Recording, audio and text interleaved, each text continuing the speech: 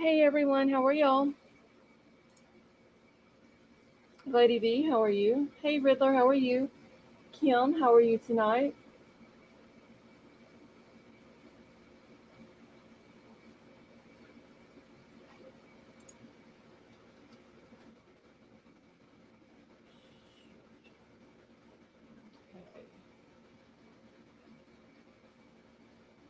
One second, I'm cutting my fans off real quick.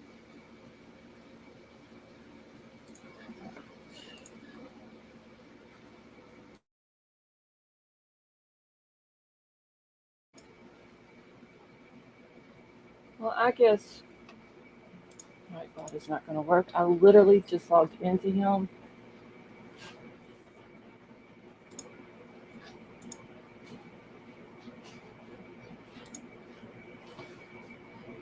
What the heck?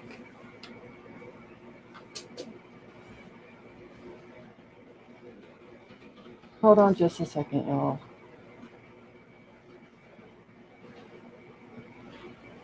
Nightbot is literally not working.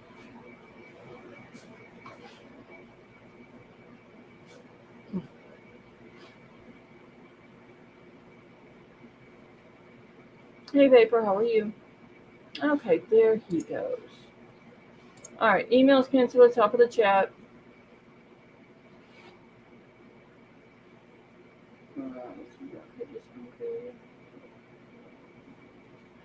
Amethyst, I hope you get the feeling better soon. Vapor, I'm doing good, thank you. All right, I have added. Hey Jan, how are you? I have added King Scarlet's YouTube channel to Nightbot. There's her link. So if y'all are not following her on YouTube, please go sub up to her. Hey, 1-2, how are you? Dreamcatcher, how are you tonight?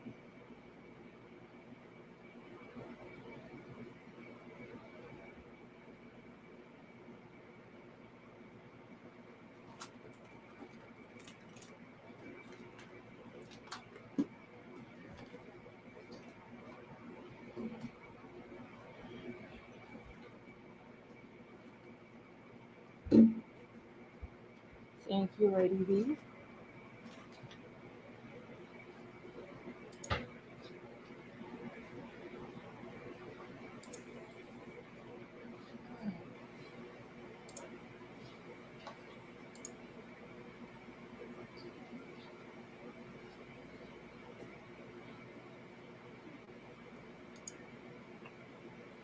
I know I didn't King Scarlet, but I mean, I've got your Twitter on there for people to follow that. I might as well add your YouTube link so you can get some more subs.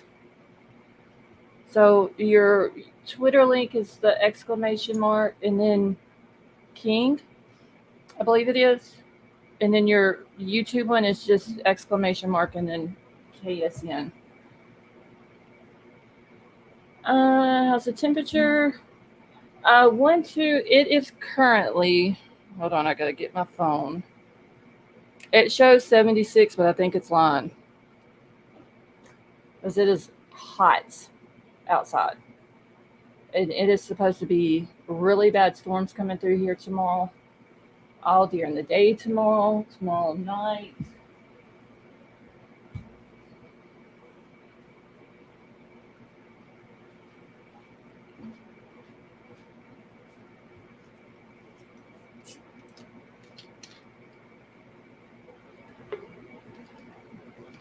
Dreamcatcher, where are you located at? For it to be freezing.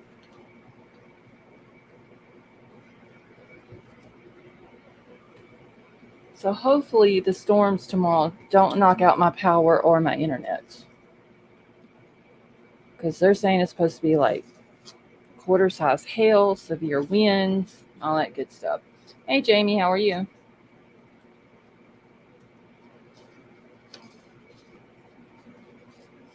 Jamie, it's been hot out there where you're at too, huh, during the day?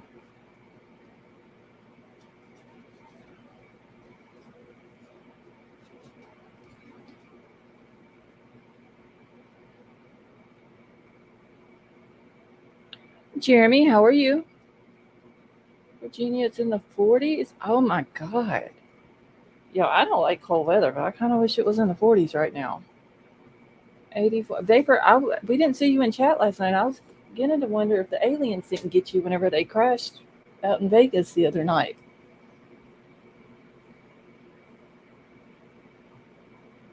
You just got notified? I wonder why the notifications are running late.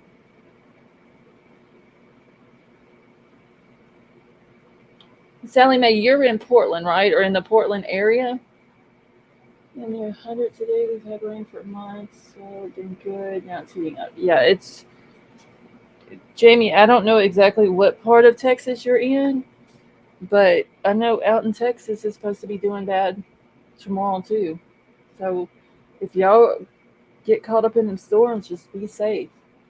Fell asleep at 7 last night and woke up around 1. I wish I could sleep like that. It's been bad in Southern Maryland. Oh wow, Jan. Hopefully the air up there will start clearing up. Northwest part. Okay. So yeah, you'll probably be getting the storms in tomorrow. I seen where the storm chaser Reed Timmer is heading back to the Texas, Louisiana, all that little area that they're talking about is supposed to be bad, so he can start chasing storms tomorrow.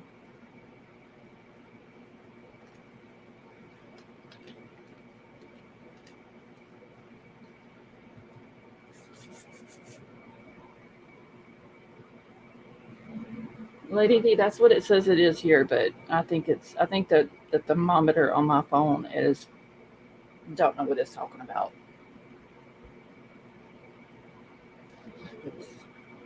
It literally, when it got hot the other day, it hasn't cooled down at all. It doesn't seem like.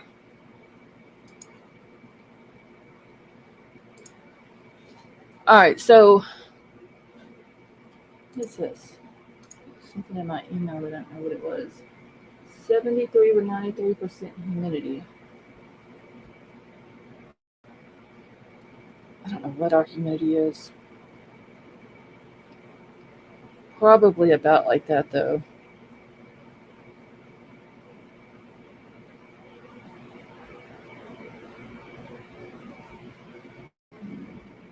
Our humidity is 89%.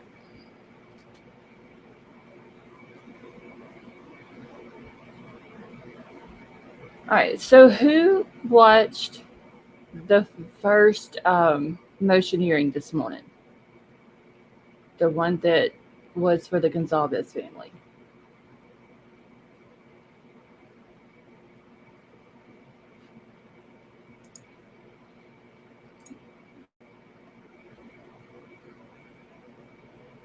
%17 humidity would be nice right now.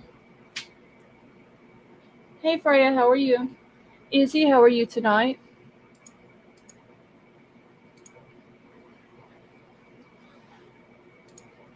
Trying to see if they have released the other one. Don't guess they have yet. Haven't watched it. I was working. Some reports on it though. Hey Dustin, how are you? Summer, how are you? Hey Splint Melissa, how are you? Talking circles. Oh, amethyst.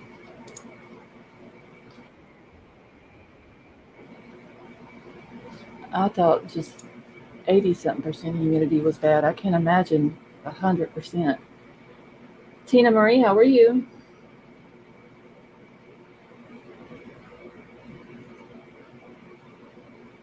Unloaded hot. That's what it kind of seemed like they were doing. Was kind of just talking in circles.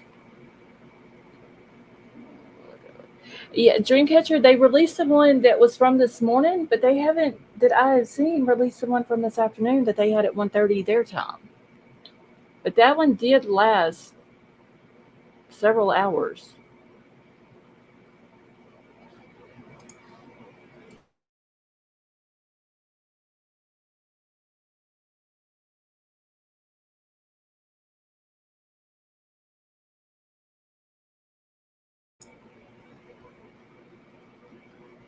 Hey, Stevie, how are you?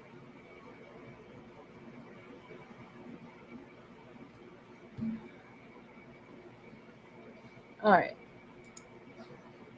I got 2 different court documents that I want to get through real quick. It's going to take just a few minutes. And then I'm going to play the hearing from this morning. It's only like 52 minutes, so it's not super long.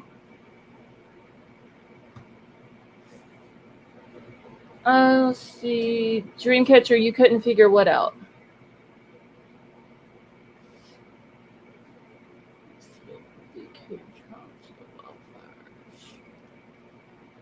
Star came after work and immediately logged in. Well, Izzy, thank you for joining us tonight.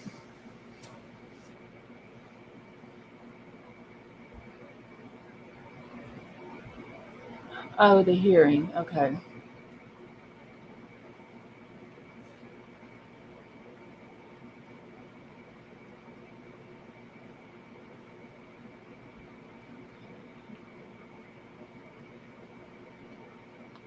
Yeah, Bryan come in today in court in a suit and tie and had both of his attorneys, well, actually all 3 of his attorneys there with him. So I was here listening. Oh, well, Izzy, thank you. I gotta find the 2.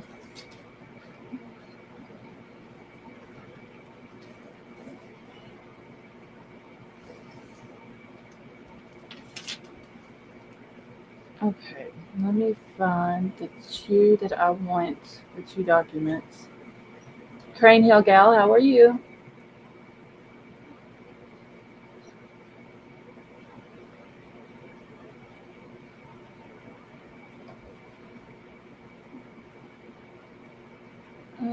Stevie, you did what on purpose?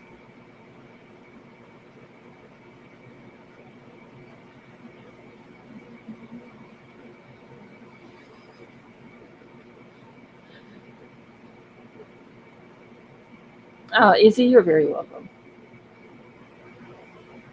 Let's see, it was just so much lawyer talk. I was waiting, Dreamcatcher, honestly, for the shouting match to begin between Shannon Gray and the judge. Hey, Lori and CJ, how are you? Okay, I gotta find the defendant's response. Give me just a second. I think this is it. Silly Maniac, how are you?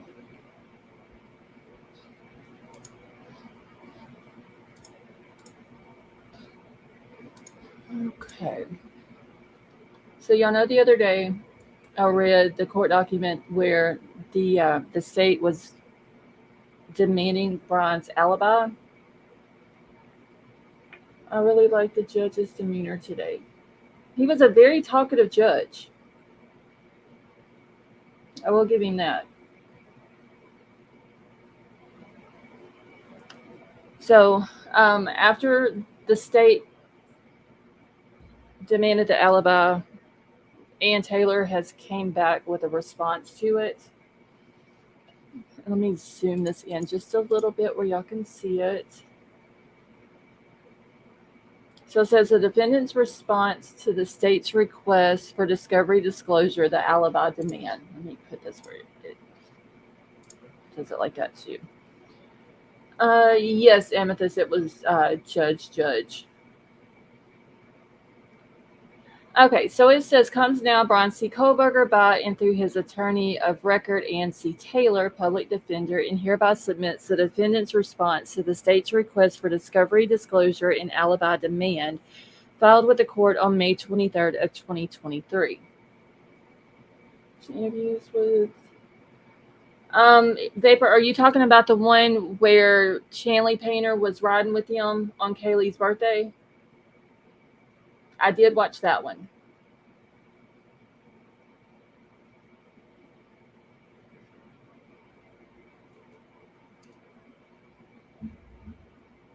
All right, so number 1 says all books, papers, documents, photographs, tangible objects, or copies or portions thereof which are within the possession, custody, or control of the defendant, and which the defendant intends to introduce in evidence at trial. So Ann's response to that was Mr. Kohberger's investigation and preparation for his defense is underway. As determinations are made about the trial evidence, the same will be timely disclosed. See, I think it was a different one from today. I don't know if I've seen it then. I did watch the one that they put out, though, where she rode around with him, and it was yesterday on Kaylee's birthday, and they went to the different places and was kind of paying it forward and was giving money to the different businesses to for their customers and stuff to get free coffees and meals and stuff like that.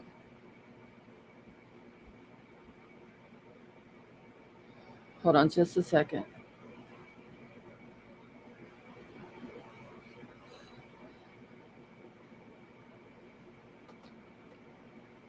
Okay, so number 2 is all results or reports of physical or mental examinations and or scientific tests or experiments made in connection with this case or copies thereof within the possession or control of the defendant, which the defendant intends to introduce in the evidence at trial, or which were prepared by a witness whom the defendant intends to call at the trial when the results or reports relate to the testimony of the witness.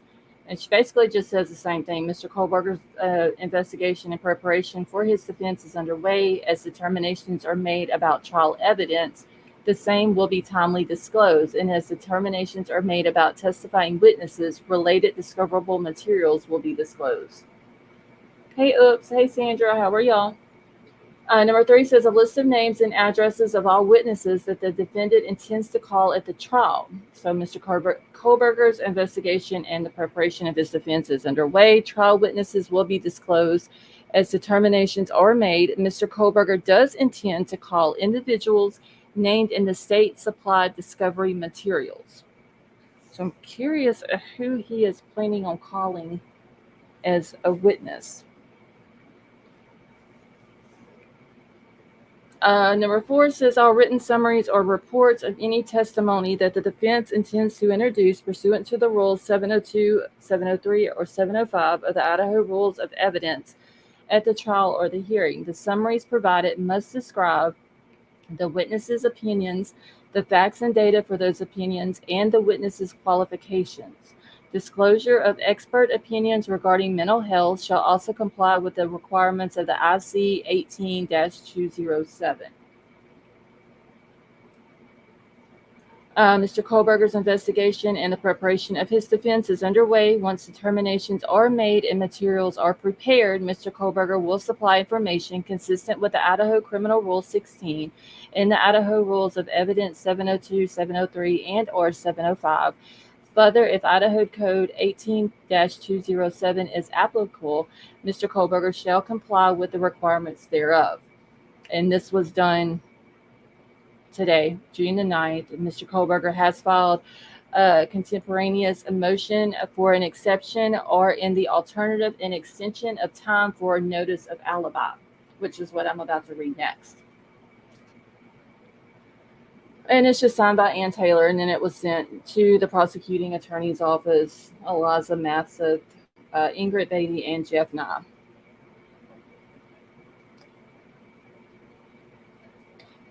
And Kim, she has so long to send this in, and they kind of blamed like all the terabytes and everything that they have to go through as the reason why they haven't got it in yet. Let me bring that one up now. Okay, this is the right one. See when she asked me about his thoughts about the defense. Thoughts about cameras and the courtroom. Paper, I don't know if I've seen that one or not.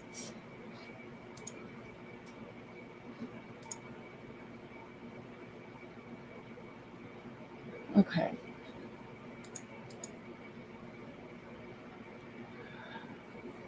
All right, so this is from Ann Taylor. And it's the motion for an exception or in the alternative to extend time for compliance with the IC 19-519. It says, comes now Bryan C. Kohberger by and through his attorney, Ann C. Taylor, public defender, and hereby requests the court to find good cause for an exception or in the alternative, extend time for compliance with the Idaho Code 19-519. The motion is made on the grounds that IC 19-519-5 authorizes the court for good cause shown to order an exception to compliance with this statute. Good cause for an exception in Mr. Kohberger's case exists. Since Mr. Kohberger's arrest in late December, the prosecutor has disclosed 51 terabytes of information that includes thousands of pages of discovery through photographs, hundreds of hours of recordings, further many gigabytes of electronic phone records and social media data has been disclosed. Discovery is voluminous and still ongoing. Mr. Kohberger and his defense team continue to both navigate discovery disclosed by the state and investigate the charges against Mr. Kohberger. Compliance with Idaho Code 19-519 is at a minimum premature, as wading through the extensive information that makes up the case is incomplete. Compliance with the IC 19-519 may tread into disclosures of protected information. The defense needs time to make this determination and consider evidentiary rules. As such, Mr. Kohberger respectfully requests an exception to the compliance with IC 19-519 or an extension of time. So should the court not be inclined to grant this motion, counsel requests that this motion be set for hearing in order to present oral argument, evidence, and/or testimony in support thereof, and the requested time is for 15 minutes. And she also sent this in today. Have an alibi. I mean, I don't know why he would need more time to provide an alibi. It's a very specific time, November the 13th, between, what is it, 3 something? They're saying that his phone left his apartment and 5:30 when it returned. Like, if you have an alibi for that night, why not just provide the alibi?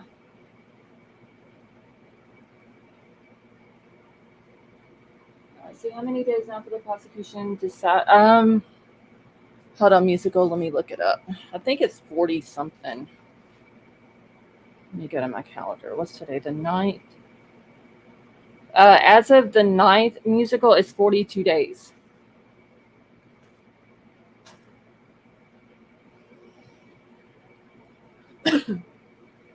So she sent this out to everybody as well as the last thing that she sent out regarding the defendant's response. I don't know why she would need more time, or why Bryan would need more time to provide an alibi.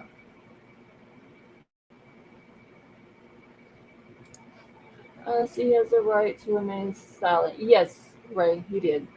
And that was even explained. Where did I see that today? There was something that was brought up about that in court. About him, well, the judge did bring it up, about him standing silent. He said that the media was putting it out about him standing silent, which is his right. And the judge was saying that the media didn't explain the reason why he did that. They were just putting it out as that's all he did. So I think the judge was a little bit upset over that. Susie had the best comeback to the defense. How can it? Okay, yeah, that's the one I seen then, Vapor, whenever they were talking about the cameras.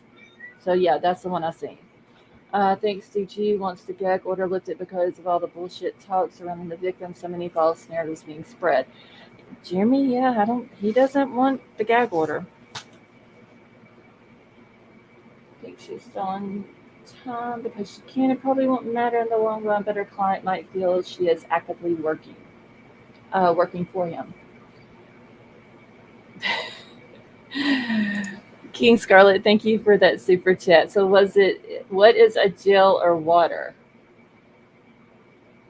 Are you talking about what they're saying about that he had in his hair? Because a lot of people I seen on Twitter was like comment about he's in a suit and tie and it looks like he has a jail in his hair, and people were wanting to know like how did he get jail in jail?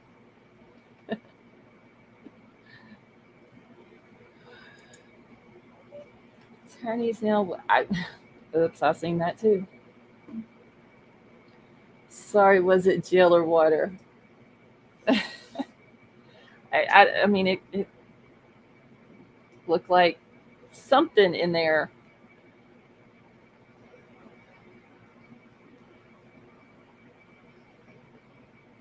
Okay, so anybody in here wants to listen to the hearing from this morning?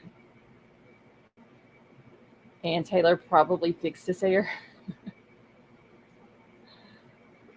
Yeah, people were wanting to know why was he in a suit and tie when he hasn't been in a suit and tie before. Um, they were talking about his hair. The camera zoomed in on him a couple of times when Mr. Gray was up talking, and he was at one point staring at Mr. Gray, just with that weird, creepy stare that he has. Okay, hold on, y'all.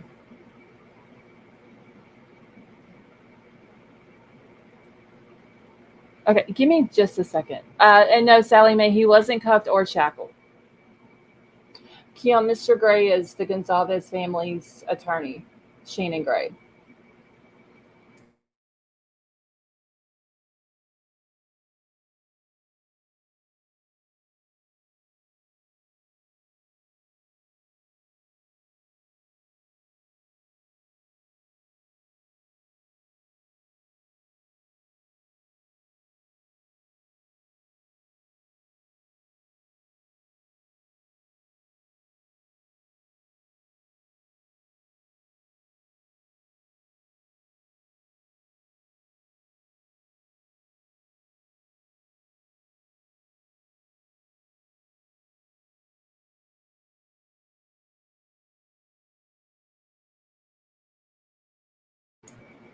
Okay.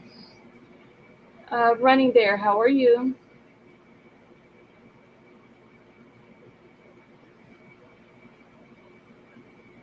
Okay. Let me catch back up in chat real quick. Make sure that your chat is on live chat because for some reason mine keeps getting bumped off.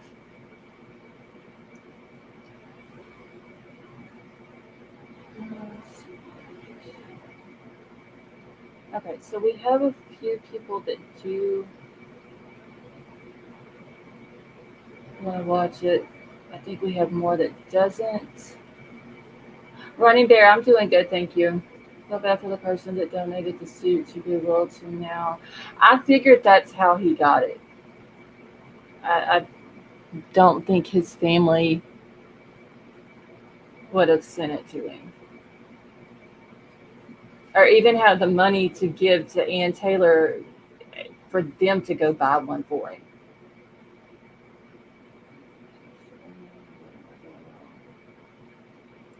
All right, so I'm going to open up the panel. Anybody wants to come up? Fan club. I noticed he hurried and pulled out his own chair before Taylor had a chance to. Yeah, King Scarlet, she pulled it out for him the last time whenever they had to go to court. Hey, P Fox, how are you?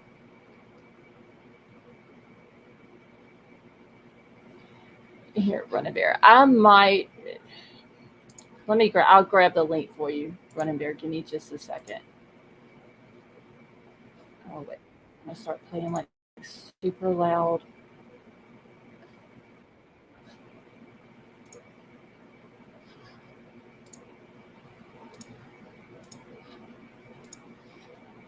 April, how are you?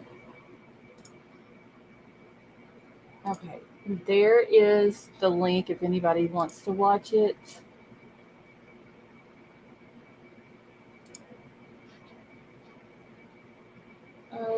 She didn't wear the sunglasses. No, I didn't see her sunglasses. Riddler, how are you? I'm doing just fine. Thank you for having me. Oh, you're welcome. Thanks for coming up. So he looks to be eating. Yeah, loaded hot.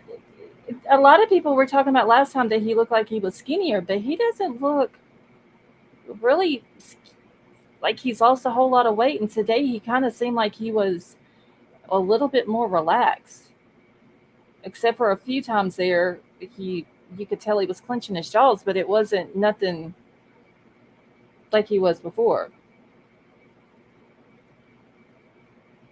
Let's see. And running there, that the link that I posted, that's to the one that was put out later on this afternoon. Is from the one from this morning, the one that they had for the Gonzalez family. It's like 52 minutes long. The other one though, that's this afternoon, that for whatever reason still hasn't been put out. It's like 2, 3, maybe 4 hours. Hello, everybody. Hey, Lady V, how are you? I'm wonderful. How are you guys tonight? Doing good. Doing fine, Lady V. Oh, that was you talk Vapor, are you talking about the black headed lady? I think that was the massive woman. Or that's who it kinda looked like. To be honest, Bryan looked nice, but who cares? Hi, how are you?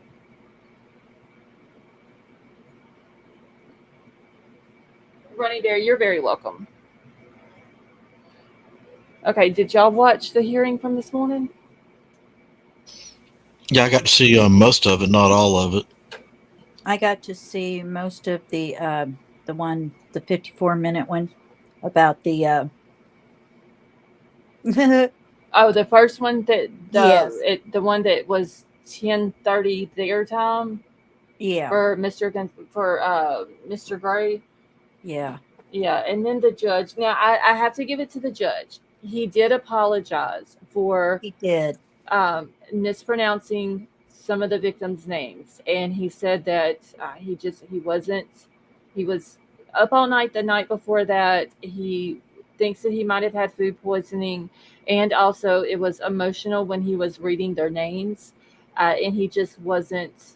Uh, I forgot the word that he used, but basically he wasn't just on his A game that morning, and so Right. he did apologize for that. And then Mr. Gray did accept the apology and all that. So at least he did do that. He acknowledged that he, mispronounced them and all that. Yeah. He doesn't look too familiar though with having cameras and stuff in his court. I got that impression anyway. Okay, but see, I was following Chanley Painters from Court TV, her tweets that she was putting out, the live tweets from this afternoon's hearing, and she actually quoted him. Hold on, let me see. Okay, so the judge says that he's never denied cameras in a courtroom before, but this is a different case. And what concerns him is how the media manipulates the pictures and videos from the courtroom. And what Vapor was talking about a minute ago, what Mr. Gonzalez says, the truth is not going to taint any jury. It's not going to mess things up. If you want the truth to be put out there, put the cameras in the courtroom and let everybody watch it. Right. And Ashley Banfield, and I'm fixing to see if I can find it because she actually did. I believe it was her and Elizabeth Vargas that was doing. Hey, Liza, how are you? That had put out a video this afternoon where they were talking about all of it. And so I've got to see if I can find it. I didn't get to see the second one at all on the Yeah, camera. I haven't seen it either. They haven't. For I don't know if they're going to wait and release it tomorrow, or if there's some maybe editing or something that they have to do with it first. But maybe by tomorrow it'll be put out. Let's hope. That might be a good sign. So I do know that um, he did not make a ruling on the gag order for the Gonzalez family, and he did not uh, make a decision on the one for this afternoon. Both of them, he says that he is going to make his decision at a later date and then put his decision out in writing. That makes sense. Scarlett, looking from, I guess, the judge, the prosecutor, Uh-huh. and perhaps the public defender's point of view, they haven't had something this big since what we said 7 years ago, since the last 7 or 8 years ago, since the last murder. What's the Uh, biggest case these guys have ever had? there was a murder case, I believe it was 2015, was the And the, last one that they had before the one in November. and the whole world's going to be sitting. Well, I say the United States is going to be sitting there watching this, Right. and they're going to have people picking them apart, both sides, and Yeah. they're not. They're just a small country town. They just want everybody leave us alone. We'll be fine. We can get along fine here. But I mean, people's going to do that whether there's cameras in there or not. Yeah, but taking the cameras out is going to make it easier because some people freeze in front of a camera. Right. So, I want to see the camera in there. I don't see a problem with one camera in there and everybody feeds off it. But Right. what I'm saying is looking at it from their point of view, they're not used to all this national attention. Oh, that is Something true. good happens in that town. Where's the news media? They're not there. Right. They just want to see dirty little secrets, dirty little lies, dirty crimes. They want to just report all the evil and dark stuff that they can find. That's what sells out there, and they know everybody's eyes are going to be on this, and everybody's going to pick on this poor little town. That's the way I'm getting the feel. Now he may change it and say, okay, yeah, we're going to have cameras. We'll have 2 of them in here. Mm-hmm. I disagree. I don't know what he's going to do, but if I was that small little town, because how many cases has he tried for murder?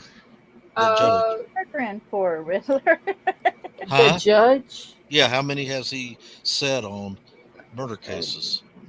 And when was the That last time he had one? See, that I don't know.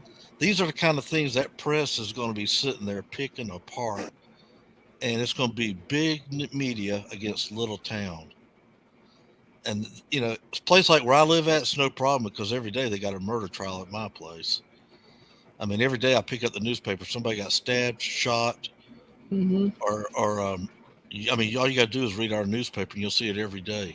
Right. We're, You we're know, getting we're getting to be like Lake Worth. We're getting to be like or down there in the South Florida, Miami, Fort Lauderdale. Mm-hmm. I hope we never catch up with Chicago or New Yeah, Orleans. it's really bad in those places. Lady Right. V, what were you saying? I was just saying I kind of disagree with him. I kind of feel like I kind of feel like we're so used to being around cameras and everything that we just kind of quit thinking about it. They've got more important things to think about than being on camera. I don't I don't remember ever watching any trial or anything where it seemed like the people were really uncomfortable because of the camera. Well, I mean, even if let's just say the judge allows the cameras, they can, if there's witnesses that are what they're calling sensitive witnesses, or just anybody who would rather not be on camera, they can always turn the camera. Right. And and of Exactly. course not allow the jury on the camera at all. And if they have the one camera like they had today where it's at the back of the courtroom and it's showing the entire courtroom, anything that is brought up as like pictures or video or anything like that, then the camera needs to be turned where it can't pick up the evidence as well. I Right. mean, Yeah. there's a way they can do it without making people feel uncomfortable, I think. Right. I do too. I think it's something we're going to have to get used to as a nation is to be able to go in these courtrooms and watch it whenever we want to as our rights. Right. That is true. I understand your point, Riddler. I mean, I understand they're a small town and all like that, but I don't know. I think they're so used to being on Zoom calls and things like that. As far as the judge and all of that, I think they're used to being on Zoom calls and everything. really wouldn't be a whole lot different as far as their comfortable or uncomfortable feelings are. Mm-hmm. I can just remember when I was on jury duty, they told us on the last day the news would be there with their cameras. And they told us they're going to be even outside the door and they're going to Mm-hmm. try to interview you. But they're going to be there anyway. They Yeah. weren't there during the whole trial. They're only coming there on the last day when we give For the the verdict.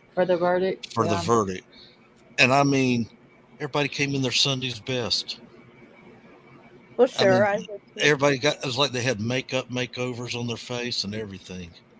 Now the the Olsen lady, I can't remember what her first name is. That's the attorney for the Media Coalition.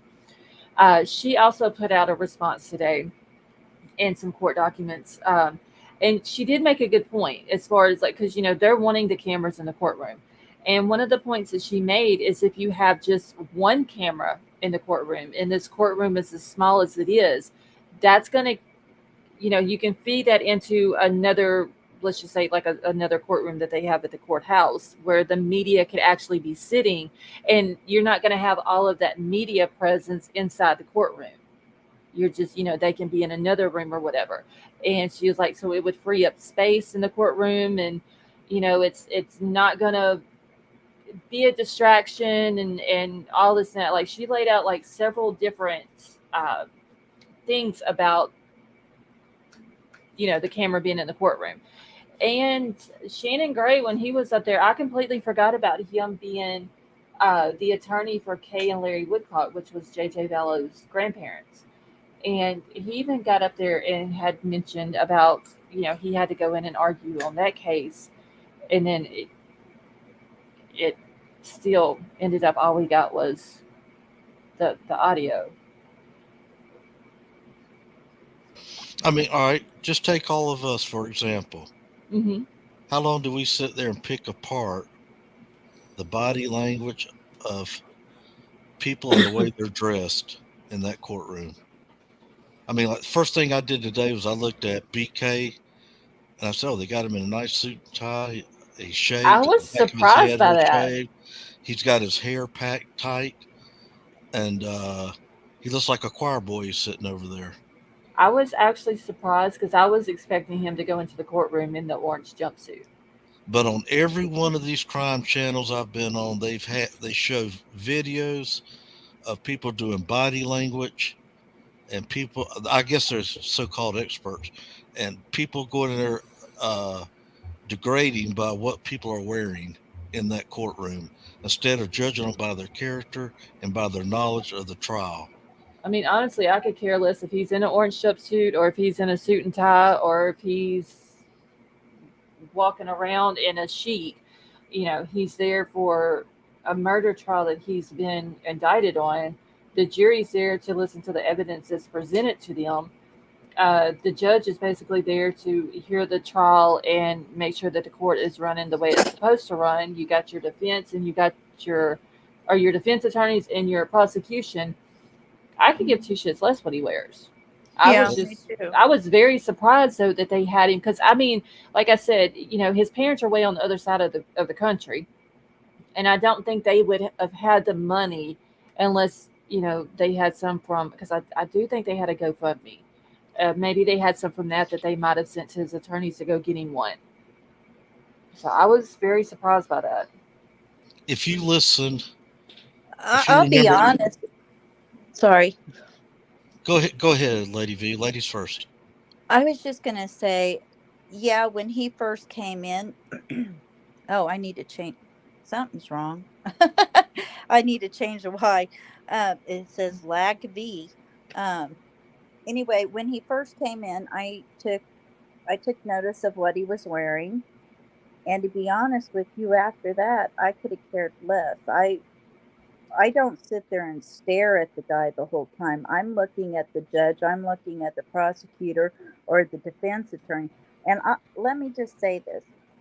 When a certain actor that I absolutely adore was on trial from a witch, I didn't even sit there and stare at him the whole time either. I was looking at the lawyers and all of that business. And so, I mean, If I was going to stare at any defendant, it would have been Johnny Depp. Okay.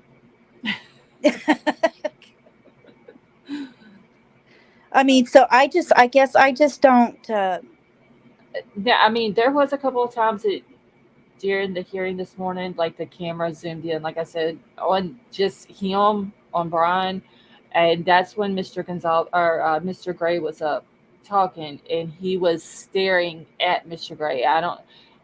He was, to me, very attentive in court. Was listening to what everybody was saying. Um, didn't really look around like the back part of the courtroom that I noticed. But there was a few times that they zoomed in and he really couldn't help but to look at him. I mean, I'm not going to say I didn't look at him. I did look at him every once in a while. I just didn't like focus on him. Yeah. When I did, it kind of seemed like he may have been a little bit uncomfortable trying to make sure he's not clenching his jaws or something, maybe. But everybody seemed pretty relaxed to me. When he first walked in and he wasn't shackled, he didn't have cuffs on. He walked in, pulled his own chair out, and sit down. And it seems like Ann Taylor might have said something, maybe like telling him to scoot his chair up to the table, because she said something to him, and then he scooted up, and then I don't remember ever seeing him smile or anything like that. But he like she was talking to him, and he was like answering her back. He did, and a little bit to me seemed like he was a little bit more relaxed than what he was the last time. Yeah, I think he was. Let's see. I will say both guys and girls can put on a show of appearance. See, I did see someone taught him how to shave. Yeah, he was clean shaven today. Now I don't know. Like I've seen a lot of people, and like King Scarlet had asked him to go, was it gel or was his hair like wet with water? I don't know. I've seen a couple of people on Twitter that had mentioned it. A bunch of people had mentioned about what Shannon Gray, like the type of shoes that he was wearing. That just could be because he's more comfortable in tennis shoes than he is in like the dress shoes that they wear with suits. Yeah, or maybe Um, they didn't have any that would fit him. I don't know. I mean, okay, guys, who are the ones that's looking at somebody's feet? Good grief. oh Maybe well, that maybe was Riddler's right. there was like because Shannon Gray was the one that had tennis shoes on, and I mean it could be a back problem that the man has, and that's the reason why he has to wear tennis shoes instead of Oh, dress shoes. good grief. That's He crazy. was in a suit and tie, but Yeah. I mean, Nowadays, That's the new thing now for men, not to wear exactly. the yeah. loafers to go to the. You see Howie Long, he was a football player. Now he's an announcer or a commentator for the NFL, and he was an outstanding football player at the Raiders. He sponsors a shoe, and he's on commercials, and Uh, they wear the. It looks like a slip-on tennis shoe, and okay. believe it or not, I know big stars now that wear. I think Brady wears them. Tom Brady now wears them. Yeah, I mean, and like, because I did see where that was brought up, and like I said, it could just be a back problem that maybe the dress shoes hurt his back, and it's more comfortable, because when you're an attorney, you have to stand up a lot when you're in court, and that could have just been, the reason for that. Yeah, no, I Uh, agree. And it is, I mean, it is not unusual nowadays for guys to Now I um don't know what kind of shoes Brian had on. oh, you're Yeah, I didn't he get to. I just see like, what I seen him walk in a suit and tie, and I was like, I wasn't expecting it honestly. I just thought it was, just a motion hearing. He's just going to come in his regular jumpsuit, but and I'm sure Ann Taylor and the massive woman probably was like, you know what, you need to come into court today. You need to be in a suit. You need to present yourself in a professional type manner and all that. And I did see a lot of people had mentioned, like before when he was addressing the judge, he would just say yes. It wasn't yes, sir, or yes, your honor, or anything like that. So I did see, a couple of people didn't like that either. They would rather someone address a judge by yes or yes, ma'am, or yes, your honor. Oh yeah, that's a It's just courtesy that people have right, forgotten nowadays. right. P Fox said they're the ones that look at people's shoes. No, I mean, it's kind of a style nowadays for guys to wear tennis shoes with suits, so I don't even like give it any mind. But Yeah, I'm sure you're not going to be sitting there like looking at his feet all day long. You notice, you look, and you go on. I want to hear more what's being said, and if possible, who's saying it and watching them than I am going to be watching that kind of stuff. right. Well, I honestly thought that Mr. Gray and the judge, the way they were going back and forth, and Shannon Gray was like, "You don't have the authority to do that," and the judge was like, "I think I do. No matter of fact, I know I do." And Hmm. I was just like, "Oh shit, they're they're gonna get Yeah, into I a liked screaming match." him. I But did like this judge. he was very talkative. He was like his tone was kind of like all one level. Um, Monotone. yeah, he seemed he may be an alright judge. Jamie brought Yeah, up a good question. Jamie from Jamie, Texas chick. Uh, Was he wearing the bulletproof vest today like he used to with the other attire? um, I don't know. They make him so thin nowadays. I guess he could have. yeah, I mean, honestly, like he had the jacket on that went to the suit, so I don't know. Well, let me ask you this: did they allow the public come in to watch this today? I know there was some media people that was in there. I wonder More, if there more was any especially was public. any of more especially was any of the family That I members of the don't know. victims, were they there? If That they're I there, don't I could know. see them in a. But surely they have to go through. Oops, don't they have to go through a in that courtroom? I haven't seen it yet. And mind, you got to walk through metal detectors. They scan you. It's like going through the airport. They got TSA people there, Right. and I don't know if they had that. I'm in Idaho. I don't remember anybody like any of the people that was live tweeting. I don't remember any of them saying anything about the family being there. I know that it was said that the Gonzalez family was watching via Zoom. Yeah, Um, I didn't. I mean, you could kind of see in the courtroom a little bit. I didn't see any family members mm, out there. no, only thing I could hear was a lot of typing, and that was just the media that was inside the courtroom was doing all their live tweets and stuff like that. Uh, but I don't remember any of them saying anything about any family members. Of course, we know the Chapin family wasn't there because they have done said they're not going to go Right. to any of them. The Gonzalez family was watching via Zoom. I would assume that maybe Maddie's family would have been watching via Zoom, and Xana's because Xana's dad lives way off, and it would have just been easier for them to do it like that.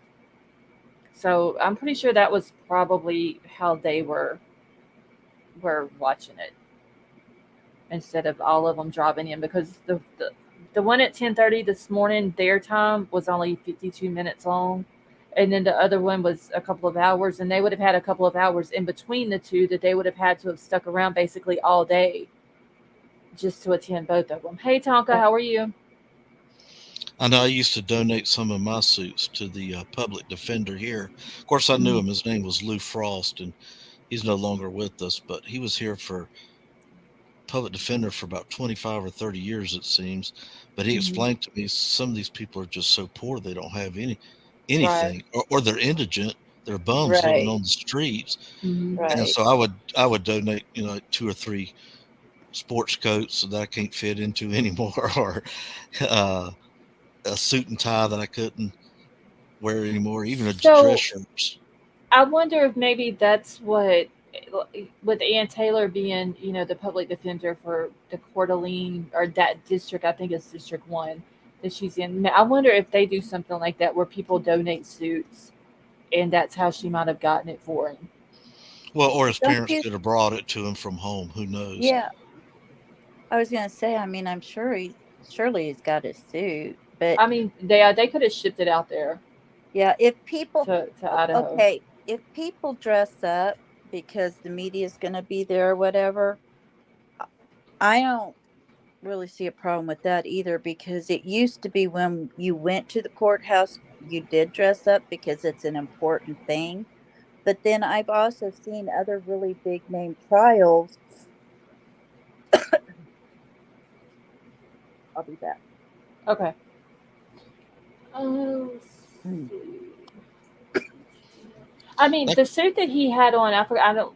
I think Liza said the BK suit looked like a new and not a cheap one. It didn't look bad. Like it looked like it was a nice suit. So it might have been one that he had back at his parents' house, or it could have been one that he had in Washington. Yeah, And Ann Taylor went and got some of his personal belongings from his apartment. Maybe she got that as well to have it for him. it could I be mean, because I thought it looked like it fit him very well. yeah. I But mean, it didn't look bad. what I was going to say is there's a lot of really big name trials like BTK and let's take Letitia's and stuff that, you know, I think at the beginning some of them dressed up a little bit, but by the second or third day, people were wearing whatever they Mhm. felt comfortable in wearing. So maybe it was just because they were there for the verdict, Riddler, with you guys. So Princess Megan, you're okay. I'm sorry. I'll never forget a pastor told me one time. He says, we used to be a suit and tie church. Yep. And he says, our membership almost doubled when we quit wearing ties. Now, the guys Yeah. still wore sport jackets and they wore dress slacks. Mhm. And now, if you look around, I'm going to Google it in a minute. How many men own ties? It's down low right now. Yeah, Most it guys is. don't And wear ties like they used to. I mean, I've seen before judges, I mean, you don't put your arm on the back of one of those seats either, because I've seen judges where somebody will put their arm on the back of that seat and be sitting there and they're like, you get your arm down, that's disgraceful to the court. You're not in here to relax, you're in here because this is a very important thing that we're doing. So I've seen people chided for that. So I don't know. I mean, I think we both have. I mean, I can understand your side, and if they decide not to, maybe that goes into it. I'm not trying to argue with you. I'm just thinking if they dress up and they act properly, then I mean that's what we're Right. supposed to do anyway, in my viewpoint. And I'm old fashioned, so Well, you remember the sequel to the Brady Bunch movie where Mr. Brady tells the kids, put on your Sunday's best. We're going to Sears. And they're the yeah, only ones dressed up at Sears. exactly. And Okay. that's the difference because I can It's remember fine. football games where people wore suits and ties in that hot weather. And back in the you can watch them on TV films, 50s and 60s. Today, people wear shorts and a t-shirt that's got your team's logo on it. Yeah. Of course, you have to wear shorts here in Florida if you go to a football game. Let's see. I'm trying to get into my email so I can grab that Hey, video. Riddler, you need to go to your down underneath the panel where we're sitting, and you see your picture there. You need to go down and refresh that or something because you're like a big old white screen on the television.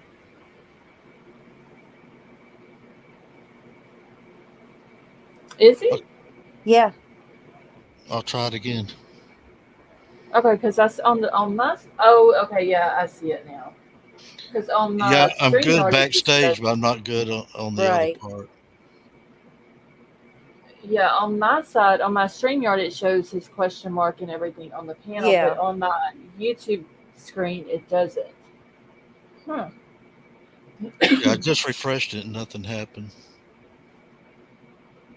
Okay. It may come back up, Jamie. Oh, oh, a P Fox. Okay, I know who you're talking about, but I didn't see where he. Let me go back. So JB sent Bryan his tip jar. Is that what you're saying, P Fox?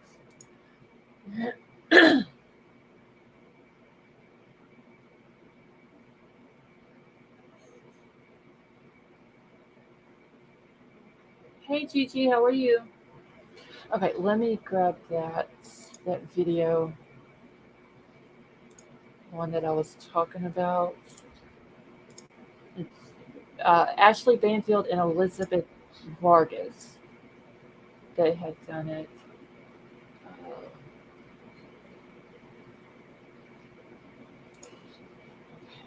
Uh, what the heck? Okay, there it goes. Okay, it's like 5 minutes long. Let's see, I think the judge did clarify the gag order in regards to the victim's family, at least for a few days. Yeah, I don't think the prosecution liked it too much, though, when Mr. Gray was saying that they're the prosecution's claiming that the Gonzalez family is potential witnesses, but they never interviewed them. They haven't told them anything, and all this and that. And it's almost like, hey Annie, how are you? It's almost like the prosecution may be trying to hide something from the families. When Mr. Gray was telling all that, I don't think Mr. Thompson liked that too much. Okay, let me go ahead and play this. So while this is playing, I'm going to mute out and I'll be watching in chat. You've been following this case from the start. Isn't this gag order, isn't the horse already left the barn? There's already massive widespread speculation about this case. There's already widespread, massive speculation, but there is a mountain of evidence that we don't know about yet. And I have to say, Elizabeth, there's so much that I find fascinating about the debate that's going on. It's the First Amendment versus the Sixth Amendment. Your right to free speech in this country, and then your right to a fair trial in this country. But I've covered arguably bigger cases than Bryan Kohberger. OJ, for one. We didn't have a gag order in OJ, and we had cameras in the courtroom in OJ, and he had an acquittal. I'll also remind you that Casey Anthony also didn't have a gag order, had cameras in the courtroom. It was massively consumed across this country. She was called the most hated woman in America in headlines. Also an acquittal. Jodi Arias, she wasn't acquitted, but she skirted the death penalty. Her jury ultimately voted against a death penalty. Again, massive coverage. So I'm not so sure I buy into the arguments that are being made by the prosecution in this case. And I will say, as you are too, we have a dog in this fight. Right. Here's what I understand why the media wants that's our job. We want the information. It's the family's argument that really is sort of striking here, because they want the gag order lifted as well. So they feel as though they have been treated almost the way that we have. They feel that they've been left out of the process. They don't know much. This is devastating to them. They'll come into court today and they'll see he's not in a jumpsuit, that he's in the black suit, and they don't understand why, because no one is sharing information with them. And what a lot of our audience might not know is that Bryan Kohberger has a lawyer. There she is sitting beside him. It's Ann Taylor. She's from the public defender's office. The families also have a lawyer. They're sitting across the way. They're called the prosecutors. And so the families aren't really feeling as though the prosecutors are their lawyer, because they're not part of the process. They're being kept sort of under the gag. They're not allowed to have information shared with them. And you can understand, as families, many times there's stuff you have to keep away from them. But generally speaking, they are part of the process, more than this process that at least I'm witnessing. And what about this move to ban cameras in the courtroom during the trial? Bryan Kohberger's lawyers are arguing against cameras? Yeah, he doesn't want cameras. I get it. Who wants to be on trial for a horrible, despicable murder that no one can sort of get their minds off of? Here's the problem. There are plenty of countries around the world that don't allow cameras in the courtroom, that don't allow reporters in the courtroom, that don't even allow due process. They just put a hood over you and throw you in a gulag, and your family never finds out what happened to you. That's not America.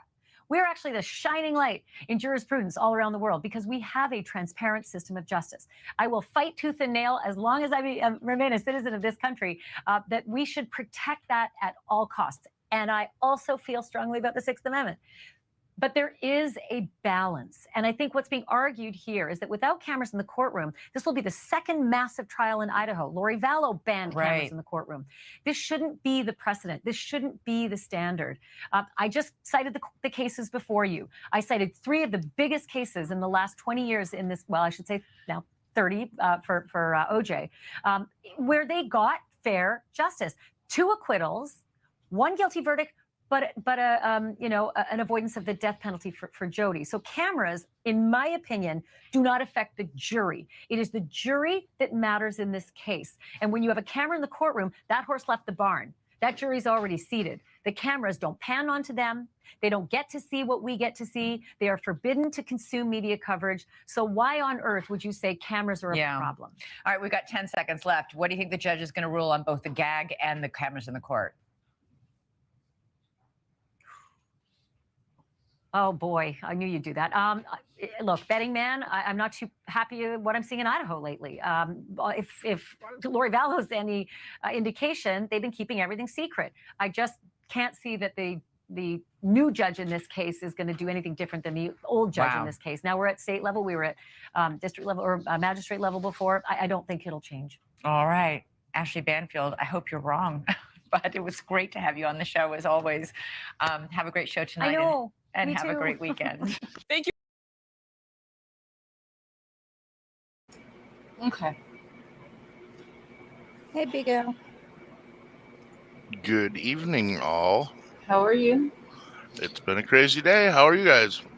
Doing all right. See, there's another one. Banfield. Everybody hits on her what she's wearing every day. That beige outfit. That's because the beige that's attire. what she ever wears. Philly, if you want to come up, you're more than welcome to. I threw the link out for you. Let me put it back in the chat for him. I mean, Banfield does make good points. The jury's there to listen to the evidence, not worry about the cameras. Cameras ain't going to be on them. So. Yeah, cameras aren't going to be on them. Do you think the gag order came out because of what Mr. Gonsalves has been being the front face of the media on this? They didn't have to go upstairs. The one upstairs got it worse than the other. I think it might have had something to do with it, possibly. I don't think it was the only reason, though, that they did it. I had wondered about that, too. Well, I wonder about that, and then you got what I call the insiders, the people typing up reports that work at the courthouse, and the people who work in the evidence room, and the people who work in the media, all these different people who aren't lawyers or attorneys that work at the courthouse. They get to see everything that the lawyers see. So maybe they had to put a gag order on them too, because that's where a lot of the press gets their information from. Yeah, that's Leak Central. Right, that's an inside leak. And that's why they say my sources. That means there's somebody on the inside of that courthouse providing it to them. But honestly, the stuff that Mr. Gonsalves has said, I don't think hurt anything, though. I just don't think that they like the fact that he was talking as much as he was. Hey, Philly, how are you? Hey, guys. So how are you tonight? Good, thanks. Well, didn't he at first come out pretty rough against the investigation? Yeah, but that was only because they wasn't telling him anything. And according to his attorney, they're still not telling him anything. But they want him to be a witness. But yet the prosecution hasn't interviewed them. So how can you be a witness? Hey, Jay, how are you? How can you be a witness at a trial when you haven't been interviewed? Philly, it says that your device is not connected, so you may have to drop completely out of StreamYard and then come back in. So did I miss you talking about the Kohberger Alibi extension thing? Yeah, I Okay. talked. Yeah, that was the first thing that I talked I about. figured it would be. I was like, shit, I'm gonna miss that part. I mean, yeah, why do you need an extension to provide if you're going to have an alibi? Don't understand it. Why do you need an extension? You know where you were at that time. Because they want to comb through the evidence and see what the digital evidence says before he tries to say where he was. Probably is what I was thinking. But I didn't mean to bring something up that you guys already discussed. No, it's fine. I was just curious if you had talked about it yet. I figured it would be the lead-in story. Well, I went over that, and then also the defense had a response to that alibi, or to the, what is it called again? Hold on, let me get the right one, because there was two of them that I went over. The defendant's response, yes, to the alibi. Is that the first one I went over? Anyway, they were asking about, like, for the different things or whatever, and the alibi, and she went through each little thing. I think it was like 5 different things, and named them off, and basically said the same thing, that his defense is being put together as of right now, but as soon as they get the stuff, they will turn it over to the state.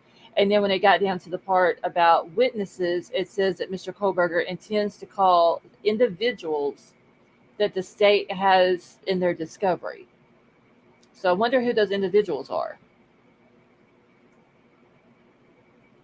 Anybody with any kind of footage from their home cameras, experts, engineers from cellular companies, data experts.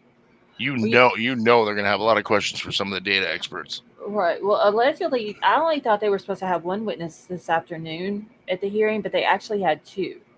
And from what I've read, the attorney for the media coalition was like, respectfully, she doesn't seem like she is an expert on it, and went to naming like off this one lady's last, I think, 4 or 5 papers that she's done, or journals or whatever, and it had absolutely nothing to do with what it was that she was supposed to be there to testify about and all that. So it's going to be interesting whenever they finally release that video from this afternoon. How many days did the judge give the defense for an alibi? 30? Let me go back to that document, because I don't think it. Hold on, let me find it. Was it 14?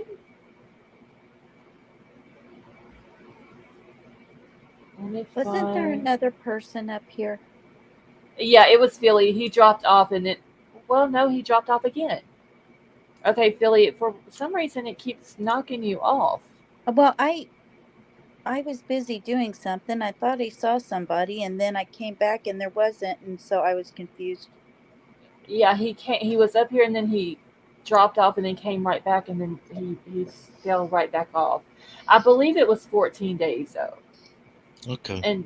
And that is what Ann Taylor is asking for, extended time. And it's saying, that they have the 51 terabytes of stuff that they have to go through, and all these documents and phone data and all that. But let me find it. I mean, well, every defense lawyer usually uses that trick. We still need more time. And I've seen it where judge let them do it twice. Oh, where is? Yep, that's not it. What the heck is the name of that document that has to do with the alibi? I thought I read it. Okay, this state's request. Oh shit. I don't even remember what day it was, but I found it today and wrote down the name of it. I just gotta find it. I think this is it. Yes.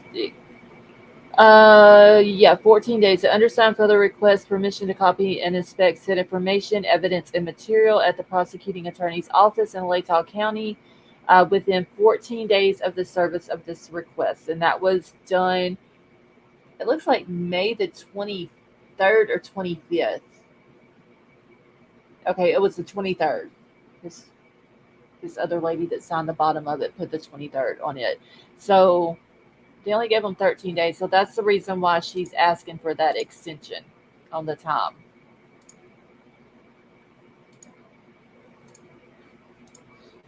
Okay. I guess Philly's trying to. Sorry, I have to reboot. Okay, Philly, just let me know whenever you get back into chat, and I'll put the link back out for you.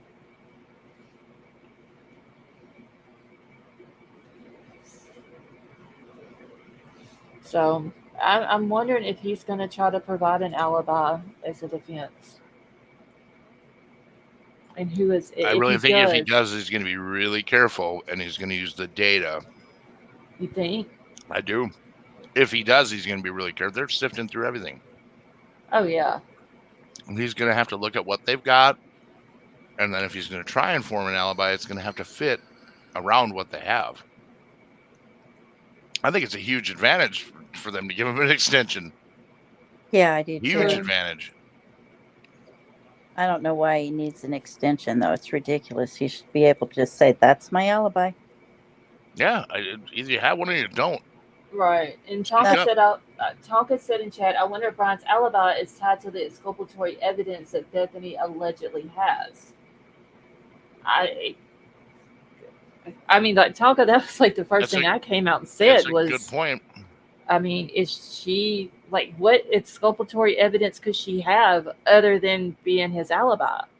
I mean, what else could there possibly be? So what does that entail? I mean, what does that look like? I mean, that they were maybe together? I mean, did he come home with her, or what are you thinking on that? I mean, is it a proven fact? I mean, it does say in the PCA she was home by 1 o'clock, but then it says she saw Ethan and Xana at the Sigma Chi house at 1:45. Did she leave sometime after 1 o'clock from the house? Maybe she was on Tinder. I mean... And what did she see? Did she see a different description of a suspect in the house? Well, allegedly, she didn't see anything. Now, that's what a source has come out and said, that she was, because of her being on the first floor, that she didn't even go up the stairs to the second floor, and that she didn't see anything that had happened, like as far as the victims and all that. But that is just coming from a source. So, I mean, who knows at this point?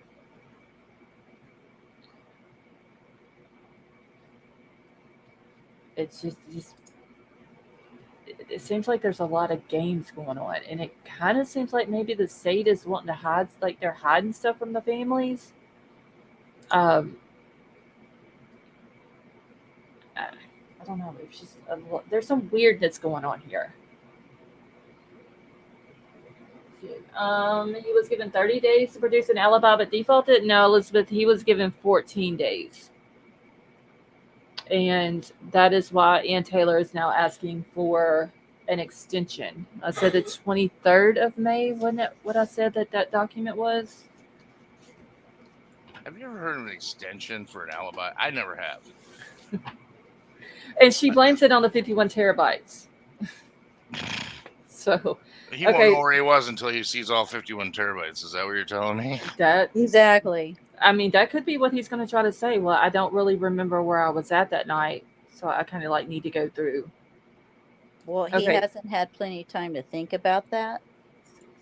Well, he's had time to think about it. Yeah, I mean, 12, 13, 14. Okay. Let me go back and look at, because the 6th would have been the 14th day. Let me go back and look and see what day that extension was that they filed, because I mean, it was put on here today, but was it signed today? Yeah, it was signed today.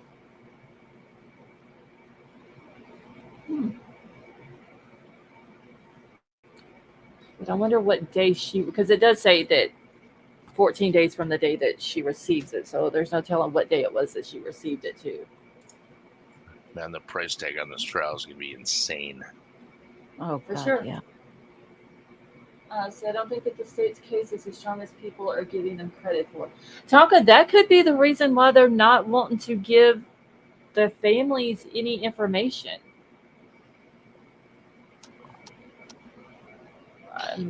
Maybe that's why they don't want the cameras in the courtroom. You know, a long time ago, a gag order was the best for the defense, and they would just smile and cheer. Today, it's the states that's wanting the gag orders because it's best for them. Well, I think a lot of that's because of us. I hate to say it. Well, see, that's what I'm saying. Everybody's on the internet. You know, in the old days, if you didn't watch the news from 6 to 7 or whatever time it came on your area, that was it. There was no CNN, no Fox News, no Court TV. There was none of that. No 24/7 news. You either got it in those 30 minutes or you didn't. You had to listen to a buddy talk about it, or you read something in the newspaper. Today, it's 24/7, and that's why it's tougher to pick these juries. I mean, they'll be able to do it, but it just makes it harder to pick a fair jury for a trial. Yeah, instant news is a double-edged sword. It truly is. Well, they got out of the news business and went into the entertainment business. Right. Oh, that's so true. So true. There was nobody like O'Reilly giving commentaries, and nobody like Sean Hannity. None of that happened back in the 60s and the 70s. That got real big in the late 90s and going forward.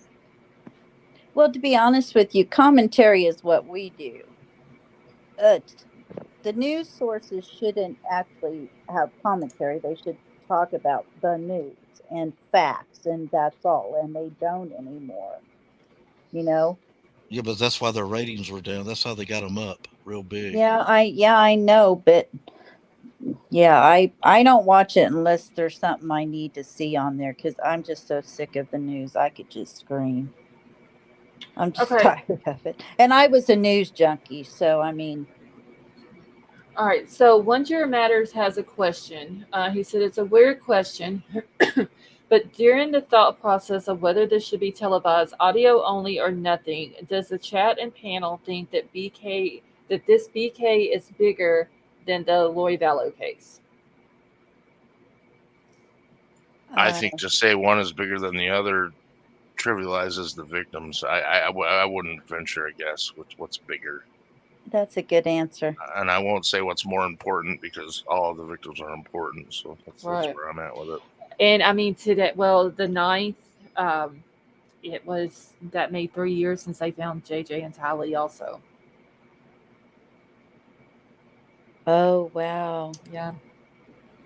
So I didn't think about that until earlier this afternoon.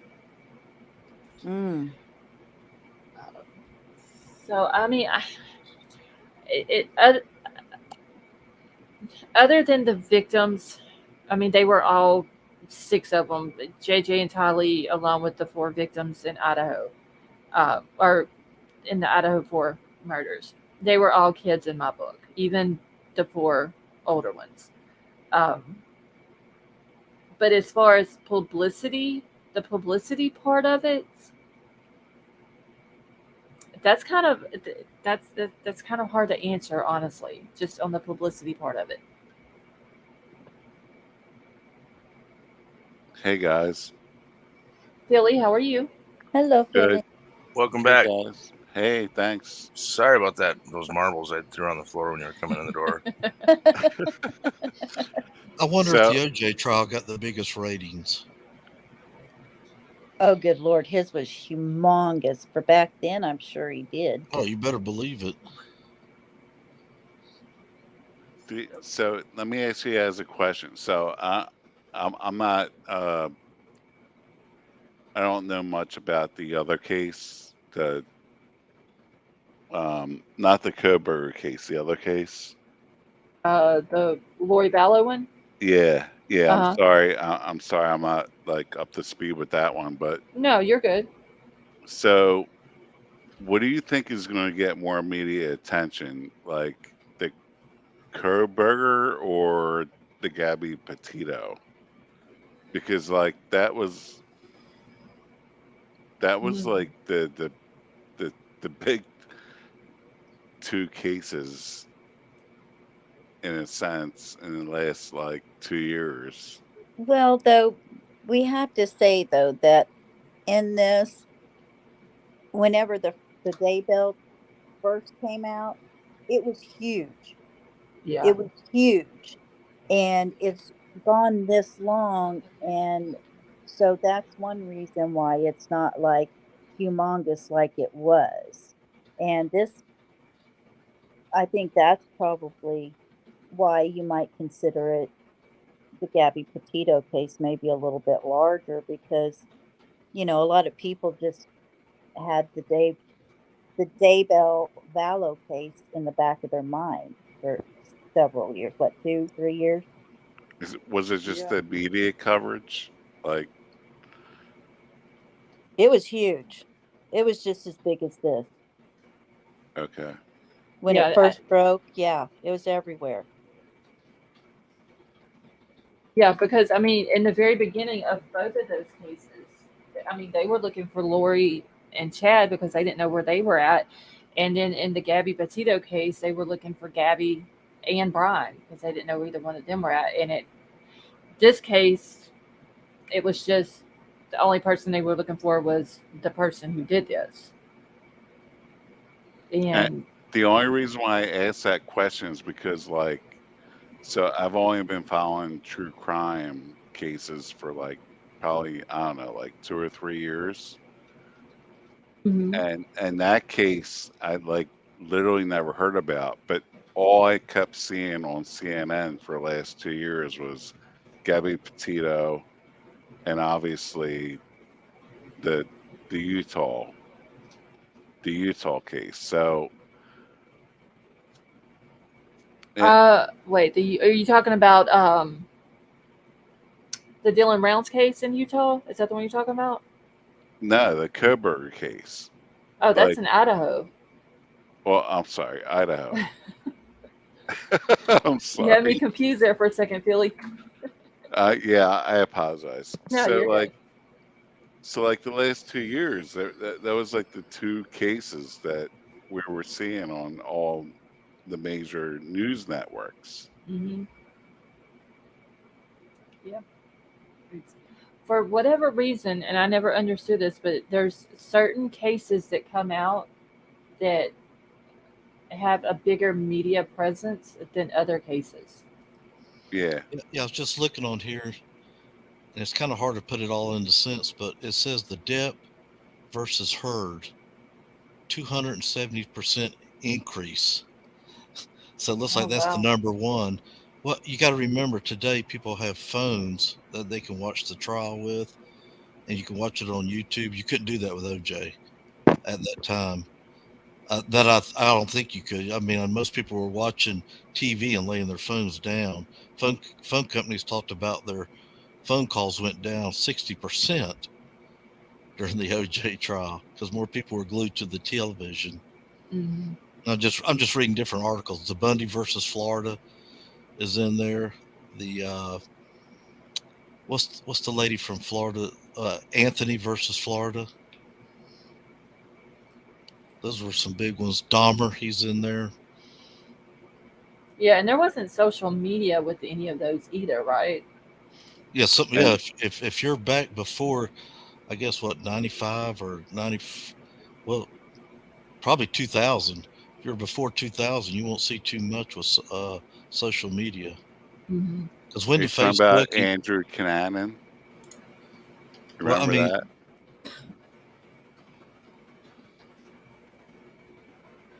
I remember apparently Andrew Cunanan was on a payphone like 5 miles from my house in PA.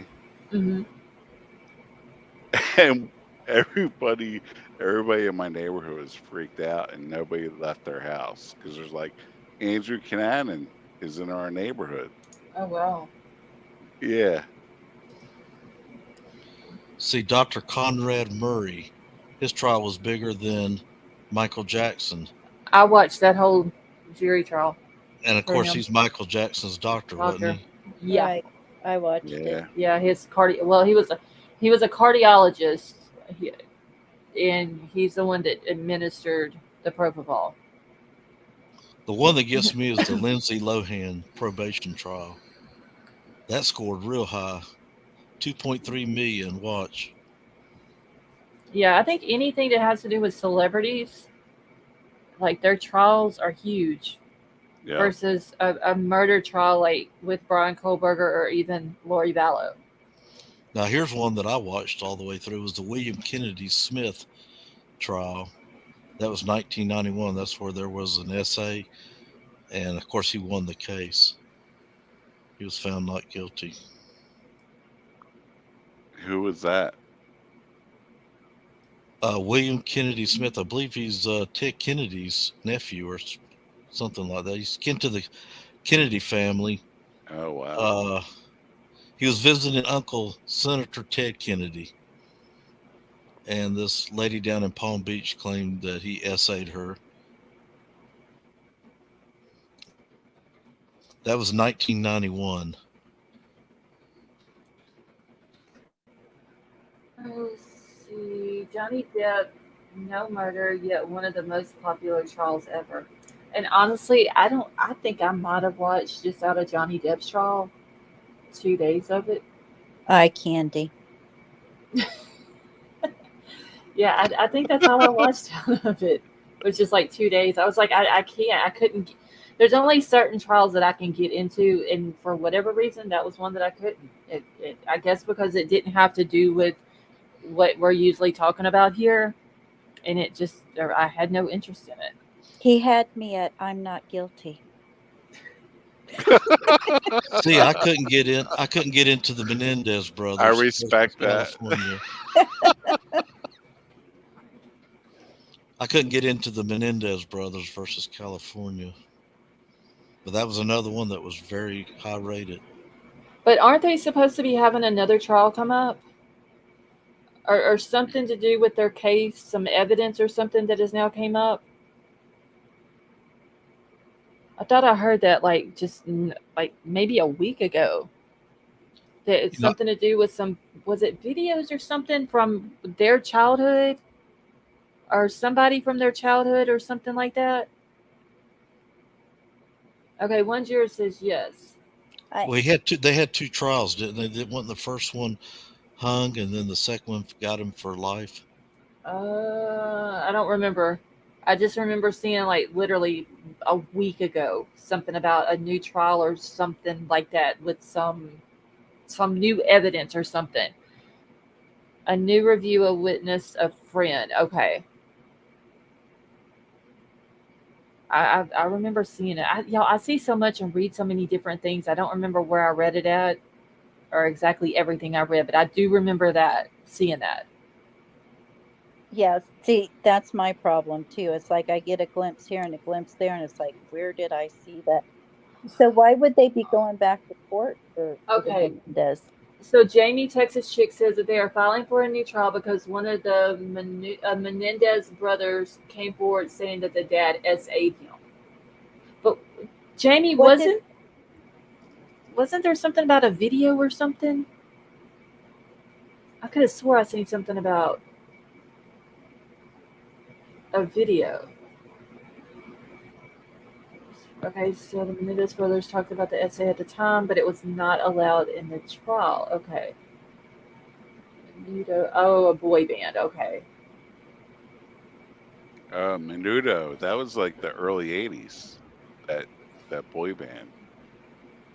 Stonegator, yeah, I saw that. I can understand Brandon not being able to read an impact statement, but I don't understand why Larry couldn't. That makes no sense.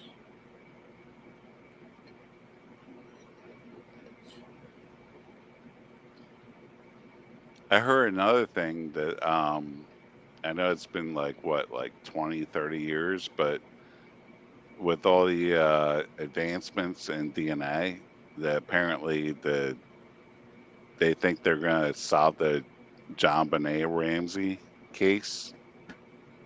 I mean, I'll believe it when I see it, but Right. you know, who knows?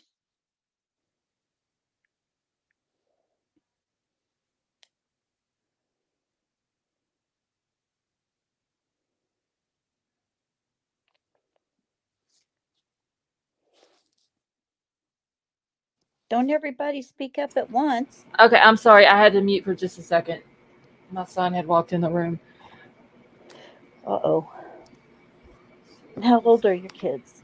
Oh, I Uh, thought you said he was in his 20s. Yeah, both of my boys still live at home. My oldest is 23 and my youngest son's 22. But when my oldest, he's the one that's autistic. If he walks in a room, I mute because you never know what he's going to say. Oh, yeah. Yeah, so that's why. Oh, I was thinking the other way around, actually. Scarlett, I'm reading here about the Bundy trial.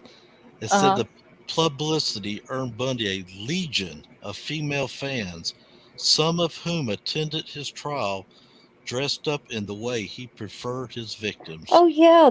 Oh, Per my gosh. A&E. Those girls went crazy. Ugh.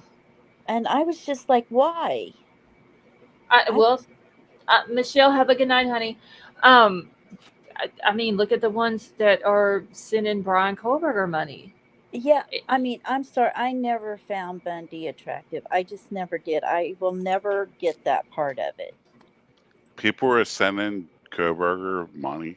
Yeah, and they are sending him money to, what is it, Tailmate, I think it's I guess software that they use or whatever, and they will send him money, and to prove that they send him money, they will take a screenshot of their receipt, and it has his name on there. It has, of course, their name and the amount that they send and all that. I've showed screenshots a while back of a lady that's sending $50 for Valentine's Day.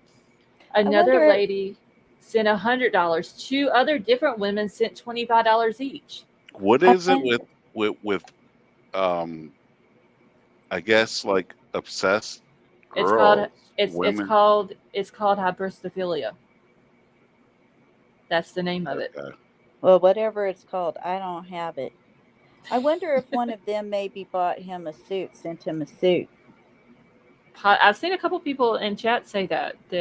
I mean, it could be. I don't know if he can he take, does anybody know, like, if somebody puts money on your books, can you get that money off and give it to, like, your attorney to get you stuff that you need outside of the jail? Like, let's just say, for instance, a suit. Can they do that? I don't have any idea. I'm still thinking maybe it was a suit that he had probably, like, for his graduation. You know, we saw the video of him graduating from DeSales, and I'm pretty sure he would have had a suit on under his cap and gown and all that. And it could have just been a suit that he already had maybe with him in Washington.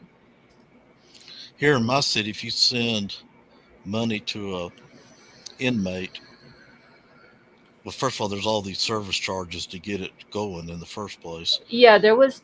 I think the receipts that I showed, it, like, because they were all for different amounts from different women, they all had a different fee. Right, but once it gets and once it gets to the jail, they charge them. They say, "Well, we gave you this and this for free and that." So they don't take it all, but you could send someone $50, they'll take 18 of it out. Right. Or they'll take $3 out for $10 you sent. Mm-hmm. And things in the jail, they have a little commissary. It gets expensive in there for them to buy it. I mean, it's like gold. Oh, yeah. Yeah. Stone Gator says the lawyer can bring clothes, but they cannot take money off the books. Okay, well, maybe that's what she did. Maybe when she went to his apartment and got some of his personal belongings, that was one of the things that she got from there, was the suit, because she knew that he was going to need it.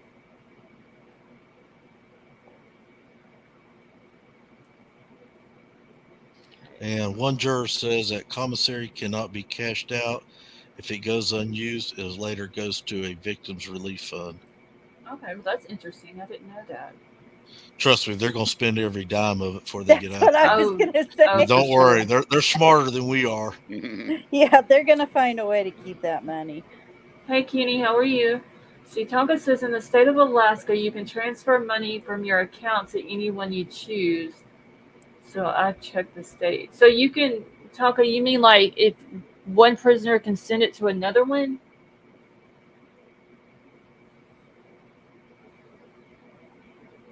It's kind of interesting.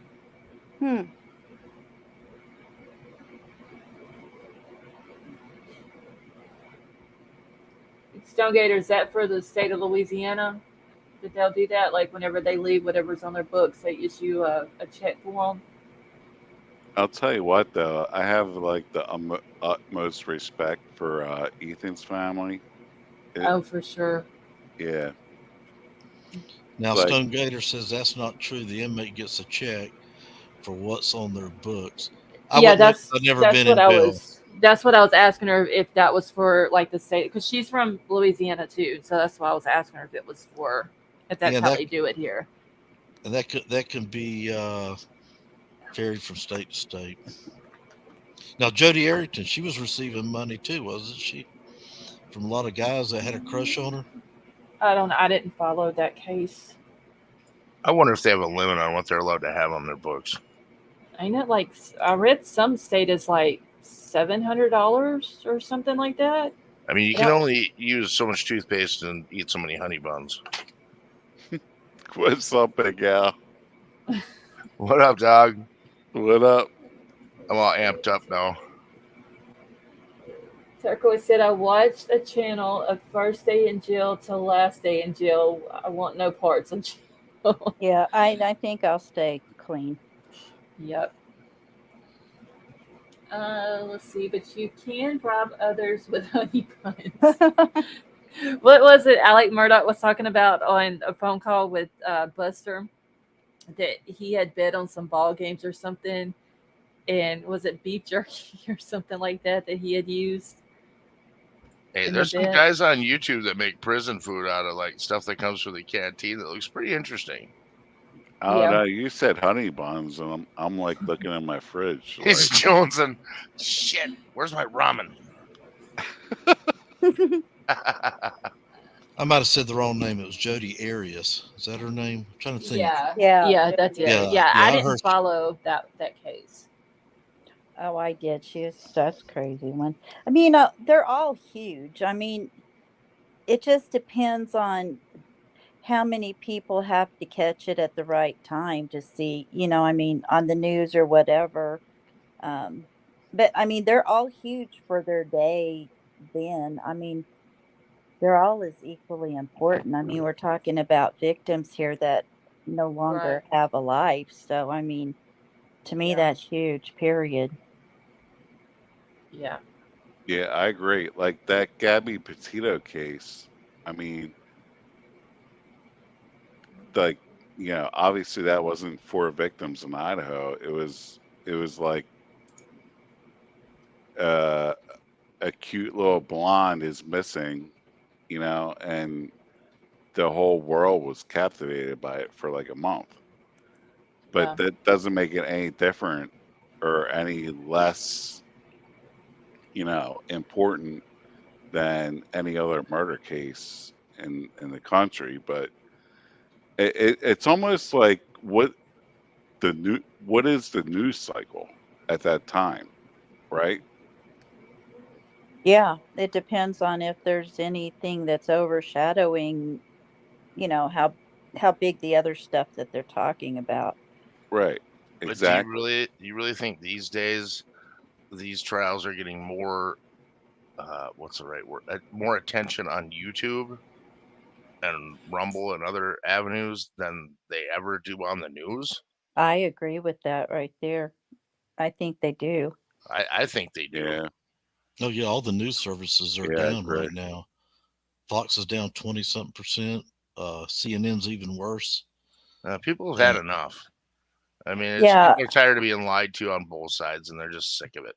Is what Yeah, it is. that's Exactly. why I quit watching, because I'm just like, you guys can say one thing tonight and tomorrow say another, and you think we're stupid enough to know that you just turned around, 180 degrees, and you can only cover like at the most 5 stories a day in a 24-hour period. I'm just sick of it. Yep. Did I say I was sick of it? I really am sick of Yeah, it. Lady Yes. V, I'm sick of it too. I really am, and I honestly We haven't are watched, all with you. I haven't watched more than 10 minutes of the news since 2020, and that's for real. No more than 10 minutes. I gave up in mid 2020, like around July or June. Do you I just stopped remember watching. Do you remember in the 80s, the early 80s, for all of us that are like old, like you had CBS, NBC, and ABC Yep, and PBS. and PBS. Oh Yep. yeah, don't forget PBS. If And you were Fox was lucky. just coming in the early 80s. Yeah. in some And that was your markets. news. It was not like jaded to any particular thing or any topic, but like you literally just got the news and then you watched whatever, a sports event, and you went to bed. Yeah. Right? I think Like, we've always been fed certain things by the media at Oh, yeah. whoever's direction. But I think I agree with what you're saying. It was the news. You could count on the news. Stone Gator, thank you for being a member for 5 months, and I love you as well. Okay, I'm sorry, y'all. Go ahead. Well, you felt like you could trust Walter Cronkite, Chet Huntley, David Brinkley, all these got Roger Mudd, and they came in your den, and the whole family was in there watching the news together back in the 60s, well, 50s, 60s, 70s. right. Then after that, when cable came out, things changed. Even though you only had about 16 channels when it first came out, and then it started growing to 100 channels, and everything changed when, I mean, cell phones are taking the place of computers now. Well, you look at it this way. In the 50s, it was Korea. In the 60s and 70s, it was Vietnam. Then it was the Cold War. Then it was the first Gulf War. You know, these news cycles every 10-year period is war, and you know that's their cash cow. I think the media. Oh, CNN had its largest ratings, other than 911 day. They had their largest ratings on that first Gulf War. Yep.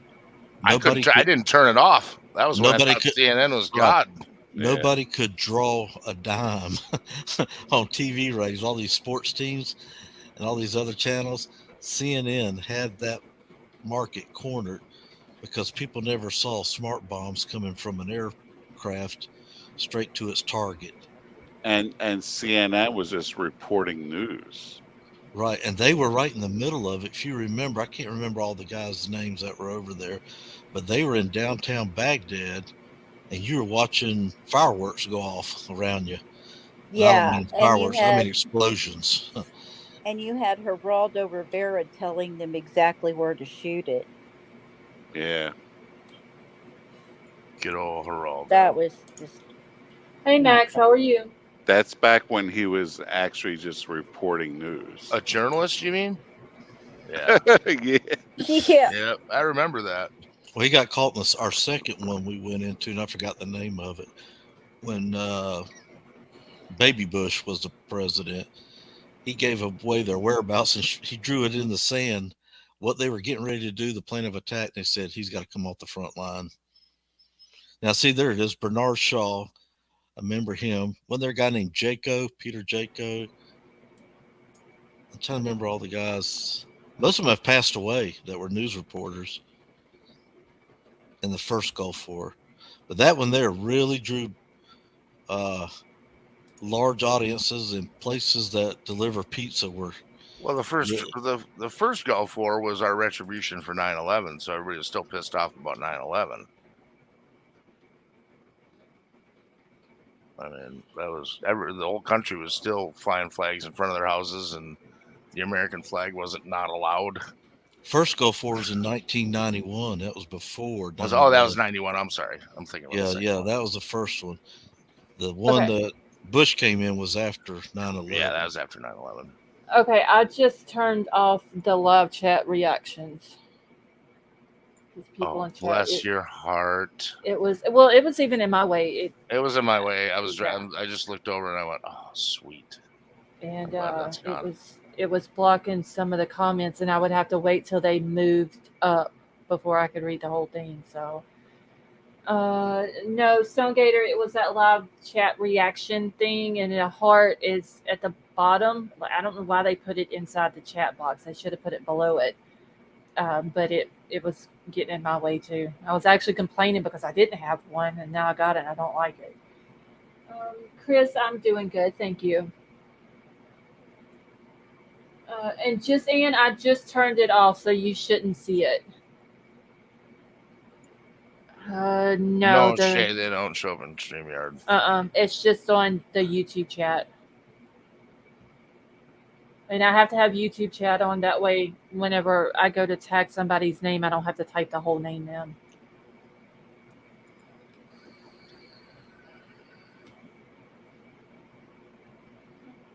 Let's see here. Hey, Kate Nash, how are you? Okay, let me see. What else do I have to talk about tonight? But you know, when these people who are in these high-profile cases, if they're found not guilty, life's still not the same for them. Oh no, sure. because no, anywhere that they go, oh son of a bitch, I started playing. Like, let's just say for instance, Bryan gets out of this. I mean, there's people all over the U.S. know who he is, and anywhere he goes, people would look at him, like they don't want to be around him, and so they really wouldn't. They don't have a life really.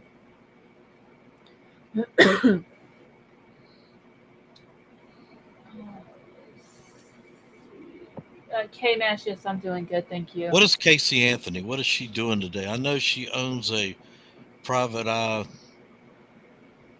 or detectives. She's a private investigator? She's Yeah, not. She owns the company, Yeah, but it's not in operation. Right. She's just got a title to one. And she's dating a police officer, from what I understand. I guess they're still together. But do you think she could get a job at a daycare? Oh, See what I mean? Because if you dropped your child off and found out, see that. she was twisted. Even say it. You see what I mean? They're not. I wouldn't leave my child at a daycare place with someone who's been accused of murdering any kid, whether it was theirs or anybody else's. But that's just me. Somebody said that she went to Disneyland and was posting pictures. Oh Lord. Okay, Jamie said Riddler. She was at Disney last month. Casey Anthony didn't have another kid, did she? She's wanting to. Oh Lord. I don't know. I refuse to give her any attention. I know what. She had a very beautiful daughter. Yeah. Yeah, I didn't follow that case like I do these now, but I do remember hearing some stuff about it while it was going on. I remember like the whole tattoo thing and all that people were talking about.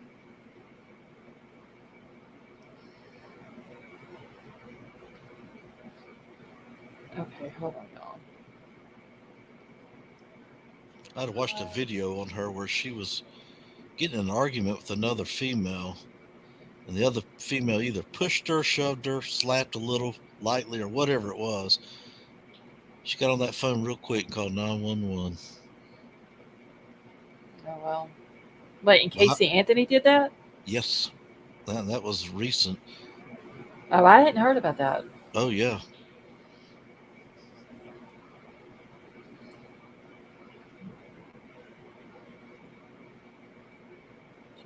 I can't see nothing. But couldn't tell the truth about her child missing for what, 30 days or so? I don't know how that went. She never did tell the truth, in my opinion. Well, didn't she at one point try to blame her dad for it? Oh, well, her lawyer did. Yeah, her lawyer said he did. Yeah, her lawyer did flat out. Oh wow. Yeah, I didn't. I just remember bits and pieces of it. Let me see if I can go find that video. Zanny the nanny. Casey Anthony. Kim, I do remember Zanny the nanny being talked about.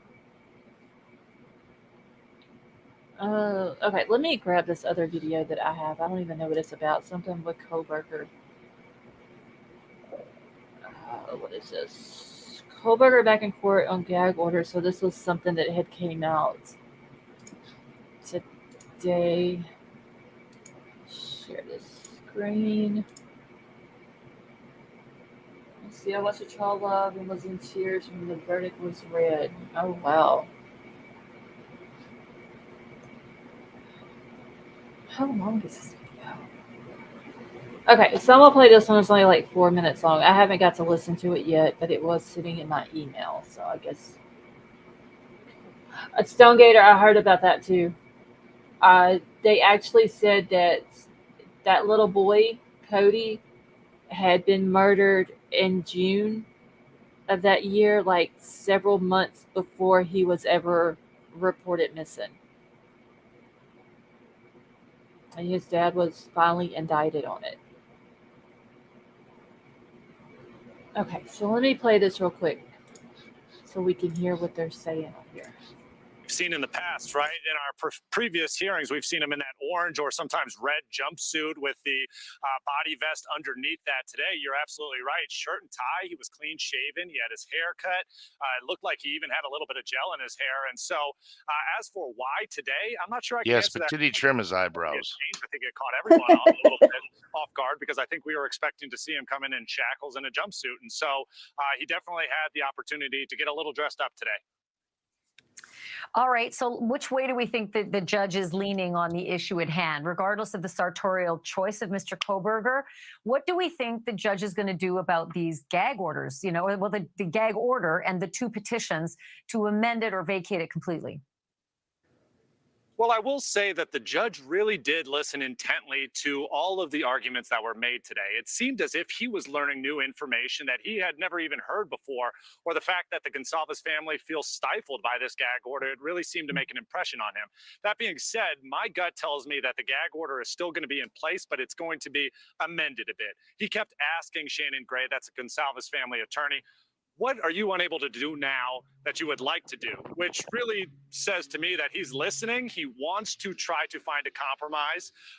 And I think he's going to be spending the next few days searching for what that might be, making specifications to this gag order, narrowly tailoring it to what he thinks would be appropriate for all parties. But to overall lift the gag order, I just don't see that happening, Ashley.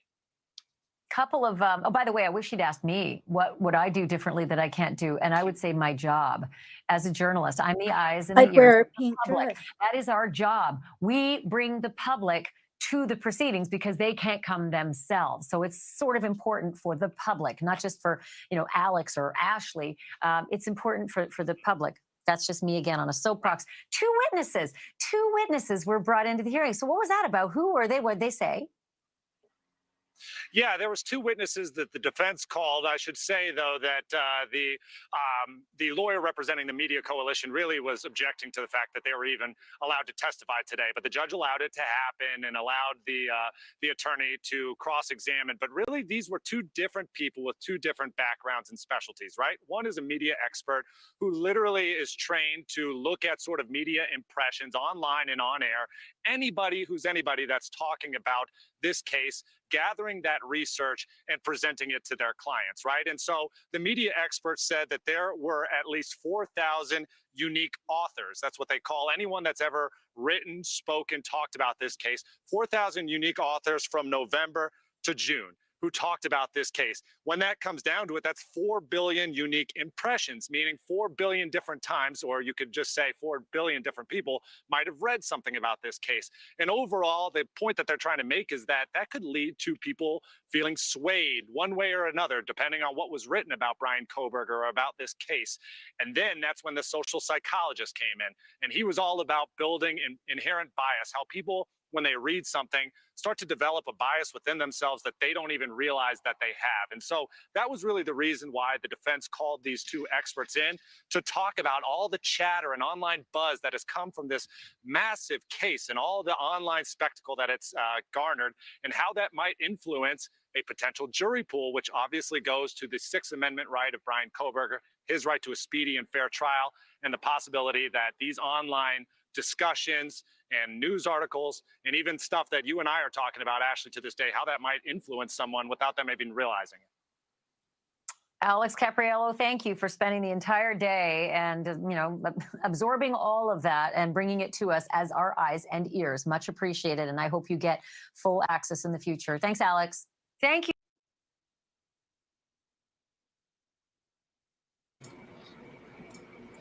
Give me just a second. Now I got to get this out of my thing so it doesn't start back playing. I want to clear up something real quick. It was Okay. a woman threw a drink at Casey Anthony. Oh, okay. And it splashed all over. And then she picks up the phone. She dials 911, and she tells the police officer it's over a guy who's a police officer that she used to date and that I am dating. Okay. So that's what Excuse me. Let's see. It only needs one juror. True. All they need.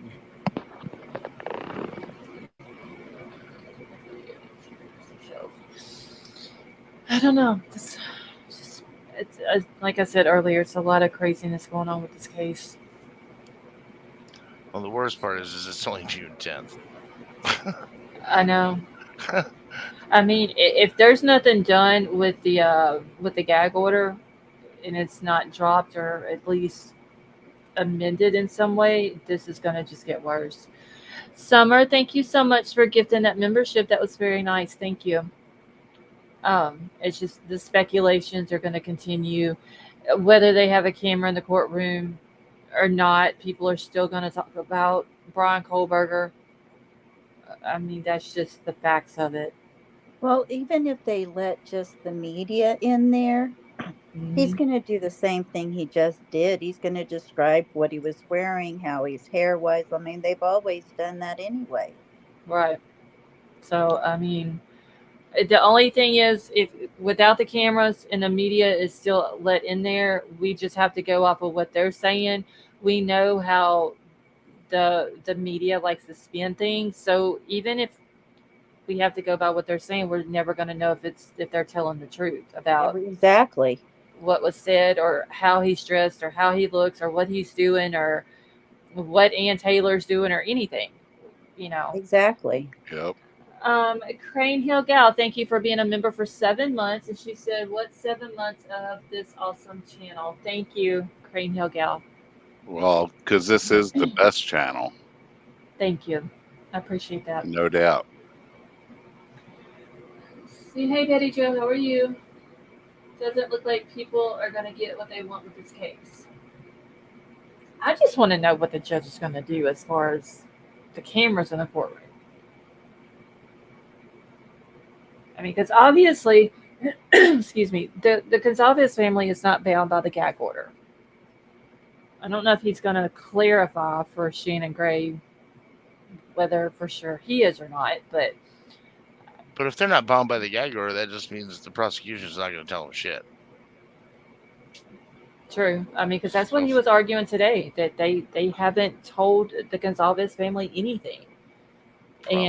Probably because they're worried about them. No poker player wants to tip their hand. Mm-hmm. Right. I mean, that's rule number 1 in poker. You don't telegraph. You don't tip your hand. What is the prosecution obligated by law to tell the family? I mean, they don't tell them everything, but how far, at what point do they draw the line? Says, okay, we've told you everything we can right now. Rest of it is classified information. I always Whatever's wonder in that discovery, I guess. Right? When people say the family's not going to put up with that, well, what are they? I agree. What are they really obligated to do? Honestly, I don't. Family. I wouldn't think that they have to tell the family anything. I wouldn't think. Now, of course, the defense, when they ask for, they do a motion for discovery, like they have to, whatever they have to turn over. But I don't think the families. I don't think the family has legal right to any information. Right. That isn't public. Unfortunately for and I think they should. I think they should know right where the investigation is. If anyone should. But I think if they did, I don't think they would open their mouth about it. you never know. Most of the time, it's just what I call the vanilla stuff. Okay, we've arrested a victim. His name is John Doe Smith. He is currently incarcerated at Town USA. And it's just very like that. And then they'll also say he was bonded out. They might let the families know that. Other than that, I don't know what else they're obligated to tell them. I mean, Chabonnet made a really good point. I don't know if you saw that, Let Scarlett. me see, where did it go? Okay, so they want clarification that Gonzalez's parents are potential witnesses by the state. Very ambiguous because the witness list won't be determined until trial. And that's what Shannon Gray was trying to argue today. You're saying that they're potential witnesses, but yet you haven't interviewed them. So how can you have a witness that you haven't even spoken to? And he said that they've been interviewed by, I think he said the Moscow Police Department, and I want to say maybe ISP. Like there was a few people that he named off, but not the prosecution. So how can they be a witness? Well, case I was involved with, the prosecution interviewed the defense's witness about an hour before the trial. So how would that? Because I mean, you would think that they would want the witnesses to be prepared before they come to trial, but they don't. Okay, you're going to be a witness. This is the day that we're going to more than likely call you. So how would the Gonzalez family, like, are they just going to let them know for sure at the last minute that they're going to be a witness? Hey, so just random question. Did you guys see the post with Murphy today? I did not.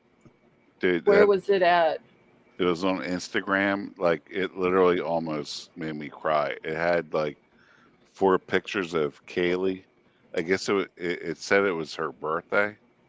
Oh yeah, yesterday was the 8th. Oh, so yeah, yesterday. I was just like, that really hit me. I was like, oh my God. Like, and it was like Murphy running around in the woods, and Kaylee was like in this like little pond. I think I know which one you're talking about. Let me see if I can find it on.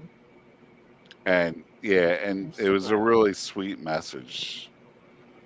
I don't know whether her boyfriend wrote it or the family or whatever, but let's see if this is it. It was like 4 different pictures. 2 of them was of her with. Okay, yeah, I see it. The video of Murphy at the lake.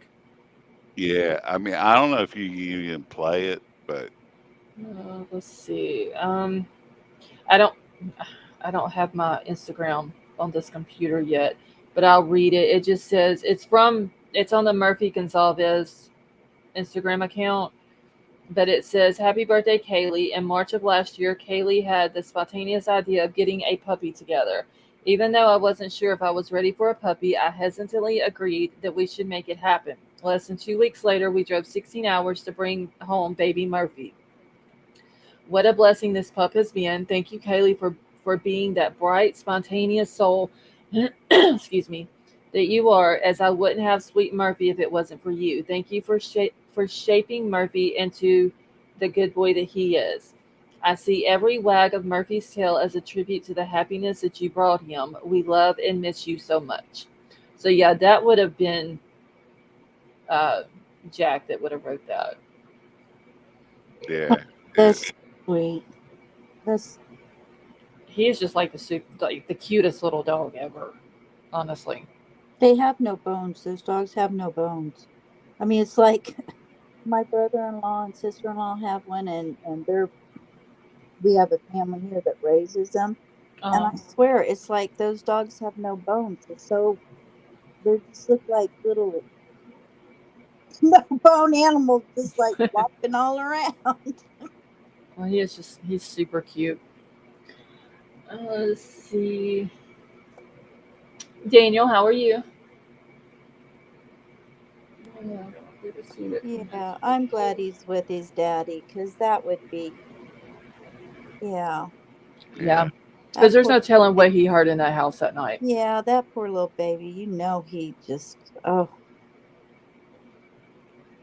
And you know what I love about that Instagram account is anytime they post anything, like in the last, obviously, like the last year, Murphy's just like running around, rolling in the dirt, like playing in the lake or whatever, and like that dog's just like happy as hell. And Right. you know, I think there was one picture that I seen that they posted on there, and it was when he was sitting on the dock, I guess at a lake or something, and he had just like this sad look on his face, but it was like the sweetest picture ever. And that's the only one that I've ever seen of him where he looked like that. And I think that wasn't long after they started the Murphy Gonsalves Instagram account. Right. Aww. Eric, no, I've never heard of that case. Just want to know if anybody remembers the Gary Peluche story. I don't. No, I've never heard of it.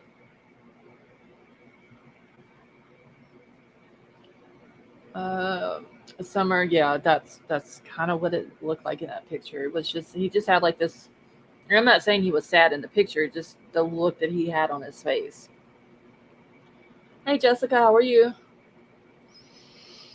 You reckon there's going to be an increase of prices for hotels that week? Oh yes, I bet you they jacked the prices up.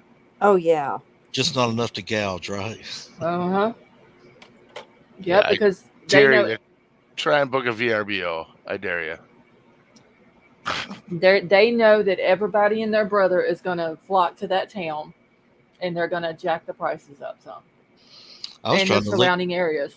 I was trying to look at where's the best from where I'm at to take a flight to get there. They do have an airport, but it's expensive to go around 4 different stops to get there. Mm-hmm. So I thought about going into Seattle or somewhere else closer and then get a rent-a-car. Oh, you're actually thinking about going? Oh, yes. Are you kidding me? What is the projected start date for the trial right now? October the 2nd. October the 1st. We'll look for. And let's go. You know it's going to get pushed, though. Yeah, I think so. See, that'll be my luck. Buy tickets and the thing gets pushed. Yep. Or buy tickets and just as I get there, he pleads. Yeah. No, I don't see that happening.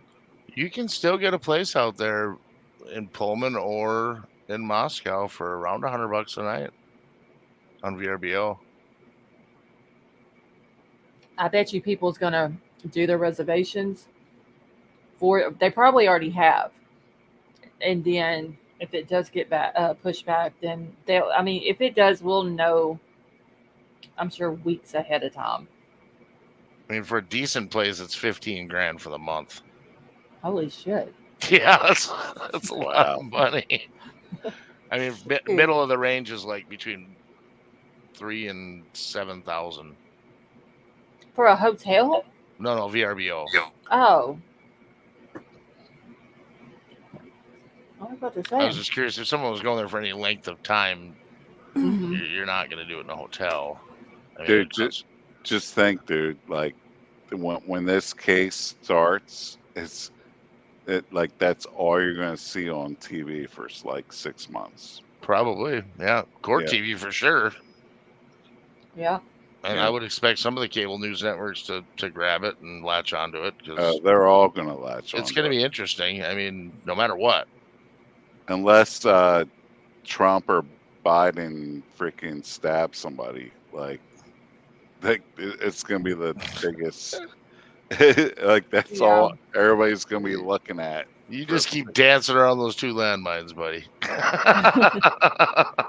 Oh, I didn't say nothing. I know. You just danced around the landmines. You did a good job. Nothing blew up. You're good. You got both your legs, hands, feet. Everything's there. Yeah. But y'all know though that Chad Daybell starts. When was his? Is it April of 2024? April, May. Shit, I got to go back and look it up now. But his starts like right around the summertime, summertime of April the 1st. That is right, because I thought, okay, that's April Fool's Day, and I was thinking, yeah, you did this to these kids. How you like it now? And it's on, like the April Fool's Day or whatever. So I wonder if Bryan's gets pushed back, because Chad's is going to be in Boise also. I wonder if they end up having to push Bryan's back from October, how far are they going to push it back? Especially if it has to be moved to Boise as well.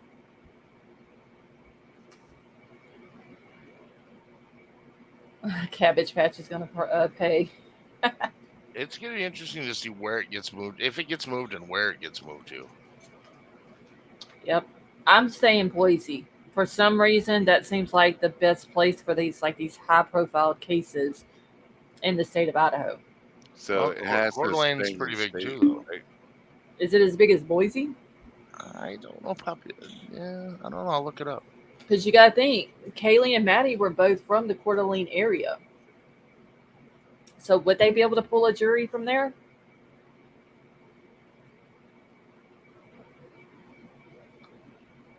Okay, That's an interesting question.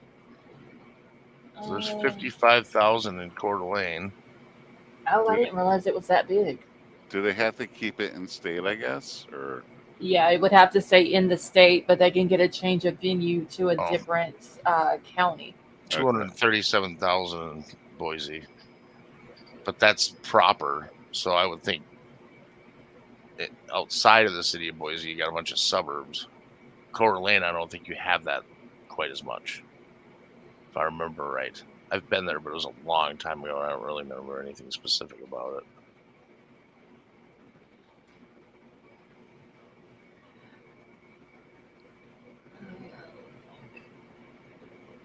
But yeah, Boise, I mean, you're going to find more people in Boise that maybe just don't pay attention to the news and don't know anything about the case.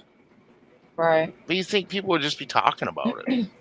Like, especially in the state of Idaho. Yeah, conversation at the grocery store or at the laundromat or, the dry cleaner or whatever. Or, even in the eastern part of Idaho that's, right there at the state line of, Washington, I'm sorry, that's right there at the state line with Idaho because of him going to college there and all that. Jamie says they don't think it'll be moved. I just don't. I could be wrong, but I just don't think they're going to be able to pull a jury from Latah County. I just don't think they would be able to. Well, do they have to pull them just from that county? Yeah. That's the county where it happened. The trial's going to happen, so they would have to be from that county, right? Because, in Louisiana, if something happens, let's just say Shreveport is Caddo Parish. So if something happens in Caddo Parish where you have to have a jury trial, you have to pull the jurors from Caddo Parish. Now, if it was going to move, if they were doing like a change of venue, let's say across the river to Bossier City, which is Bossier Parish, then they would move it to Bossier Parish and then pull the jurors from Bossier Parish. Okay. So I would assume it would have to pull them from Latah County. Yeah, when I get called for jury duty, it's county. I've never been called for federal. Right. And it's, I guess now that you mention it, it's always, it's always a case from the county. Yeah. I never get selected, so I keep trying, but. And I wonder why they didn't make it federal with him crossing the state line. I mean, it's I was told it's the first. I asked that same question on another case, and it's the first group of officers that make the arrest. They get the case first. Because there's plenty of cases where either one of them could have got you. The FBI could have got you, or the local county sheriff could have got you. so And murder is murder on both of them, federal and state. Now, people are going to argue right here when I say this, and then I'm going to send you a link proving that I was right, because the Supreme Court backs it up. There are people who have been tried for the same crime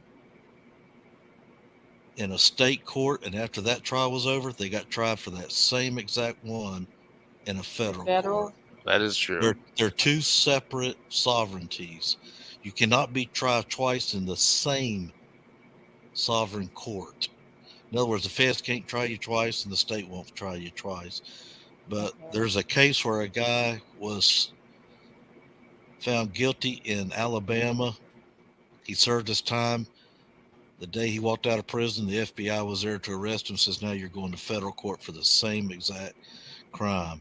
And it keeps popping up year after year, or every so many years. The Supreme Court reviews it and says, yes, they're two different courts, and they both can try you for the same exact crime. The reason why I bring it up is because, you know, he knew when he crossed that state line into Idaho what he was going to do. So he did it with intent. Like, he crossed the state lines with intent to go commit this felony crime. And I would have thought that it would have made it a federal case, but I mean, who knows? Maybe like you're saying, it may possibly turn into one. I don't know. It's pretty interesting. I didn't know that they could try you both in state and federal for the same case. Is that how that one guy that was, they had to let him go, and then he was tried again, and they ended up putting him in jail? Is that how that happened? Because I was wondering when we were talking about the other day how they ended up. Let's see what they do. They had messed up or something. He got off on a technicality or something, and then he was tried and he went to jail. Wait, now what case are you talking about? I don't remember. It was the guy the other day we were talking about. Sorry, I'm doing laundry. There was this guy the other day that we were talking about, and it was like they had done. Do you remember, Riddler? I mean, we were talking about, it's like this guy, he got off or something, and then something happened, and oh, never mind. I'm going to look it up, because I've been trying to find the guy's name, and I watched it on TV, and that's what sparked me on this. And it was several years ago. A guy beat the case, and the FBI, everybody just dropped their jaw. So the FBI a week later or a month later came back and got him, and they got him convicted, and he's in prison now. Right. Now, I don't know his name or anything either, but I remember we were talking about it the other day. But I will look it up, and I'll get the thing, and hopefully get the link in here in time, so people know that you can be tried twice, just not by the same sovereign court. Yeah, as long as one is like what, federal and the other state or whatever. Right. Okay. Yeah, I didn't know that. That's interesting. And going across state lines, the reason the feds got involved with those type trials, that's the way it happened back in the Prohibition day of liquor. Mm-hmm. So you're guilty in, let's say, state of Ohio, so you drive down to the state of Florida, now they can't arrest you. Well, they got that changed back in during the Prohibition of liquor. When were we allowed to have liquor again? Was it in the 30s or 40s? 30s. It was FDR that got it back. I know that. It was during his presidency. I have no idea. I've watched movies about it, but Thank God it came back. Kim said 1933. That sounds about right, yeah. Thank he was God elected in for Al 1930, right? Yeah, he was elected in 1930. Like, that's like the year my grandmother was So that's like way before my time. Well, you know, presidents that were elected in years ending in 0 all passed away in office except for little Bush. I didn't know that either. That's yeah, and because then- the Indians put a curse on them. Right, and then who was elected in 2020? And they were was it- saying Reagan almost. yeah, when That John almost came Hinckley true shot with him. Reagan, but he survived. Yeah, he broke it. 1980. He broke it. I'm sorry, it was Reagan. He was shot in 1980. I think it was in Maryland. And from that case, we got one of the toughest gun laws, the Brady Bill. Yeah. Okay, so Bullet, you're in Idaho? I think you might have told us that before. I can't remember. But Bullet says, I haven't been called for jury duty yet, so if they move the case, I could be called. Wow. Okay, Betty Jo says, if Google is right, they can pull from Clearwater, Idaho, Ledo County, Idaho, and Lewis County, Idaho for jury. Okay, so Betty Jo, if it's in Latah County, they can pull from those other counties?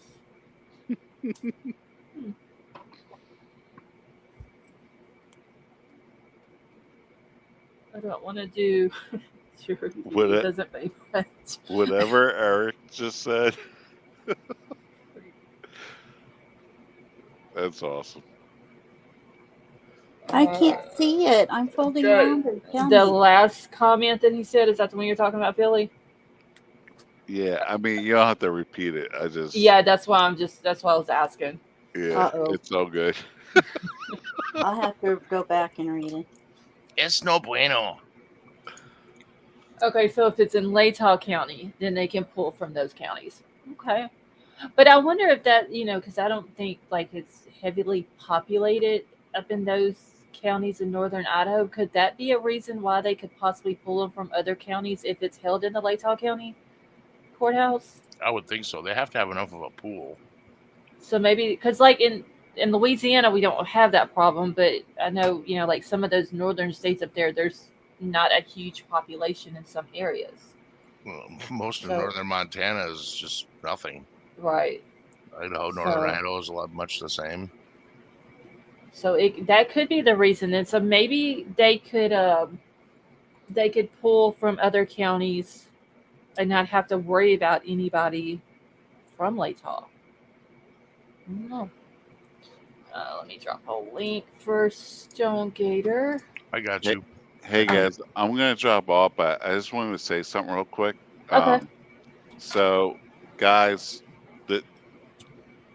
for you guys that support this channel, which this is the best freaking channel at this late at night, support Lost, support Lost and Troll with the hard work that they put into this channel. They deserve it, and they're bringing us the news every night. Thank you. Yeah, absolutely, and they deserve all the help they can get, and I just wanted to say that, and we all appreciate you guys. So that's all. I appreciate all of y'all as well, and Philly, thank you for that. That was very nice of you. Absolutely. All right. Good night, guys. All right. Have a good night. Good night. All right. You too. Have a night, bud. You too. Thank you, Turquoise. I love all of y'all too. Everybody here is just awesome people. For real. I gotta go too. I gotta go clean these fools out of here. They don't seem to want to leave. You gotta do what? I've got about 6 people that are meandering and won't go out the door, and by law, I have to have them out in 4 minutes. So. Oh, wow. Yeah, I got till 20 after 1, and they got to be out. So. Yeah, it's already like 1:16. Yeah, I'm not allowed to serve past 5 to 1, and they got to be out by 20 after. So.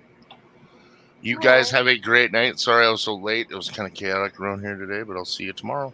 Okay, well, have a good night. Adios. Scarlett, I'm going to give you the link because I don't know if I'm allowed to put it on for where the participants are. Okay. So I'll give you the link, and then you can send it over about Okay. the Supreme Court's ruling. Okay. You can't do it unless you're a mod or a host. Yeah, he can just drop it in the back chat, and then I'll put it in the chat for him. Turquoise says, I love Troll because of Scarlet. Everybody likes Troll. He doesn't really have a problem with anybody, honestly. He seems to get along with everybody pretty well. Okay, so I just want to make sure that I've got the right one. So I thought our 2 a.m. last call was early. Okay, so there's a link that Riddler was talking about if anyone wants to take a look at it. Someone is applying for jobs or self-employed. The situation of the Big Brother employer doesn't apply, but yes, it applies for some people. No, I'm old, just don't know where. Wait, dang, I know I'm old, just don't know where Troll is. Turquoise, I don't know if he's in. He's probably watching the chat.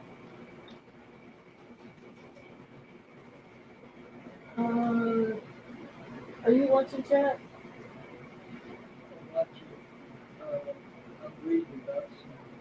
Oh, he says no, he's not watching the chat. He's reading about some stuff. So I'm pretty sure he'll drop in later on.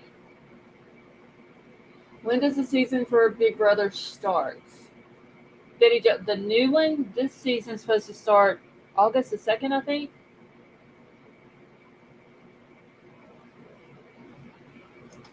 Getting the stream mode on this one is making me get a code from my old phone.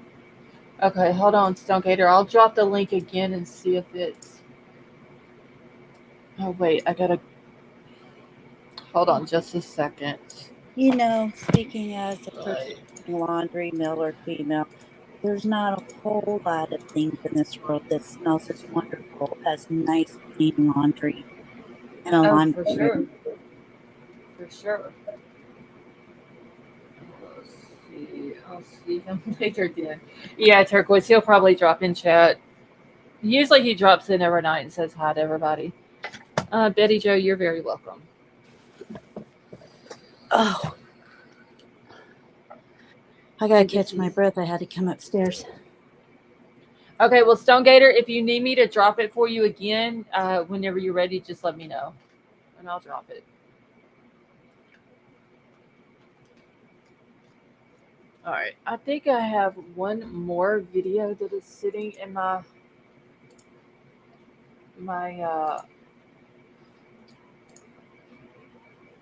email. I couldn't think there for a second what I was talking about. But it's talking about the cameras will the defense is saying that the cameras will infringe on the right to a fair trial. And yes, this is also by Banfield, but she is making some good points tonight. So, oh, we lost Lady B. Hold on, let me put the link back up in the chat for her. Oh, there's Troll. Let's see. All right, so Lady V, I dropped. Oh wait, there she is. Okay, I was about to let you know I dropped it in the chat for you. Yeah, I touched the wrong button, I think. Oh, there's Troll. Okay, so what if someone goes on one of these channels and poses as one of the victim's parents and starts telling tales about the case? I think it's already happened once. Loaded Hot, are you talking about within the last few days? Is that what you're talking about without mentioning channels or anything like that?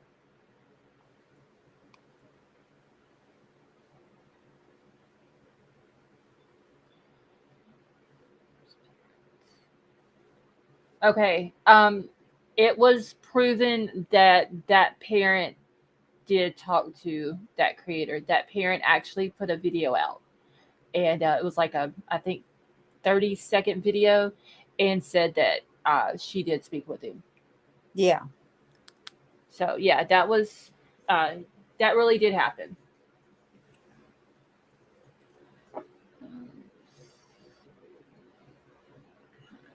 Okay, let me get this last video pulled up here. What am I doing here? Okay. And then that way I can close out. Okay, so loaded hot. The families they're not bound by the gag order. So yeah, it wouldn't hurt anything. She went on to clear up the timeline. Yes, and she says that in her video that she put out, like the little 30-second video, that's the reason why she did it, was to clear up a few things. Okay.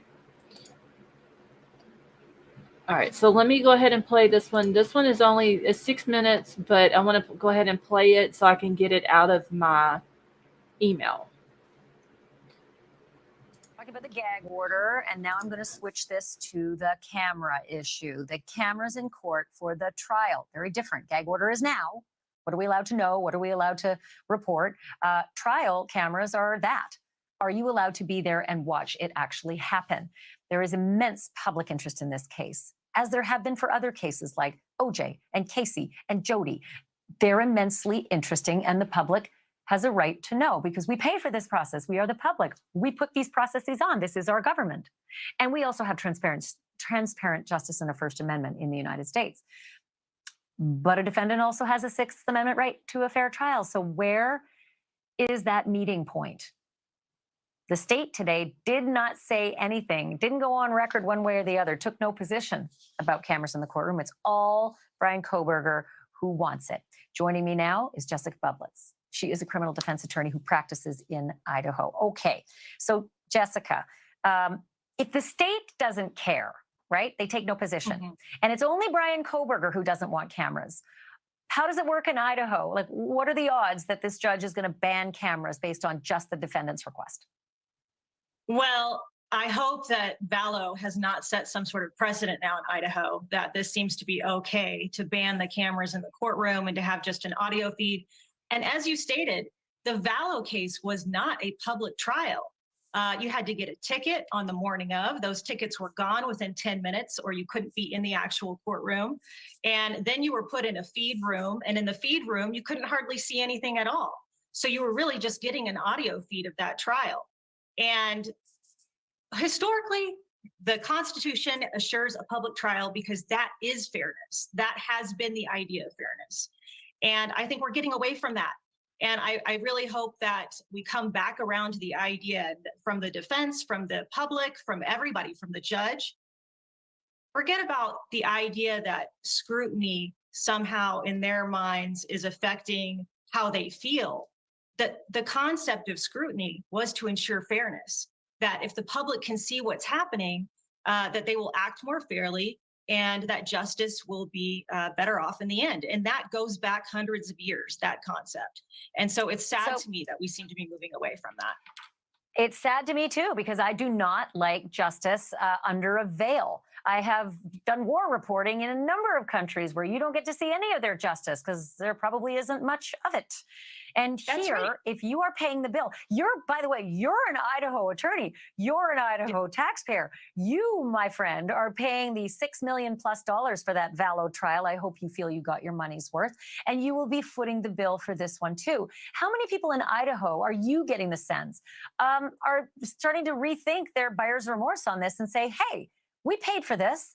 We deserve to know what happened. And we deserve to know fully and richly, not just someone's opinion who says they were there.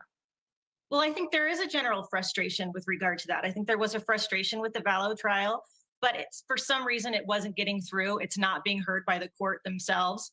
And I think that the court needs to look back on some of these cases from the Supreme Court and think about the fact that they could be opening themselves up to a constitutional challenge on this in the Vallow case. And we don't want that to happen for the Kohberger case as well, because if they can successfully challenge that there wasn't a public trial in that case, that could become an issue. So they need to really be thinking about this before they render this decision. Whoa, you just blew my mind, because I haven't heard anybody, Jessica, suggest there could be a constitutional challenge based on the First Amendment. Like, I've only heard the defendant challenge the Sixth Amendment right to the fair trial, but not the public process argument. So that's fascinating. Just fast. Let me move on though, because I have something I need to ask you about.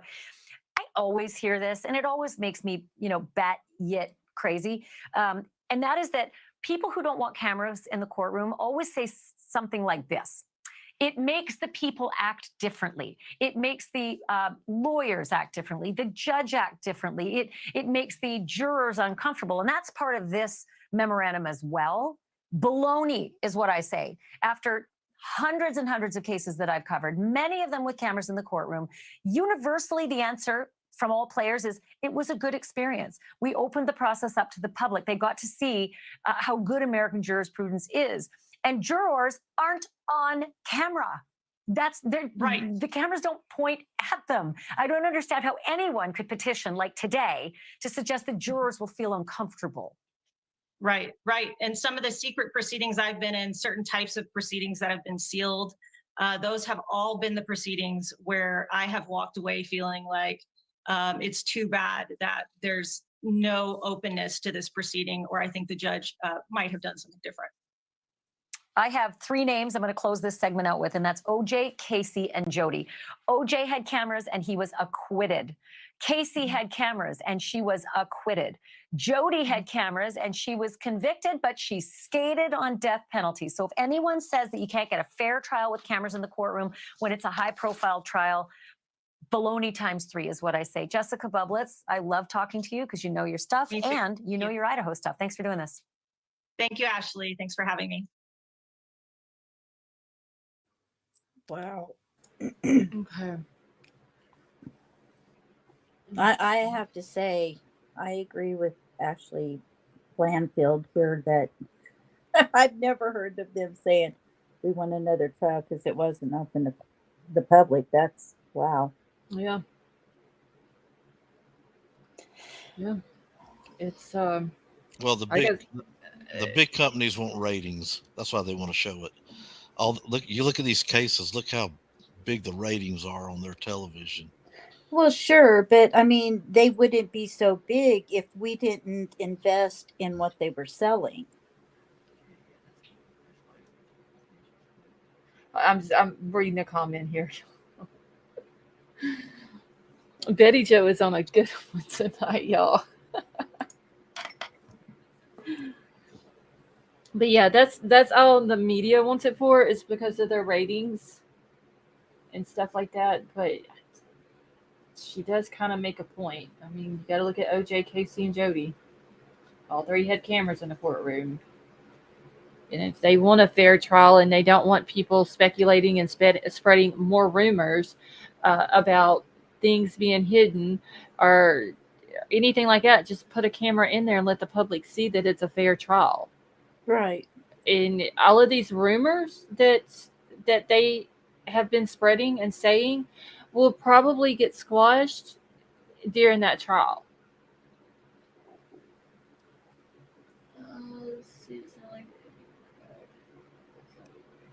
Oh, Turquoise, you're fine, honey. So, I mean... But if does the prosecution want the cameras? The way they talked, no, but their thing was they're going to leave it, to the discretion of the judge because it is ultimately his decision. The only problem that they had was the sensitive witnesses, but they did say that if the judge does allow the cameras, that they hope that the judge will make stipulations or I guess you could say camera conduct with a camera in the courtroom. If no jury is to be on camera, no sensitive material, anything that's on the defense's table or the prosecution's table, like paperwork or pictures, anything like that, the camera's not to zoom in, stuff like that. And that's what I was saying. I think there was a way that they could make it work, especially with the sensitive witnesses, to where they don't even have to be on the camera. Because one way or another, even if it's just the media in the courtroom and we get no audio or video, we're still going to know who the witnesses are, and we're still going to know what was asked of them and what was said. Right. So if the public shows up in the courtroom, they can see the sensitive stuff when they present it on the TV screen. anybody sitting in the gallery the public will get to see it. But Right, you Yeah. can and that always raises the same question: if they get to see it, why can't we see it at home? well, I mean, like even with Letitia's, anytime that there was anything that was sensitive, they didn't not, that I remember they didn't show. And I wonder why that is. I mean, I don't know. I don't know if it could is have that something to kind do of with like that trigger kids or warning thing? yeah. I mean, it could be people. Let's just say I'm watching it at home and I've got it pulled up on my TV and I've got like a little kid or something in here watching it with me. That's something that a smaller child doesn't need to see. So it could have something to do with that, with the whole trigger warning and stuff like that. But I mean, if that's what they're gonna, if they're gonna do it like that, then don't show the stuff on the screen because in some cases there is stuff that they will show, and then the more sensitive stuff they won't even point the camera at the screen. Yes, Jamie, they did show Gannon's autopsy picture, but most excuse me, most of the channels I saw went ahead and blurred those out. Okay, yeah, that one there. I watched a few days of Letitia's, and it just got to where it was like, so I didn't watch it every day. And I Oh, want to say I had to hear what the next line was she had to say. there was one time that they had the camera pointed at I don't remember who it was on the stand, and they were showing stuff behind her and the way they had the camera position. I want to say it had something to do with his bedroom. And Well, they did show his bedroom, but they did put the autopsy picture up there. And I was watching Grizzly True Crime, and she blurred it out because she said, "I won't be showing this on my channel." right. Well, at least she had respect to Right. not show it. Because some channels would have just been like, we don't care, we're Yeah. going to show whatever. Right. And I don't know how that works. I mean, I'm not a creator, so I have no clue. Yeah, I wouldn't show nothing like that on mine either. It's just the respect for the deceased. But yet the press doesn't complain when the Fed says you can't come in our courtrooms, right? I mean, they might complain, but they don't make it an issue. But yet they go into state courts and they want to kind of bully their way in there. Well, we'll sue you in court. But they won't do that with the feds, will they? Mm-mm. No. Unbelievable. Let's see, the trial is paid for by the taxpayers' dollars, so shouldn't we privy to it? Yeah, Tuesday's gone. Even because, like I was saying, I think it was last night, there may be people of the public in the state of Idaho who want to watch the trial, but they can't because it's too far for them to have to drive or whatever. So they should be able, they have a right to watch it, a public trial on TV. But for whatever reason, the state really doesn't want them, and Kohberger for sure doesn't want them. But I think the state was the way they worded it versus how the state defense worded it. The state is saying they don't want it, but if they do allow it, they just hope that there is conditions to it.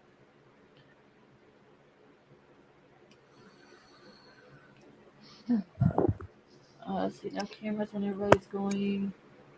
Bailiffs, head judges, Peck and Silver. Let's see. I'm telling you, BK is not the one that doesn't want the cameras. You know that piece of crap. What's all eyes on him? It's his lawyers. And Betty Jo, you're probably right. BK, it's more than likely his attorneys who are the ones who are saying that they don't want them. Yeah, but don't you think if he absolutely wanted them, they ultimately have to do what he wants them to do? But does it work like that if they're his public defender? Well, I would think. I don't know for sure, of course, but because I mean, well, if he doesn't like his public defender, once again, he can tell the judge, I want a replacement. And right. they'll do it just one time. So he's doing what the public defender tells him. Right. Yeah. And She's so probably his- saying, like, I advise you as your attorney that this is the best thing and we don't need cameras in the courtroom. Yeah, but So- ultimately it comes down to his decision whether she likes it or not. That's That's what I've always been led to believe. Betty Jo says, yes, they're supposed to do what he wants, but I guarantee you they are telling him you're not going to get a fair trial Right. if cameras are in the courtroom. Blah, blah, blah, blah. Whatever. Yada yada. Yes, it is. Lori's wouldn't let her lawyers go after Chad in her defense. And I believe, was it the closing arguments? Yeah. And it was. Lori's, she got upset with her attorneys over Yeah. Chad. Yeah. Betty Jo is perfectly fine. See, I watch a lot of the First Amendment auditors, Uh-huh. and every time they go to a courthouse, and they've already done their homework for the smart ones have, the Mhm. judge has put in there no cameras in the courtrooms or in the adjacent hallways. And they follow that rule, but see, the guards always try to catch, you can't bring one in the courthouse. He says, no, I can bring it here. I can go in the lobbies. This is public. It was bought by the public. It was furnished by the public. I'm part of Right. the press. You're denying me my First Amendment. And if you Mhm. try to search me, you're denying my Fourth and my Fifth. They'll go through the whole thing, just like what this lady's doing. Right. But they all say not in the courtroom or the adjacent hallways to the courtrooms because they have sensitive witnesses they bring in. I don't know what a sensitive witness is. The only thing I can think of as far as like a sensitive witness would be someone like Dylan or Bethany. Right. That was like the survivors in the house that night. Well, But I'm thinking know, more like- like an undercover cop. That would be a very Mhm. sensitive witness. That is true. So I wonder what their definition of a sensitive witness is. I don't know. Go Google it and find out. Because that was never asked, I don't think, today that I remember. And I would have thought, well, Ann Taylor don't want the cameras in the courtroom, but I wonder why that wasn't asked. Like, what is your definition of a sensitive witness? Right.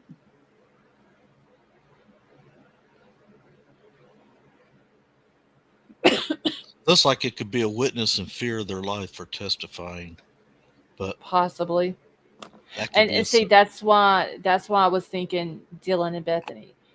They're sensitive to this case. The fact that they have to get up there and testify in front of Bryan, and it's scared. I mean, Right. It's scary to do that. yeah, I mean they basically are going to have to relive whatever they heard and seen that morning. They're going to have to relive it again on the stand until With all him about it. staring at him, yeah. Right. And you've got him staring at you.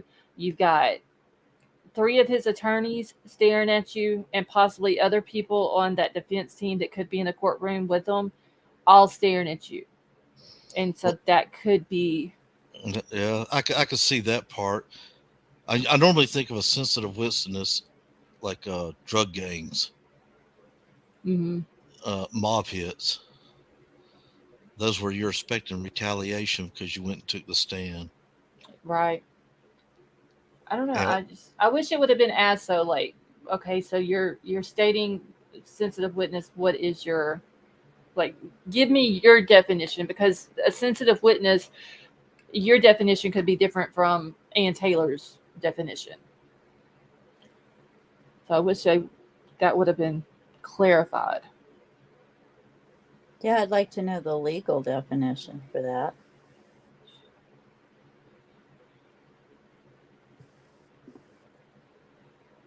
Hold on, I'm just answering a text back real quick. Let's see. Okay, well, they don't have to show them on camera. That's perfectly normal. Yeah, I mean, I completely get if, just being, because I've had to be a witness in a case before.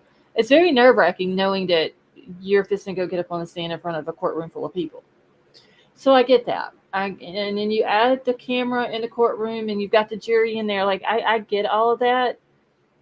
So just don't show them if they don't want to be on camera, and let them know, okay, whenever you're called in, we're not going to have the camera pointing at you. Nobody outside of this courtroom will see you sitting on the stand. We will just know that it's that person and we will hear what they say.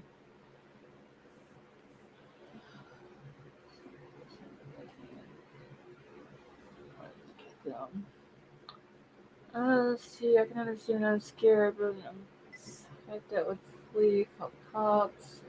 Okay, I'm just trying to catch up in the chat. In summer, I mean, yeah, it's a very scary, nerve-wracking thing.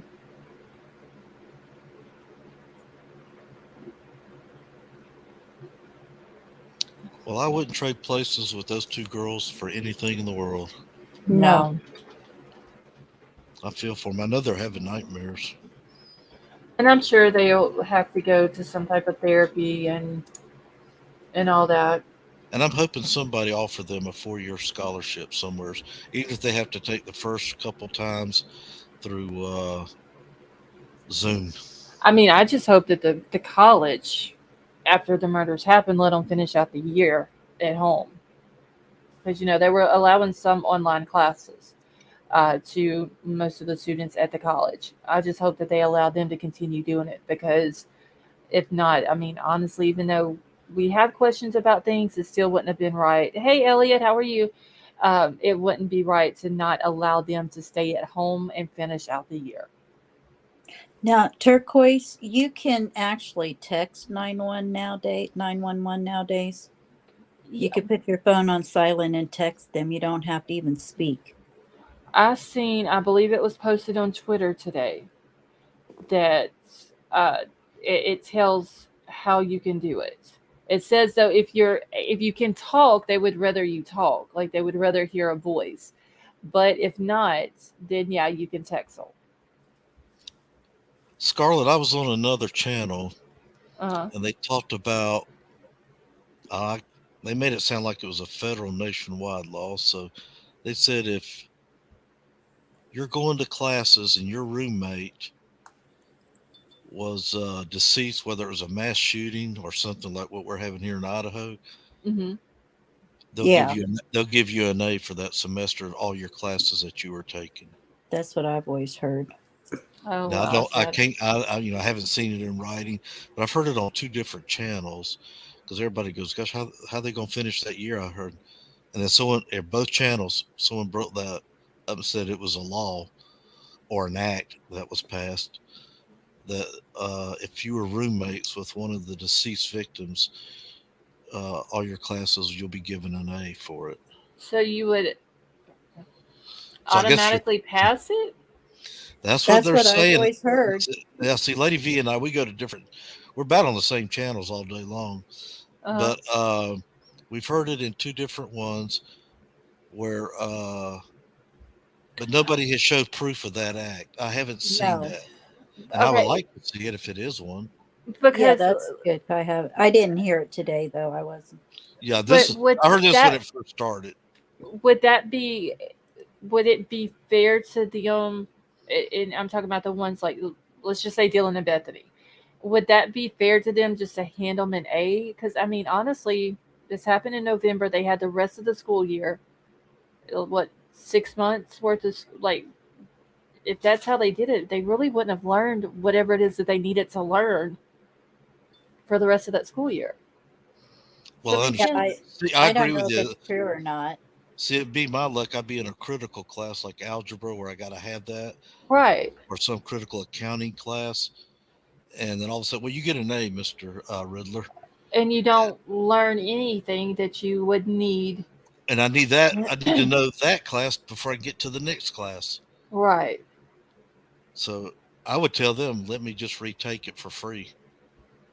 Because, like, I mean, I get maybe them needing to make up classes at a later date or something like that before they graduated.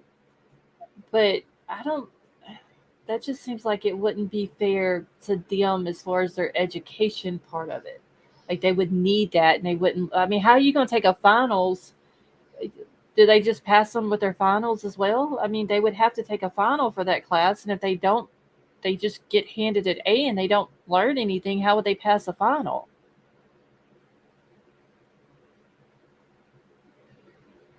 I mean, that don't really sound like that would be fair to them, honestly. Well, it wouldn't be fair to me as a, especially if I was going in medical school. Right. Yeah, because that I mean, if you're I in need to medical learn this school, biology real quick. I need to learn all the bones of the body. I'm going to be an orthopedic surgeon. I mean, so that wouldn't be fair to your patients either if you were, let's say, in medical school. So I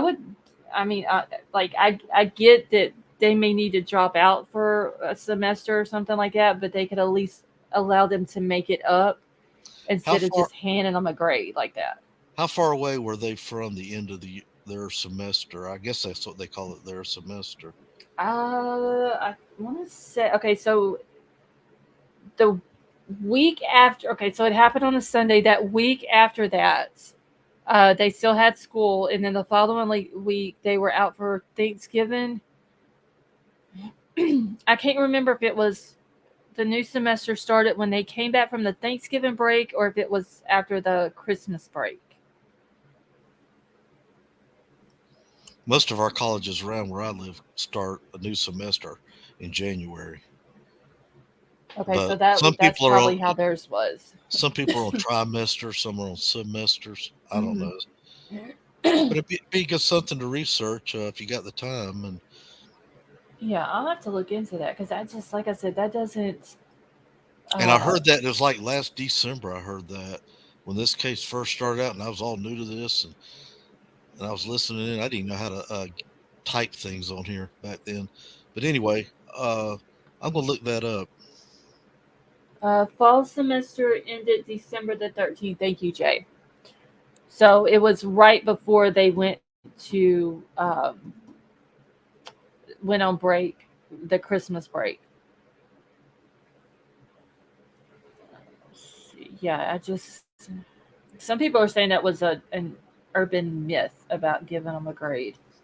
Yeah, I don't know. That's why I'm kind of shutting up because I have no idea. Well, yeah, that's why I'm asking. I'm hoping there's an expert out there. I mean, I know that they love to put that on movies and TV shows that happens, but I don't know if it's true or not.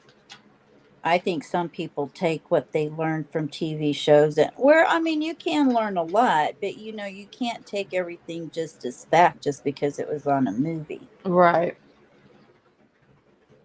Yeah, I don't know. I mean, it doesn't seem like it would be fair to them as far as their educational part of it. Now, don't get me wrong. There's probably college kids that would be like, just hand it to me.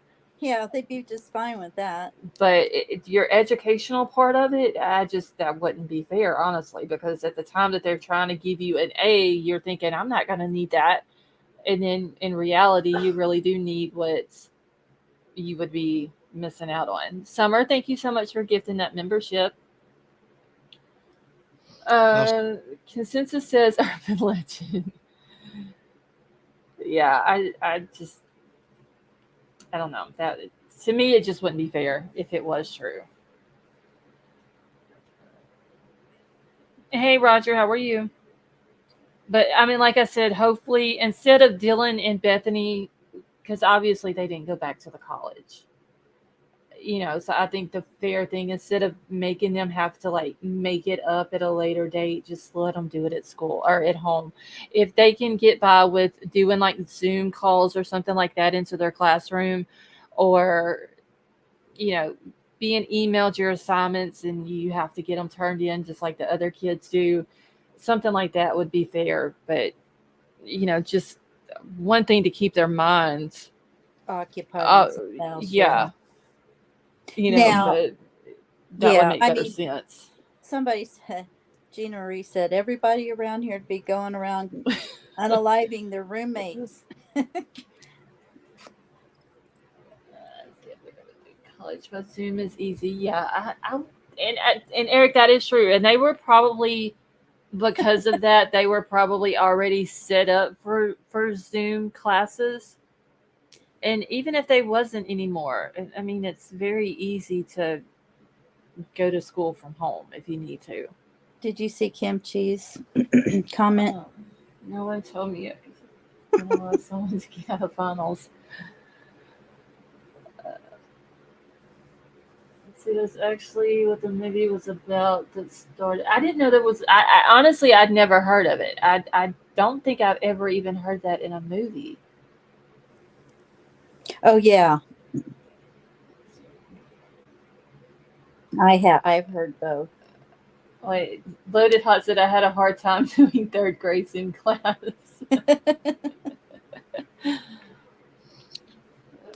Okay, here's the official thing. It's an urban legend.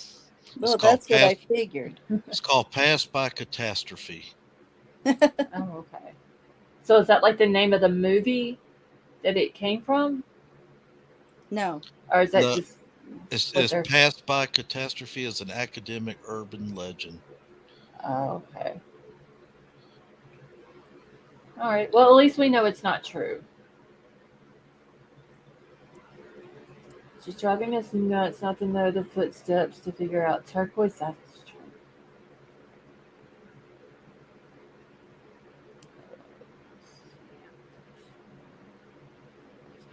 I just, like I said before, there's so many theories, and a lot of people have a lot of good theories about what could have happened that makes complete sense. Yeah. If you just we can't, like, the person with these theories, though, they can't say, okay, look, this is facts, this is what happened, because one, there's a gag order and they can't come out and put to rest these rumors that are going around and address the ridiculous rumors that have been stirred up. And and it's just, I think it's driving everybody bonkers, honestly. Yeah. Passed by Catastrophe sounds like my high school career. Okay, so movie is Dead Man on Campus. All right, so I've never seen that. Yeah, I've seen It comes from Dead Man on Campus and the movie Curve. So that's where it came from. Okay, I don't think I've ever seen Curve either.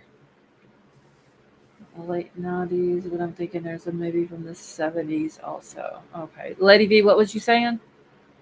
Oh, I've just heard it, like okay, on Vampire Diaries. They talked about it a lot when they were in college and stuff about it too. I've just heard it on several different shows and stuff. Yeah, that's the one that came out before the originals did, I believe. I never watched it. Was. Yeah, I never watched that one. I've had a crush on vampires since I was young. I think I watched like one episode, and that's where I realized that it was before the originals had came out with Klaus and Elijah and all them. Yeah, I quit watching it whenever it got to the daughter, because it's like really kind of. I watched a little bit of that one, but it got really kind of cheesy. Which one? The Legacy, I think it's called Legacy. I never watched it. Yeah, with Hope. It's just once the originals ended and the way it ended, I was like, I ain't watching no more. Yeah. Well, at least they didn't twinkle in the sunshine when they went out. That'd be kind of hard. Passed by Catastrophe. That'd be a good name for a racehorse in the Kentucky Derby. Yeah, it would. Though, getting back to the case, I don't think that these families, if they knew more about it, number one, I don't be thinking they would be having they'd be having less of a fit, to call it anything else. They'd be less upset if they knew more. And I don't think that any one of them would be willing to risk the case by saying something. So why not just give them enough that they feel like they have some decent information, but not totally in the dark? Yeah, I mean, at least some information that's not going to hinder the case. Right. Something You because I know. mean, because if it was my kid, I would be having an issue too if I didn't have a clue what was going on. I mean, at least if they could give you an update here and there, you know. Right. I mean, there's no way they want you to know everything. You don't need to know everything, but you do kind of, well, you know, we're going to be doing this or that, or, you know, I mean, just answer some questions for them. Mm-hmm. Yeah, it's something. I mean, this happened to their kids. Like Yeah. you know they want to know. Yeah. There's got to be something that this prosecution can give to them to give them a little bit of ease, Right. and just let them know, look, we're going to do our best. We're going to lay out the evidence that we have, and we're Right. going to do what we I need to mean, do to I'm get an sure eviction. yeah, I'm sure they've said that, but that's not enough. I mean, No. But I think that that's something that they need to reassure the families of. yeah, But there's got to be something that's not going to hinder the case that they right, could tell them. right.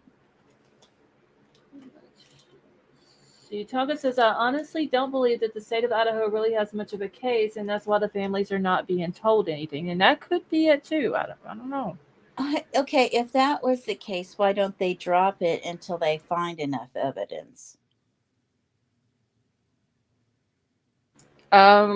Instead of trying him for something that they That may not he's be able not. to get a conviction on because they don't have enough evidence, why not just drop it until they do have enough evidence, if ever? I mean, would they do that now that they have someone in jail accused and has been indicted on it?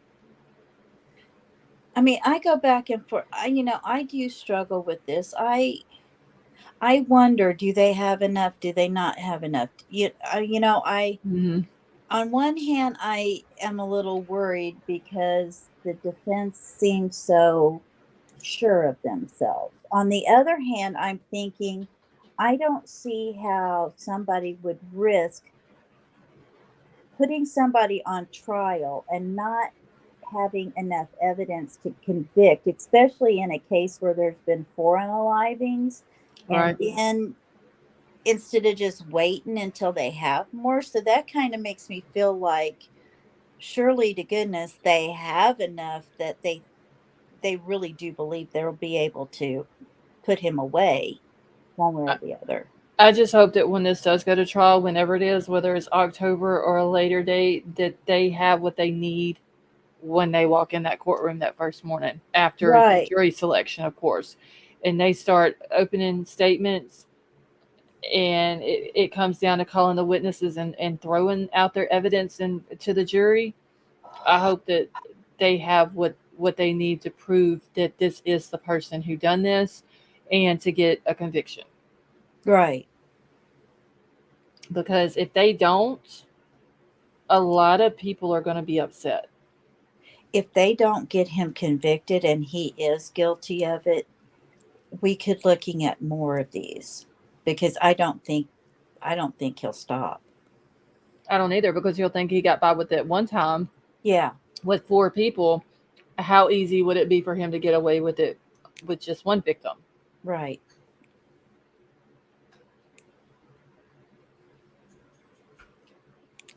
That's why I don't think they'd risk it. I mean, I know they do. I know there are sometimes people, they go to trial and they're just flying by the seat of their pants, and Mm-hmm. kind of hoping. I know that happens. It has to happen. I mean, so I get all of that. But in something this big, with that many unalivings and this many people's eyes on it throughout the world, just not the United States, I can't see them just flying by the seat of their britches hoping they have enough. I'm hoping that that's not the case. Right. Because I have heard of them, saying, okay, well, we're not going to go to trial right now, and letting that person go until they have enough evidence that they know that they can get a conviction. I mean, in their minds, they're satisfied that, hey, I can absolutely convict with this, outside of what the jury does or doesn't do, just as a lawyer looking at it and say, we have plenty, we have more than enough. Right.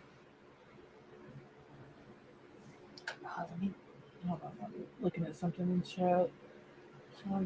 Betty Jo, have a good night.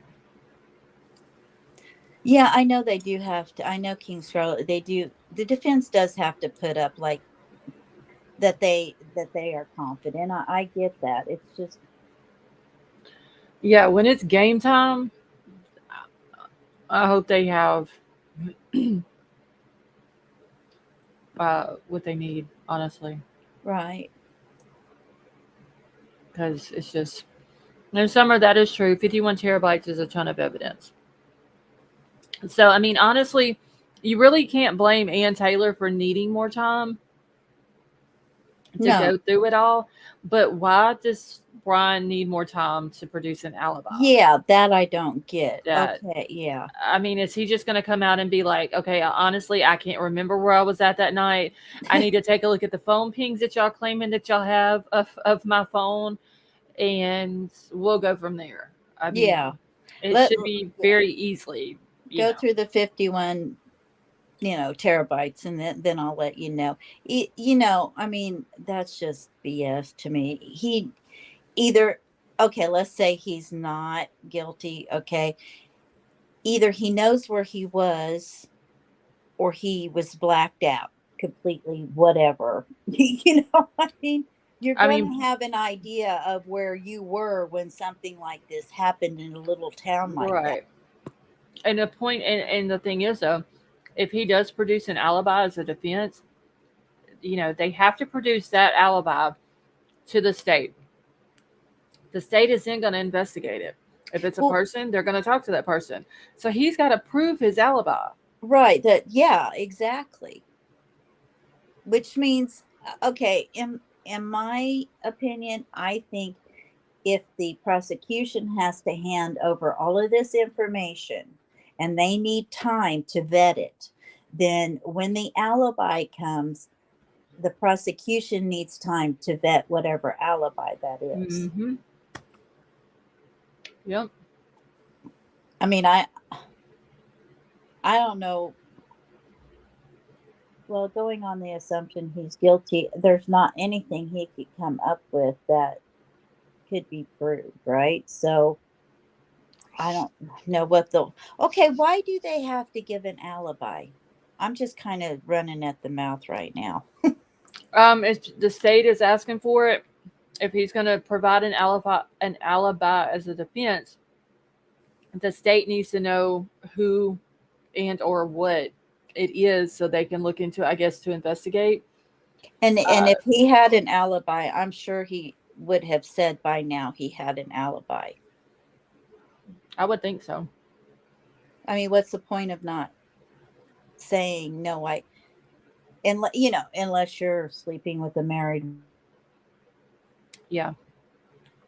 And like Betty Jo said, if the boy had an alibi, he wouldn't be sitting in jail right now. Yeah, exactly my point. Hey, Sunflower Dragon, how are you? I just don't get why he needs an extension on that. I don't either. Excuse me. I get that it takes time to go through all the evidence. I completely understand that. Yeah. So her asking for an extension on that's understandable. But if he has an alibi, just go ahead and provide it to the state and then get your extension on the other stuff that you need an extension on, because you got to go through all this, and let the state start looking into it. I mean, right, and if it's Bethany, whether they give it to the state now or they give it to them at the end of their extension, if they're granted the extension, the state's still going to look into it. Has she gone to the what are they calling it? Have they spoken to her yet? I don't know. Because if they speak to her and that is his alibi, then you would think they would have dropped it. Unless him being there. Well, see, I don't know. Okay, so when the prelim was still scheduled. You know, they subpoenaed her to come in and testify at the prelim, but she agreed to meet with Ann Taylor in Boise, or not in Boise, I'm sorry, Reno, as long as they would quash and get rid of the subpoena. Right. That way, but because the grand jury happened, I wonder if she was still obligated to talk to Ann Taylor. Yeah, that's what I was wondering about. And if she does, isn't the prosecution allowed to be there also? I don't know. Now, if Ann goes down there and it's not put on the record what was said, like a stenographer or court reporter, whatever goes down there, if she's not put under oath and it put on record, then whatever notes Ann Taylor has, the state cannot get. But if it's put on record, then the state will also get a copy of it. But I don't know if Ann made it down there before the grand jury happened.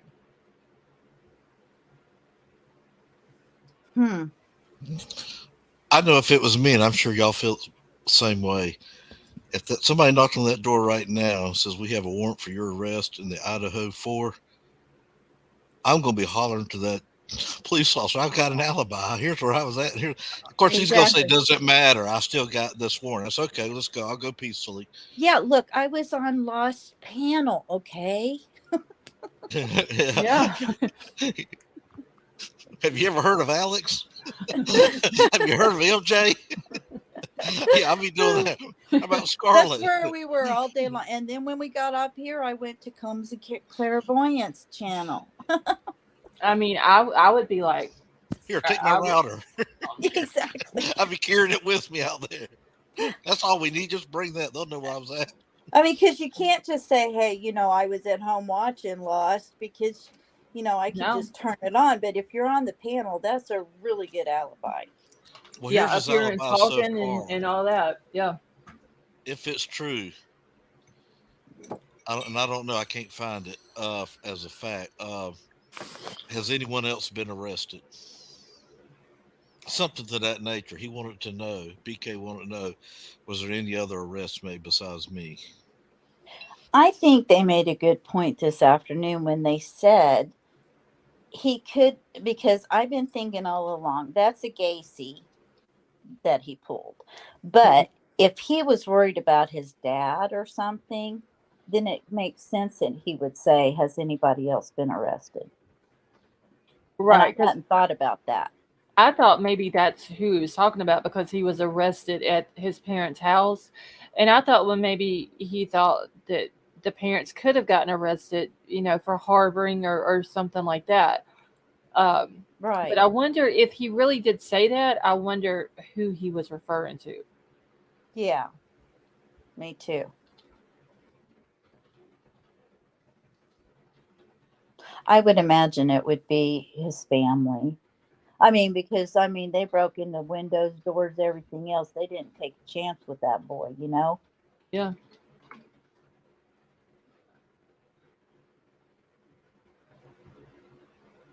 Summer, that's a good question. That letter that said that he wrote to his dad. Was that the same letter that was from Montana or something like that? From Bryan in Montana, I think is what it said.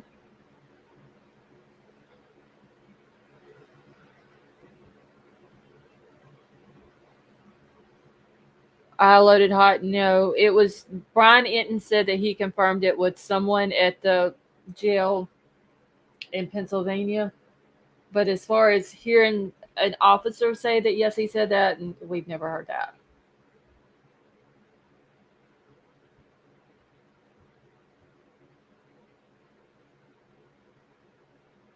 Kim, I get like that too, honey.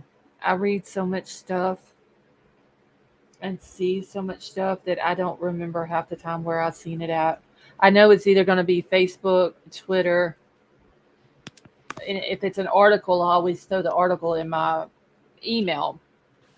But there's so much out there.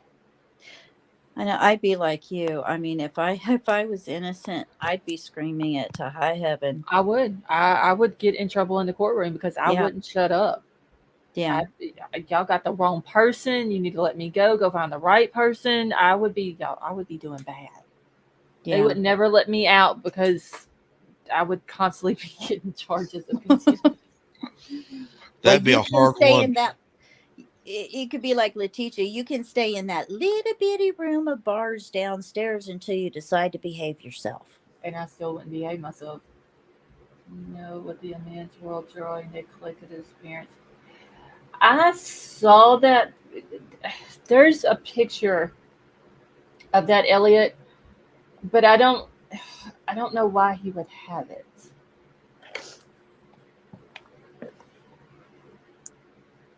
It's kind of an odd drawing, I think. PA with his dead assumption being Bryan. Gina Marie, I think a lot of people think that possibly could have happened, that Bryan had something to do with that. Let's see. It's crazy how we all see the same footage and can see different things for positive and negative.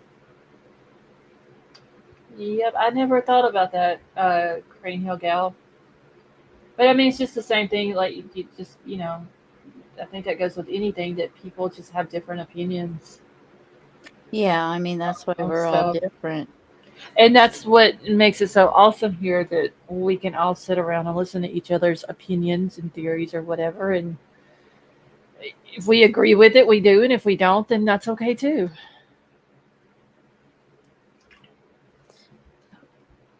Tonka said, I think Bryan is involved, but he doesn't think he committed the murders. I still think somebody was involved with him. I think it's more than just him.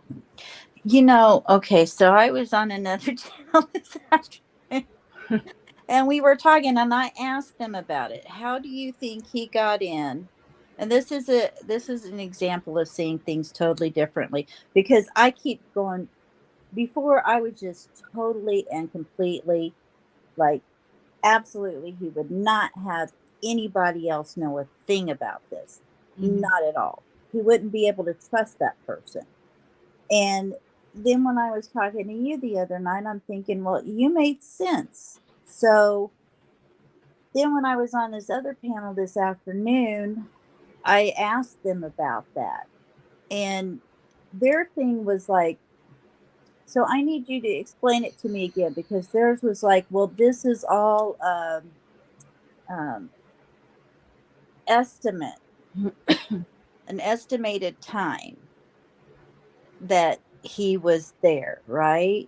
So, because I was like, could he have gotten in the house at 4:05 if he got there in his car at 4 after?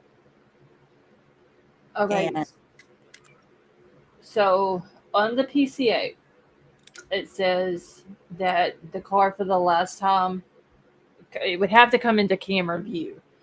It goes up to, and it went in and out, right? Well, it went up to the apartment buildings next to the house, turns around. This is starting at 4:04. It turns around. It drives back in front of the house. It stops. It tries to turn around, almost like it was trying to park in front of the house. It then goes down to the corner, the end of the street, makes a 3-point turn, comes back up in front of the house, and goes, I'm guessing, around to the back where that beside the house where that little parking area is back there in the back. Right. Okay, so if it comes into camera view at 4:04 and goes up to the apartment building, turns around, comes down, tries to park and turn around in front of the house, does 3-point turn, that's going to take more than a minute. Right. And then come back up and go park. So let's just say it took a minute and a half. So you're looking at 4:05 and 30 seconds. Then however long it took him to get out of the car, sneak down to the house, make sure nobody was watching him, and sneak into the house, you're looking at another at least minute. So you're at 4:06 and 30 seconds at that time. Okay, getting so into the house. Where are you getting the fact that he was definitely in there at 4:05? I never said definitely at 4:05. They're saying 405, right? It was never said on the PCA 405. Okay. Gotcha. It says in the PCA that based off of Dylan and Bethany's statements and the download of their phones, that they believe that the homicides happened between 4 o'clock and 4:25. Now, it makes sense, the 4 o'clock part of it, because Xana got the DoorDash at 4 o'clock. Right. But I don't understand, if they seen the car leaving at 4:20 on the camera for the last time at a high rate of speed, where's that extra 5 minutes coming in? Is that because Dylan and Bethany were possibly talking to each other until 4:25? So that's why they know for sure that he wasn't in the house anymore at that time? Or what? Right. It's just that extra 5 minutes isn't, it's not making any sense. And once they come out and they tell everything, it could possibly make sense. Right.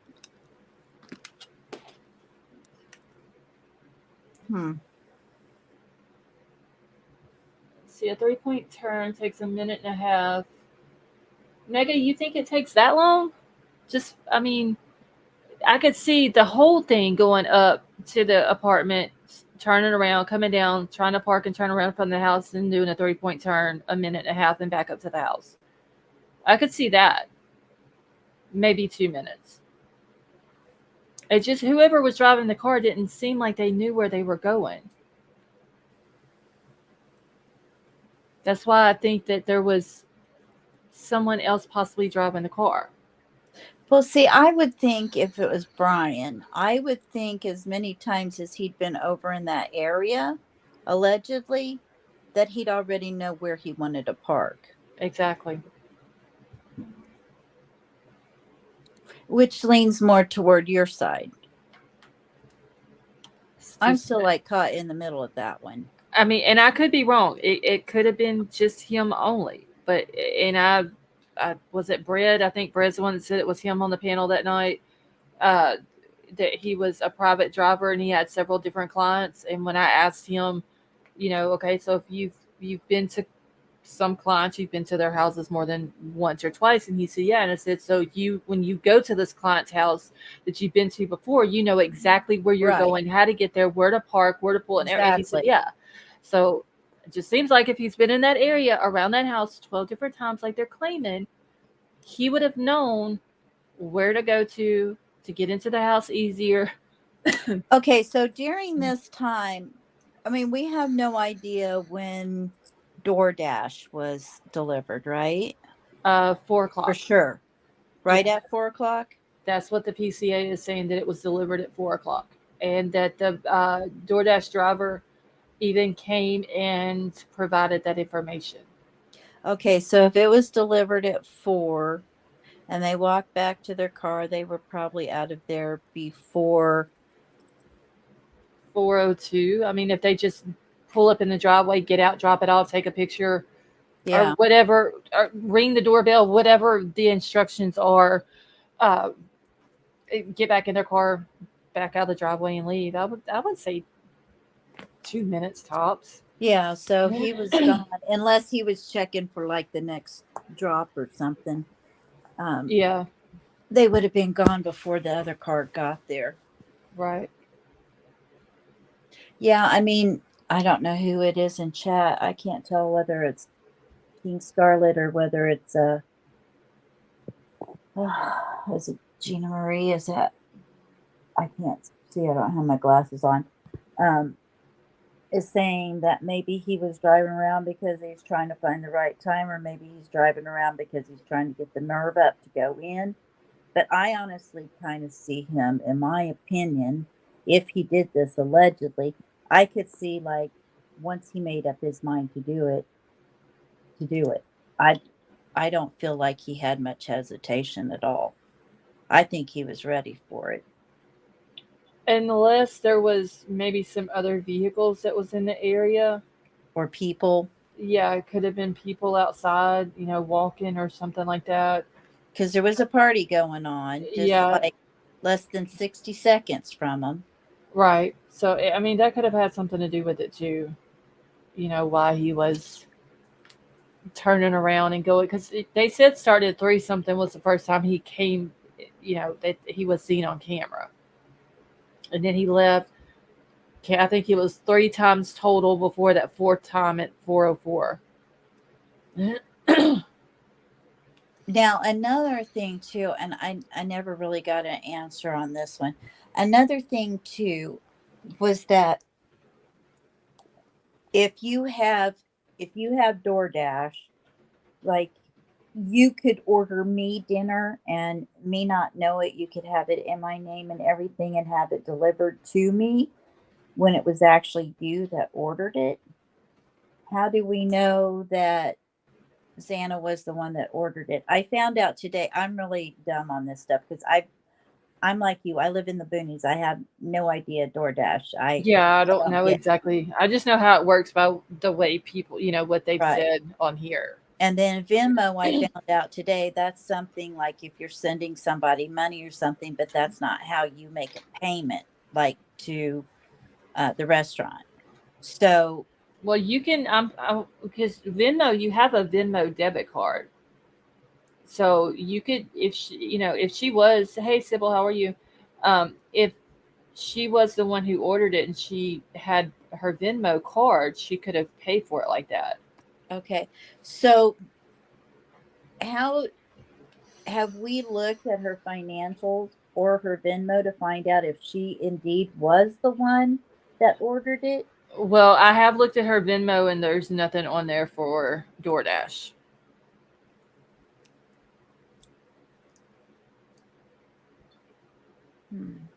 So if she is the one that ordered it, then she would have had to have had a credit card or a different debit card or something like that. The DoorDash is set up by your card that you have in the system. Well, let me ask you this. When you do DoorDash, you have to sign in and log in with a name and password, right? Somebody in chat would have to answer that because honestly, I don't know how it wouldn't show up on Venmo even if it was the card. Why not, Jamie?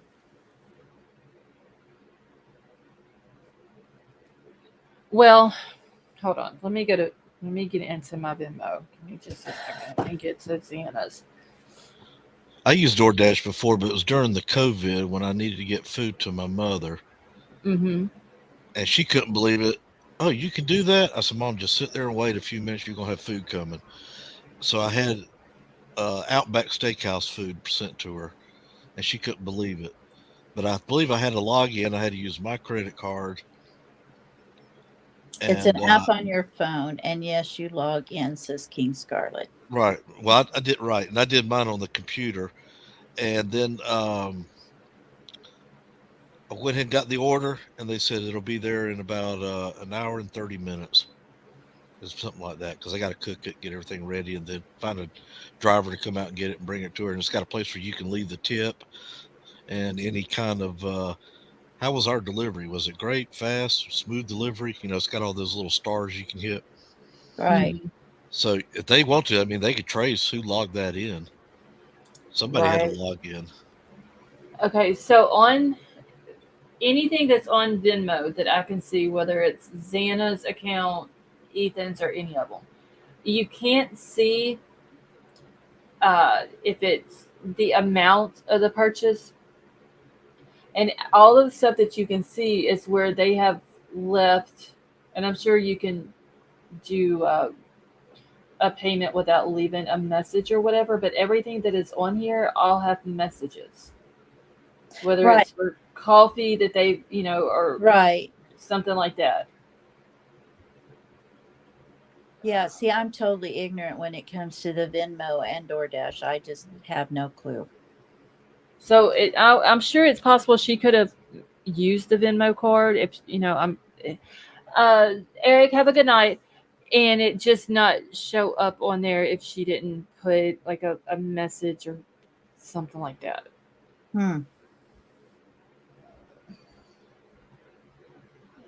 Okay, so, and if you are the was that the same thing Debbie Collier used for her daughter? Venmo? Yeah. It looks like that's the first time I'd ever heard of Venmo. I want to say yes. That case still bothers me. Because it seems like, let me see. Because it seems like wasn't the Venmo account in the husband's name?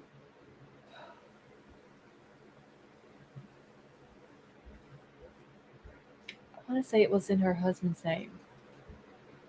Yeah, I don't know, because I was still trying to figure out what Venmo was, and then I finally thought I had it figured out. Apparently, I didn't, because I never questioned it until this one. But yeah, I think that's the first time I heard about it was whenever that case was going on. And that one still drives me nuts. Right. Okay. Thank you, Angie. I want to say that I looked that up because of the message that was sent with the payment to her daughter. Yeah. Yeah, but because she said something to her, right? Wasn't it? They're not going to let me go or something like that. The key is under the blue flower pot or something like that. Yeah. Right.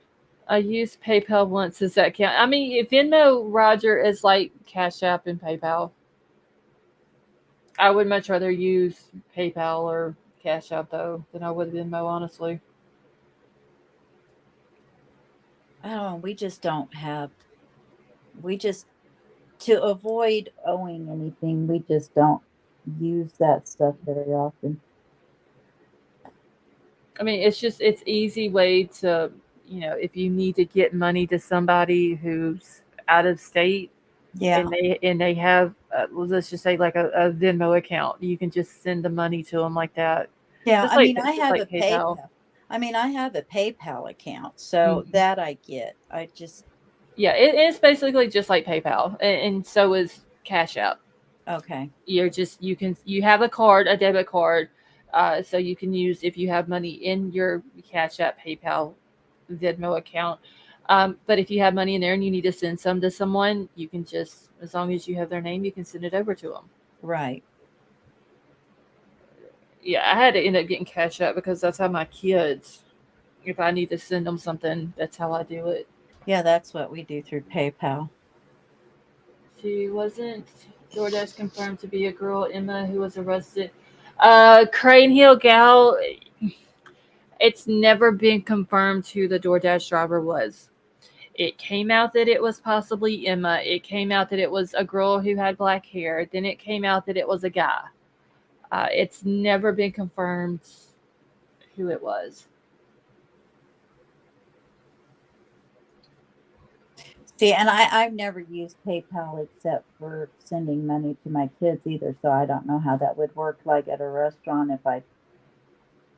Well, I mean, if you have the debit card, the PayPal debit card, you just use it like you would a debit card from your bank, as long as you have money in your PayPal account. Right. Yep. And see, that's what mine's set up with. It's just a debit card that we only put money on. My husband puts money on there for me when I get my allowance. Yeah, you could go. I hate saying it that way. It's not that I'm set on allowance. I mean, he's a sweetheart, but whenever he's going to put some money on there, it goes Right. to debit card. So then when I buy stuff, I don't have to worry if somebody's hacked into our card because it's a debit card and they can't get anything, Right. Yep. Because I mean, like here, I'm pretty sure this is anywhere like the Dollar Generals here. You can go in and load money on a Cash App or your PayPal card. And just, I think it's like $3-4 or something like that. And as long as you have the cash in hand, you just give it to them and they can load it onto your card for you. Cool. Scarlett, PayPal owns Venmo. It works the same way, Jamie says. Yes. I just like PayPal, and like Venmo is cool, like with these cases and stuff like that, to look up, other people's stuff, like, that's involved in the cases. But I'd much rather use PayPal or Cash App. Did you see King's about the PCA and it's saying Bryan ordered it? What? Wait. The PCA says Bryan ordered it? Did you see? Wait, Sally Mae, you talking about King Scarlet? Did I see King's about the PCA and it's saying Bryan ordered it? Hold on. Let me see if King Scarlet said that. King Scarlet does Apple Cash. I don't do Apple products. I do, but I don't use Apple Cash. Okay, I don't know what Sally Mae.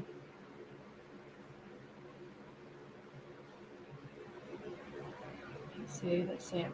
I don't think it says. PCA says Xana received DoorDash, and it Yeah. never said who ordered it. Yeah, it doesn't. It doesn't say. Okay, and King Scarlet says no. PCA said Xana ordered it. Okay. This is why I have to keep going back to the PCA. That way I can put on here word for word what it says. Okay, let me find it because I believe this is like the first or second page. Calls. Crane Hill Gal, thank you so much for gifting that membership. That was very nice of you. Okay, let me find it real quick. Where it is. Now King Scarlet's saying, sorry, Jamie might be right. Okay, I'm trying out this thing that Big Al told me. I don't know why it keeps beeping in my headset. Wait, why? Now, see, I put in DoorDash. Why is it not finding DoorDash on the PCA? Here we go. Okay, so let me pull it up real quick. I think it has to be exactly the way it was put on there. Yeah, I had a space in between them. Okay, so it says DM and BF both made statements during interviews that indicated that the occupants of the King Road residence were at home by 2 a.m. and asleep, or at least in their rooms by approximately 4. This was with the exception of Kernodle, who received a DoorDash order at the residence at approximately 4 a.m. Law enforcement identified the DoorDash delivery driver who reported this information. And that is the only place that it mentions the DoorDash. Unless it mentions it somewhere else, and I just got to find the highlighted spot. So it doesn't even say that Xana ordered the DoorDash. Just that she got it. That she received it. Right. And that's it. So it's never been proven. I know that it has been speculated that possibly Bryan ordered it for her and had it delivered, but it was never proven or said in the PCA that Bryan ordered it. Now King Scarlet's saying no, Jamie was right. and Jamie, I mean, that's like I said last night, it's the way it's worded that makes it seem like they're trying to say something else throughout this PCA. It's like it's all in secret code or something. Because it seems like if Xana would have ordered it, they'd have been like, okay, well, this is with the exception of Xana or Kernodle, because she had ordered DoorDash and received the delivery at approximately 4 a.m. You know, that would have made sense if she. But it's weird how they put stuff in here. But how would she know it was coming and it was for her if she hadn't ordered it? How would she know to be the one that goes to the door? How would she know it was for her and not somebody else there if she didn't order it? I don't know, because I mean, they obviously put the name of the person that it's for on the bag. Because, you know, we saw the one for Xana, which we still don't know if that Jack in the Box bag was from that night that had Xana's name on it. Right. It very well could be, but we don't know for a fact that it was from the morning of December the 13th. But could whoever it let's just say somebody else ordered it for her. Okay. Could they have put in the instructions, whenever you deliver it, ring the doorbell to let them know that you got it? or that you have delivered it? Could they have put the instructions like that in it? From the way Riddler talks, you could. Where is he? I'm right here. What do you want to know? So if you order, let's just say you order DoorDash for your mom, right? Yes. Okay. When you ordered it for your mama, could you put in the instructions to ring a doorbell or to knock or whatever to let her know that it had been delivered? Okay, that was quite a while back, but I believe I told her to leave it delivered at the front door. Okay. Sally Just Mae's drop it. saying you can. Okay. Yeah. All right. So it's saying in the PCA that she received one. It does not say that she ordered it. It does not say that Bryan ordered it. She very well could have ordered it herself, but let's just say for the sake of things, if Bryan did order it or somebody else did order it, they could have put in the instructions, when you deliver it, drop it at the door and ring the doorbell to let them know that it's there. I even said that it's kind of funny that this car keeps driving back and forth by the house, but for some reason at 4 o'clock when the DoorDash was delivered, this white Elantra was not in the area Right. or on camera. Right. Could Bryan have ordered it and knew that it was going to be delivered at a certain time, so therefore he left the area and maybe it's a distraction? Possibly, but I mean, he could have been out of the camera view, but still being able to see the house to see if somebody comes to the door to see if they're still awake. Right. And it could have been that he ordered it from Xana because he wanted specifically to know Xana was there or not. True. So, I mean, it's just one, and that's the reason why there's so many questions in this case is because of how, they want us to believe the PCA, but the way they got the PCA worded, it makes people question it. Yeah, it does. You know, and we're by no means saying that this is facts that Bryan ordered it, but you know, it just it makes you questions it. Yeah, Betty Jo says, "Would you eat a DoorDash that was delivered and you didn't know?" No, I wouldn't. Nope. I wouldn't eat. Nobody said she ate. Nobody said she ate it. No, we don't. That's what I'm saying. We don't know if that was even the bag from that morning or what she did with the food or anything like that. The PCA does not say Xana ordered it. It didn't say anybody ordered it. No, Roger. It just says that she received the DoorDash. See, how did they even know about Grubhub was ordered if it wasn't done directly from one of the victims? The Grubhub, you talking about the Grub truck, Elliot? Or are you talking about DoorDash?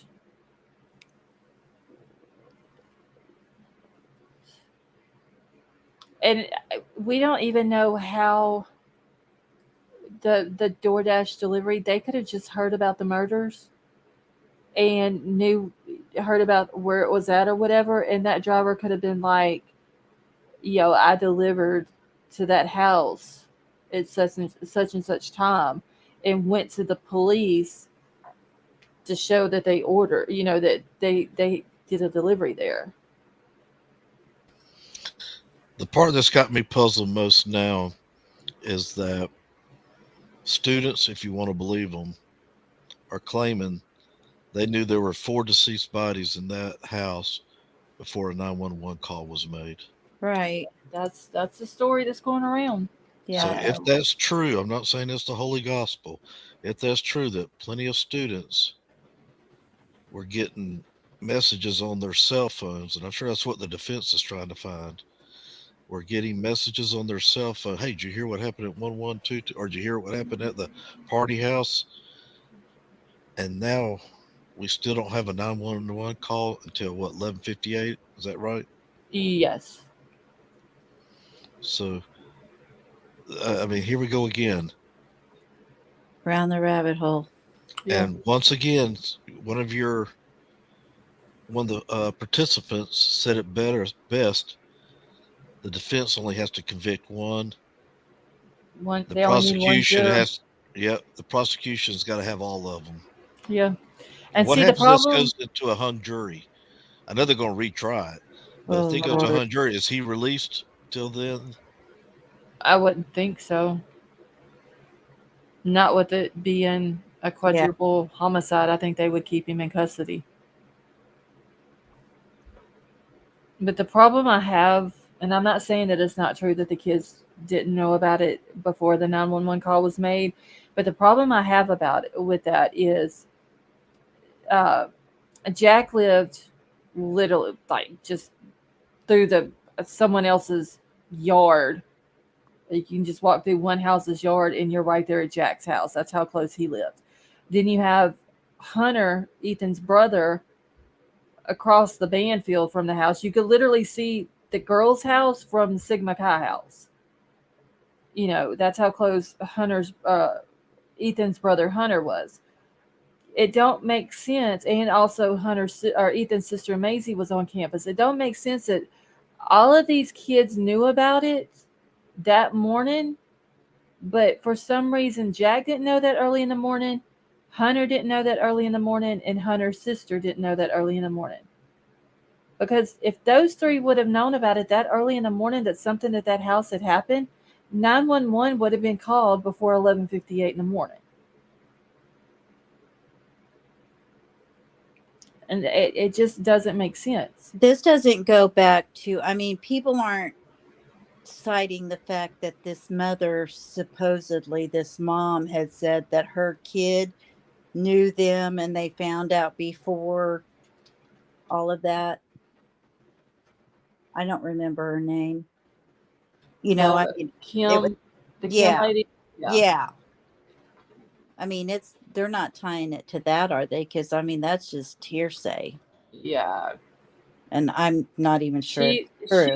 She's one of the people who have came out and said, I want to say she's the one who started it, but I could be wrong.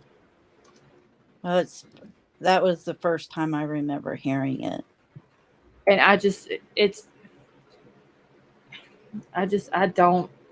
that's why I have a hard time believing it. And it could be true. There could have been all of these Snapchat conversations going on that early in the morning about what had happened. But it seems like out of all of these kids that heard about it, somebody would have told Ethan's brother and sister, and they would have told Jack Decor that early in the morning. Hey, did you hear what happened to Ethan? Yo, did y'all hear what happened to Kaylee and them over at the house? And for sure, those three would have called 911 first thing. Yeah, I would think so.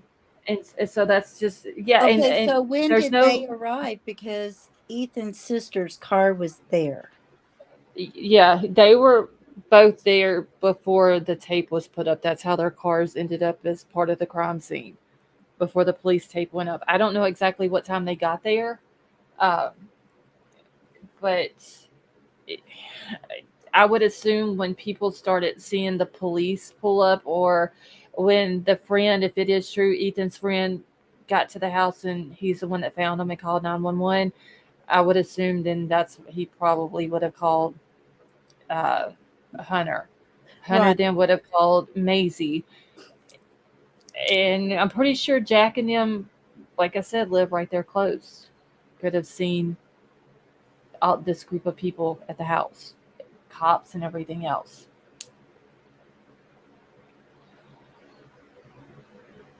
And yeah, Fry did say that the friends were summoned before the cops, but he never says what time they got to the house. Or not that I've seen anyway. Kaylee's brother also went there. Freya, where did you see that at? That Kaylee's brother went? Yeah. See, she changes because she's on YouTube putting up false information about the kids. Betty Jo, who are you talking about? I was just trying to find when the kids, when his brother and sister knew, because I had thought I remembered when they were like, people had told them pretty quickly about it, but I could be wrong. I'm not sure where to look on that. Your mom changes her name. Oh, okay, Betty Jo, I know who you're talking about. Yeah, I don't see Hunter and Maisie getting there that early in the morning and not the 911 call not No, being I made at think that time. It's yeah, I just think it doesn't was make right sense. around when the 911 call was made. Oh gosh, no wonder why I'm hurting. It's going to storm. Oh yes, Freya, I do remember her saying that Yeah, about Kaylee's brother yeah. graduating. I mean, if they're getting their information from her, I wouldn't bet my life on it Uh, unless you hear it in court. right. And I mean that's why I don't talk a whole lot about what she said because Yeah, it me just either. it could be true. It's just hard for me to believe that all of these kids knew, but just right basic. Jack D lived across the street. You might as well say, and Hunter was across the street, and for some reason they didn't know about it that early. Well, it's hard for me to believe, even if they did.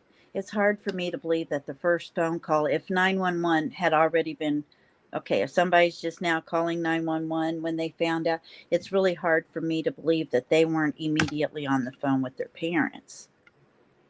Yeah, it's just I don't know. What I'm trying to figure out, I know he doesn't have to explain it, why that day, why those females, and why that house? Okay, I might be crazy, but it won't be the first time. I kind of think that the reason it was that day is because I think it might be a different car, but I think he saw Kaylee go into the house and he knew she was there. That's why I think that is why he picked that day.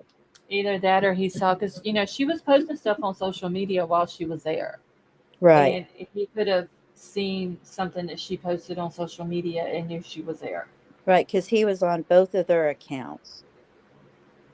He had, what, 3 accounts that were following them, but only one account was following them.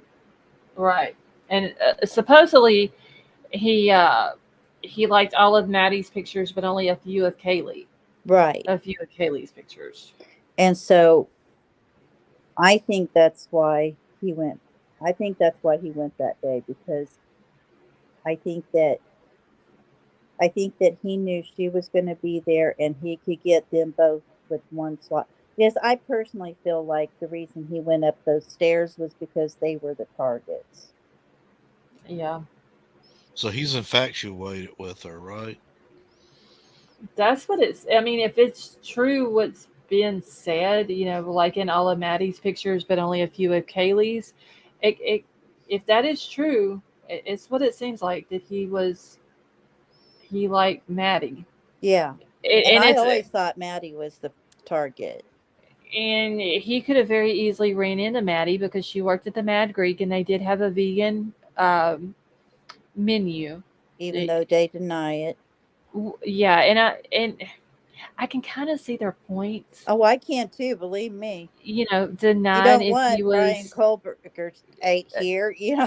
well. Yeah, I mean, I get it because, and honestly, if Okay, the it's man getting went there really, Scarlett, it's getting really bad here. So if you lose me, it's for because the I'm weather, gone. Yeah. okay.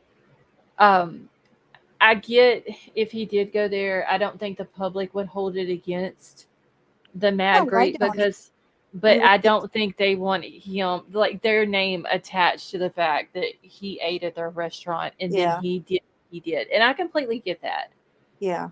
I mean, unless it's years later and you want to put, like Billy the Kid ate here or something. Yeah, which I But don't I don't think they would do that either, especially after they've come out and been like he never ate here. right, and But I I don't get blame. yeah I don't either. I get How are you going to completely stop somebody before the fact eating at your restaurant? I mean, yeah. Really not sure, but I All mean right, I so don't we know. got part of the puzzle. Let's go with that. So that's his. That's the girl he's infatuated with. So why did he pick that night? Was it 'Cause because the football game and everybody's partying, and this will be the most easiest time to go because now everybody's going to be passed out? yeah, they're going to be probably, somewhat impaired. And he probably found out on Kaylee's media that she was going to be there. So that's why that night. Maybe he was holding out for that long, hoping that maybe she would come back for the I game. I wonder though, out of the 12 times that they said that he was in the area, did he go? Because they said it was like late at night or early in the morning times. I wonder if those other times he went during the time that they were having a party or had people at the house. And so he didn't take the chance. And then it just so happens that this night he goes to think maybe there possibly could be a party, um, but it just so happens that there wasn't a party and there was nobody there. I wonder if that could have But been. I mean, and that if you think about it, if what people are saying that could be in the happened in the chat. Hey, Brad, how are you? Um, he was driving back and forth trying to get the courage up to do it. Maybe he wasn't fully ready to go in that night because he thought maybe there was a party going on that night. yeah, that And could be. once he got there, he's like, "Oh shit, there's no party. There's nobody there. It's just their vehicles. Tonight's the night." And then he kind of had to pump himself up to it. I mean, could that be a possibility? I mean, I, anything I could be can a buy that. possibility. Yeah, I can buy that. Okay, now I got a better idea. He's infatuated with one of the blondes. And who was it? Maddie? Maddie. Maddie and Kaylee were the two blondes, yeah. Right, so Maddie would be the one he's infatuated with. That's what a lot of people If the seem to likes, think. you go by the likes on the pictures, yeah. Okay, but now let's go back to the other side. He didn't have to go up them steps. Now that has a lot of meanings. I could put 3 or 4 things into there. Yeah. Mhm. I mean, because some people could take it that Ethan and Xana were the targets, so that's the reason why he didn't have to go up the steps. Right, that's one. The other one is he didn't have to break into that house. Yeah, like he didn't have to do it at all. Right. Yeah. Right. I mean, don't they have pretty girls over at Washington State? I mean, I would think so. I would know so. Yeah, if you work out, I'm sure you would know. So Let's see. sheath found underneath Maddie. Yeah, the sheath was found underneath Maddie. That's why I think Maddie was the first. Well, the PCA states that it was found on the right side of her, but some people are saying under her. I mean, hell, at one time it was found under Ethan, was the rumor, but that was, of course, before Bryan was arrested. They were Right. saying that it was found under Ethan, I'd never heard that. I always heard it was Maddie. but it does state in the PCA that it was found on the right side of Maddie Mogan's body. Right. Let's see. He said that the shopping was better in Moscow, and Jamie, I did hear that too. That somebody said that he told him that. And this is okay. So this is why I think that Maddie was the first. That's a big reason why. Because if he had it in his hand, he's gonna lay it down next to her while he does his thing.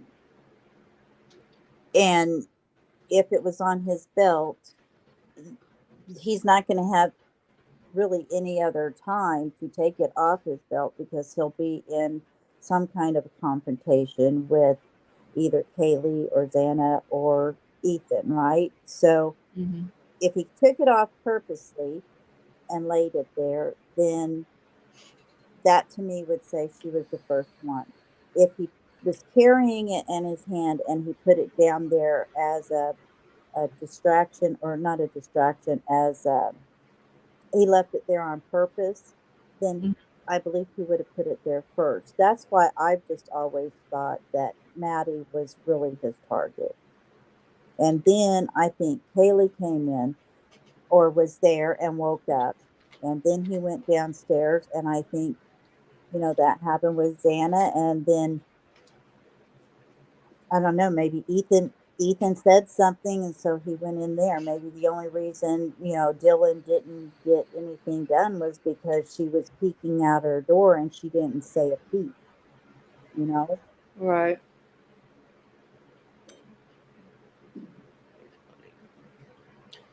Let's see. Betty Jo says, I believe that he dropped it and didn't know he dropped it until the next morning when he went back to the scene of the crime and was trying to figure out if he could get in the house to get it. Either way, it would still say to me that she was the first one.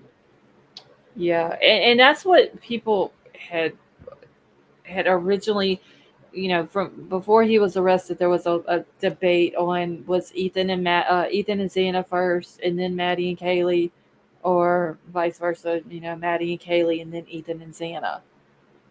Well, I mean, if you're thinking that way, if he was on the second floor first and it was on his belt, and then he went upstairs and he did what he did, and when he was done with them, took it off and laid it down there or whatever. I mean, yeah. Yeah, I mean, it's hopefully all of that will come out just to squash rumors, like exactly where the knife she was found, because I know it does say in the PCA it was found on the right side of Maddie's body, uh, and somebody had posted, could it have been partially under her body, under her leg, or whatever. Right. So hopefully once that comes out in the trial, like it'll get rid of a lot of rumors and a lot of questions. Yeah. Yeah, see, he's not very smart if he didn't have that sheath. I mean, even when I go out in the woods, I got 2 different ways you got to tear that sheath off of me. Exactly. My husband's the same way. But see, that's where I wonder if he had on like a pair of coveralls or something like that. Yeah, well, I mean, so if he had it in the coveralls, I mean, I guess it could have fallen out. But so if he had it in a belt under coveralls, there's no way that didn't go there on purpose. If he had it in one of the pants pockets or he was carrying it in his hand, I don't think, if they was second floor first, I don't think he would have been carrying it in his hands. Otherwise, I think he would have dropped it then. But I don't know. It's your brain goes around and around the circles that you just like, oh my goodness. Yep. And sometimes my brain goes faster than my mouth. If he's wearing coveralls, anybody who has been hunting or just worked outside in cold weather and has wore the coveralls, that they're super thick. It would have been a very easy way to keep someone from scratching your legs or you getting cut on your arm or something like that. But then I just start thinking, okay, did he have on these thick coveralls? One, possibly to soak up stuff. Right. And then you can very easily take them off and get rid of them. And you don't have to worry about it being on your clothes. Did he, because it was cold that night, did he wear the coveralls because somebody possibly dropped him off at 30-something in the morning? And he was sitting out behind the house outside watching these girls through sliding glass doors. Right. And see, I feel like he's done that before. I feel like Probably. he's sat there and watched him before. And I know why he wore black. The only problem with most of those coveralls, or like if you're wearing like the pants that come up over in the jacket, most of them are usually weather resistant. Mm-hmm. So like water or something's going to really kind of not absorb into it as much because of the material. Now, I know that there is, and the only reason why I know this is because I've had to wear them when we would hunt during the wintertime. There are some that if it rains, it's going to soak that rain up. And then you're going to freeze your ass off. Huh. My husband never buys those. Thank you. But there are some that are waterproof that you can get. Right. And then some of them too, whether they're waterproof or not, some of them actually have like you have the outside layer and then you have an inner layer like made of a tent kind of material where you can pull it down over your boots. Right. So if that's the case, I mean, that's what I pictured him wearing. And if that's the case, that means that I'm getting ready to get booted, I think. If that's the case, then he wouldn't have had any marks on his leg, I don't think. Right. Okay. Don't dive. It's saying that your device is not connected. So you may have to drop completely out of StreamYard and then grab the link again. I'm probably going to have to do that in a minute. Yeah, you never want to wear cotton when you're out hunting and it's No. going to rain on you. No. You're going to weigh about 5 pounds more carrying. For sure. Besides, Like I said, you're don't going get wet. to be cold as well. And I'm like you, Scarlett. You want to wear water resistance. Absolutely. Your attire. Yep. But yeah, I always hook a paracord up to my. I'll find somewhere to hook it up onto my sheath, and then I'll tie that off to like a belt loop. Right. See, that's Right. what my husband does. Right. So if 'cause I he don't want happens to lose it with the gloves on, he can find it. Don't dive. How are you? Hey, I'm at. Hi, how y'all doing? Hello. Good. Oh, my phone keeps And cutting out. I'm sorry. Yeah, you're breaking up a little bit. Okay, hold on a minute. I'm gonna I'll come right back if I get kicked out. Okay, that's fine. Well, I got about 2 minutes before I'm going to find out if I'm going to get kicked off or not. If I do this time, it's not the weather. It's my internet. When it's like clockwork every single night. Yeah, like at 30-something my time. It's when it's it's like or right after 3 o'clock my time. Yeah, it's like Scarlett. 3:04, 3:06. Scarlett, I hate it. Why you got the PCA up? 4:05 is when he enters the house, right? It doesn't say what time he enters the house, just that they caught him on camera at 4:04. Okay, where did we get the 4:05? Where's not just here? Where's everybody gotten the 4:05? I don't know because there's no 4:05 in this PCA. Hold on, let me look just to make sure. There's no 4:05 anywhere in it listed. Okay, am I here? Yeah, we can hear you're breaking up just a little bit, but it's not as bad. Okay. Well, I have a wait a minute. I think I'm echoing. You got to turn the one on your computer or wherever off. Wait, we got 2 of you backstage. Oh my God. Okay, let me kick the other one. Just stay on that one. Cloned. Maybe that's a clone. I could use a clone. Ed Lady V, be careful what you ask for on YouTube. Well, not in here. Just in real life. Okay, so King Scarlett said 4:06 based on her calculations yesterday. But remember when she came up on panel, and why does it keep? Right. Why is there a don't dive keeps popping up? And I don't know. That's okay. weird. Well, I kicked him again. Okay.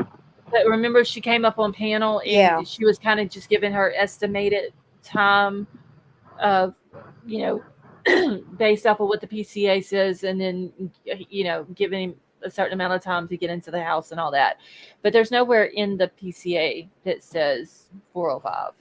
I think where it originated was I think we were trying to give him absolutely as much time as possible to have done this. Right. Tonka, in the PCA, it says that they caught his car at 4:04 on surveillance. So what time are they saying the evil deeds were done? Between 4 and 4:25. Right. Hey, I have a question. Okay. Y'all make me understand, okay? Because this right here, I cannot figure this out. Okay, they said that night sheet was on the right side of Maddie. Mhm. That's what it's in the PCA? Yes. Okay. And the only DNA that they have of Bryan Kohberger so far that we know of is the touch DNA. Okay. It doesn't, and I've got it up already. I'm gonna pull it up. It doesn't say touch DNA. It just says, and it's this paragraph right here. It only says the Idaho State Lab later located a single source of male DNA left Okay. on the button snap of the knife sheath. Okay. In that same paragraph, it says it was found on the bed next to Mogan's right side when viewed from the door. Okay. Why? Okay, with the scene like it was, and from the picture that I saw that was outside of the house when they were taking the mattresses out, putting them in the back of the truck, you could see that there was, it was plain to see, you could see the blood on the mattresses, both of them. Right. Okay. There was only on the button of the knife sheet. Why not no blood? If there is, they just didn't put it in the PCA. But why not though? They're gonna put one. I mean, it seems like if they would have put that, and I said the same thing with the footprint, it seems like it would have helped more in order to obtain the arrest warrant. But they only put just the bare minimum that they had to put in order to get the arrest warrant, and that was it. Yeah, PCA is nothing but a summary. Yeah, they don't have to get a give warrant. everything that they found. Now, if they would have taken this PCA and took it to the judge, and the judge would have been like, "That's not enough evidence," they could have went back and added more to it. But all they're going to put is the bare minimum to get the PCA. But then what they said in the Alex Murdaugh trial, that because they had talked about it was something that was with one of the guns, or it was the steering wheel, something like that. They said the prosecutor in that case said blood DNA is way more important. In other words, more it's way better. It's more important than any other type of source of DNA. If you've got the blood DNA, that's very important.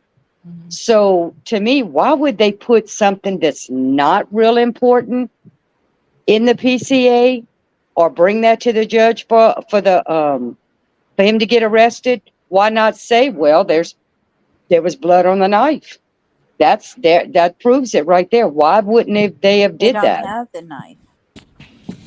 Not the knife. I'm talking about the sheath. I'm talking about the sheath. Yeah, I don't know. I mean, that makes sense, but because that's what that prosecutor said in the Alex Murdaugh trial.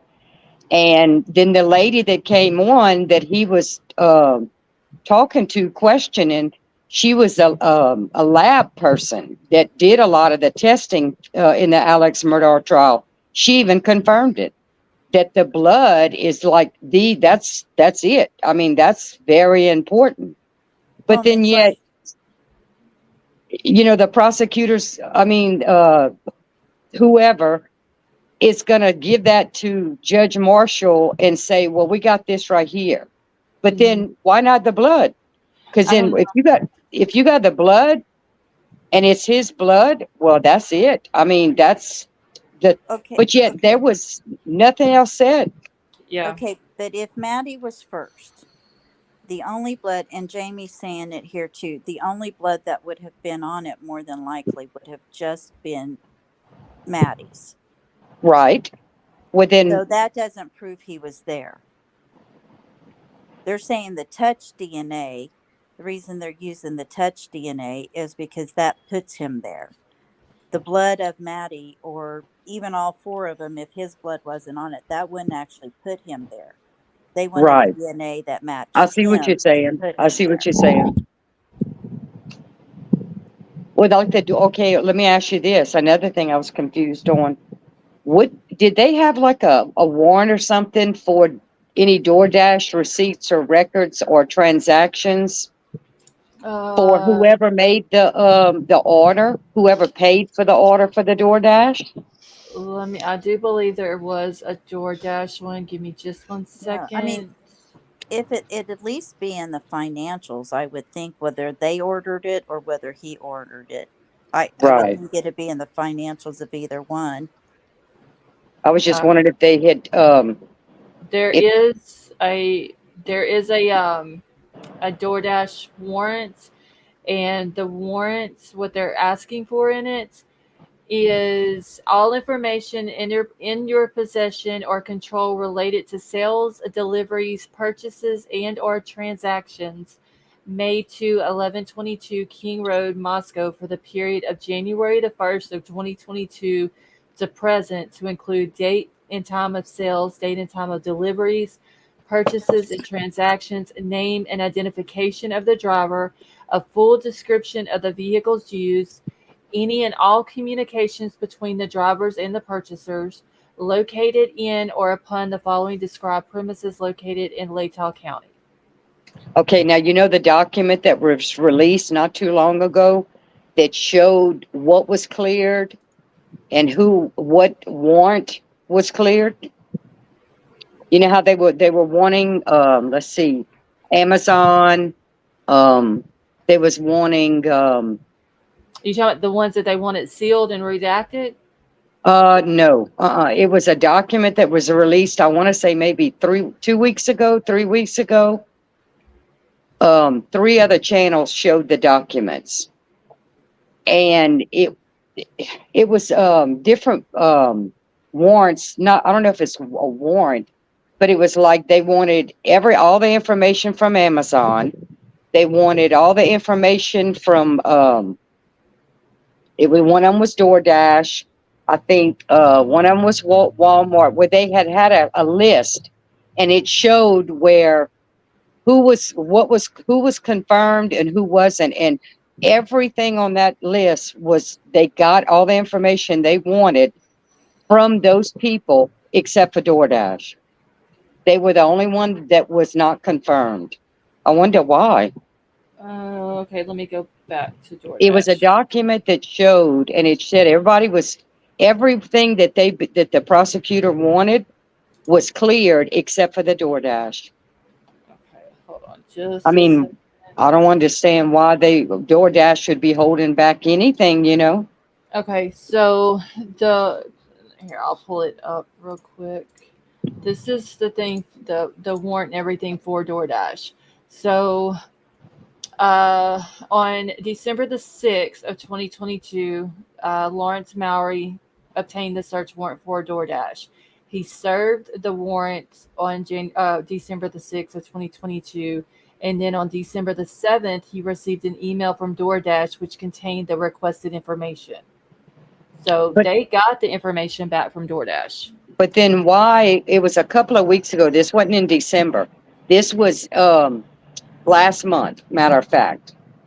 They had gotten, it was a list, and it had where everyone was checked off. Amazon, I think there was a Walmart, there was another website with different knives, I think AT&T, and they had gotten all the information they wanted, whatever records, orders, whatever, but they never got anything, the box that showed, because matter of fact, I want to say it was Ashley Banfield was showing it also, and they didn't get anything yet. So why they're saying that in December that they got what they wanted, when just last month they got this document back and it said that box was not checked. Okay, let me see if I can find it. Was like recently, Scarlett. It was recently. Well, Scarlett, while you're looking that up, I'm going to correct myself.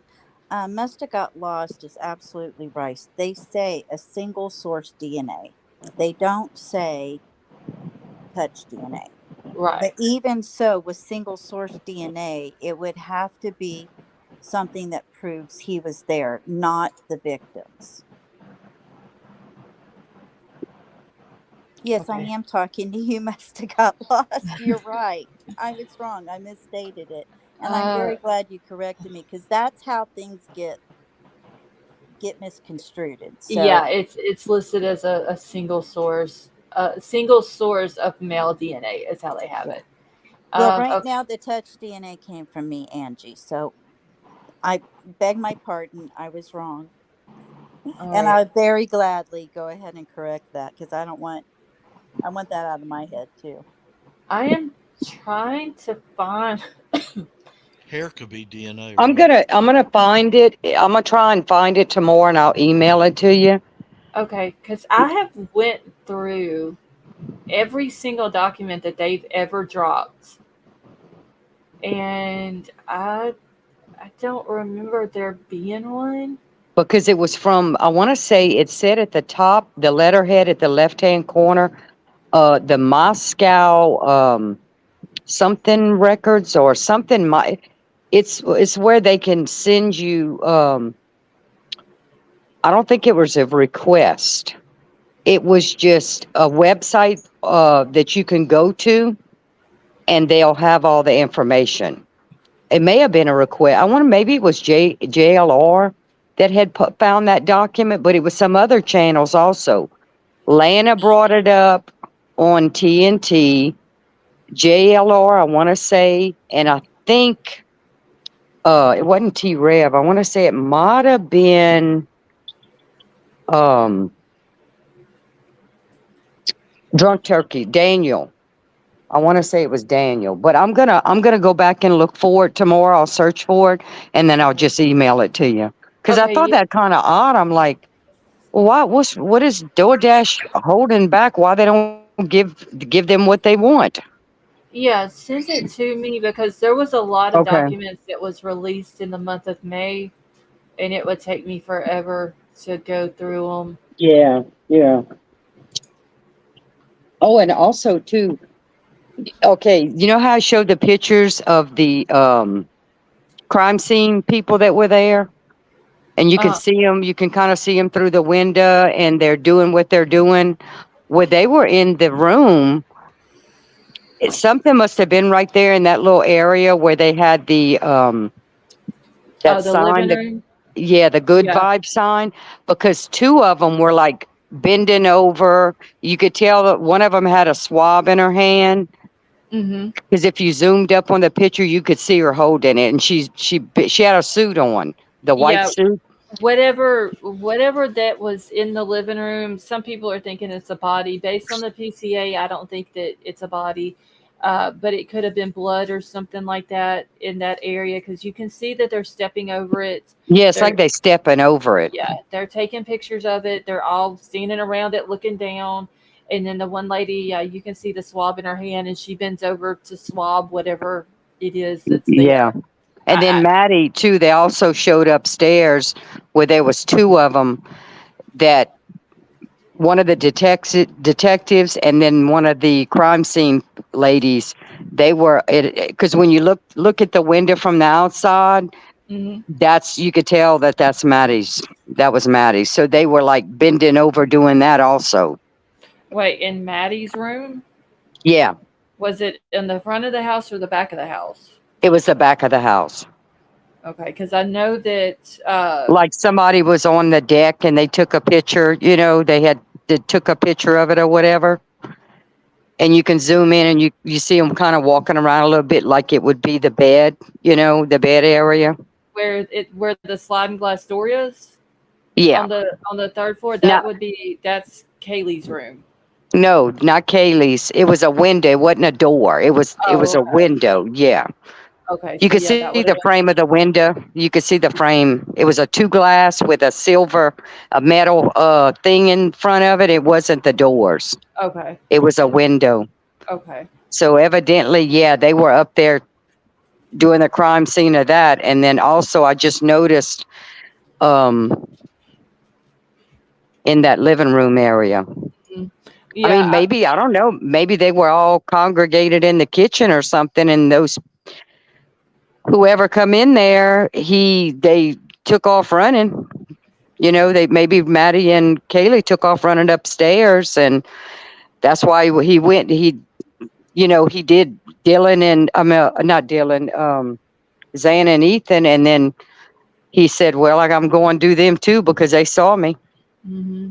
I mean, yeah, I mean, something could have started, and I even said that with in regards to like Ethan and Xana, something could have started in the living room and ended up in Xana's room, because Mr. Gonzalez did say that there was a hell of a fight on that second floor, and so it could be blood. It could be a shoe print that they could have found. It could have been anything in that living room. Some people are thinking it's a body because they're stepping over it, but based off the PCA, I don't think it was a body. Yeah, it might have just been blood, or footprints. Yeah.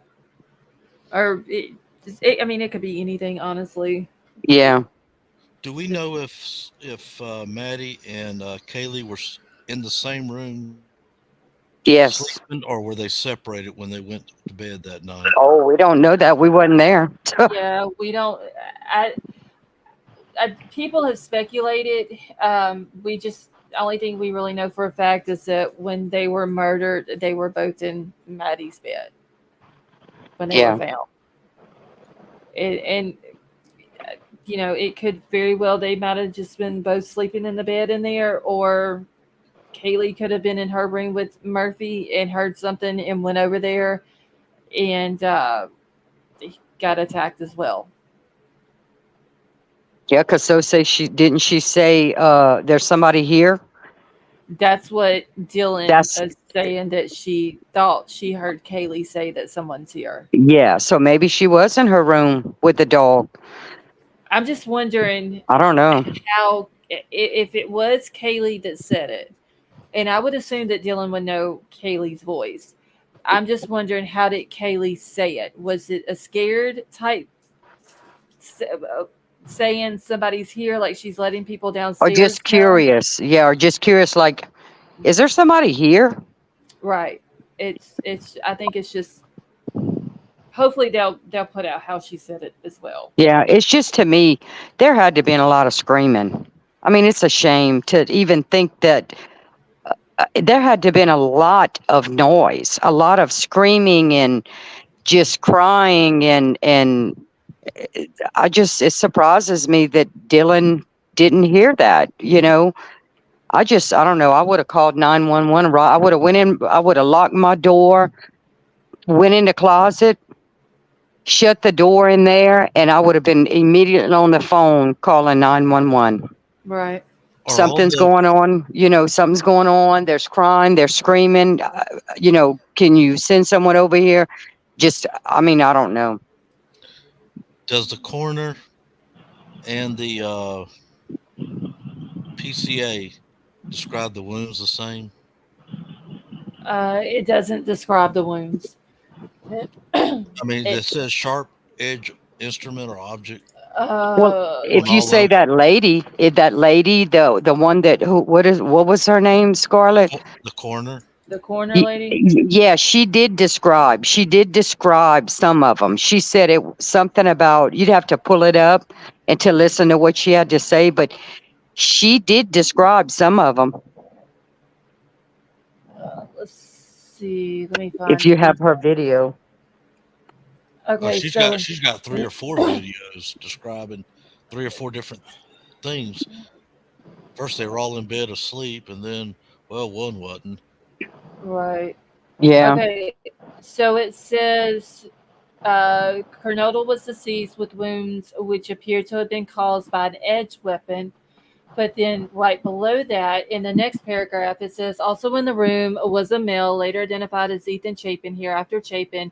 Chapin was deceased with wounds later determined. The autopsy report provided by the Spokane medical examiner, which they had redacted, the autopsy and everything, to be caused by sharp force injuries.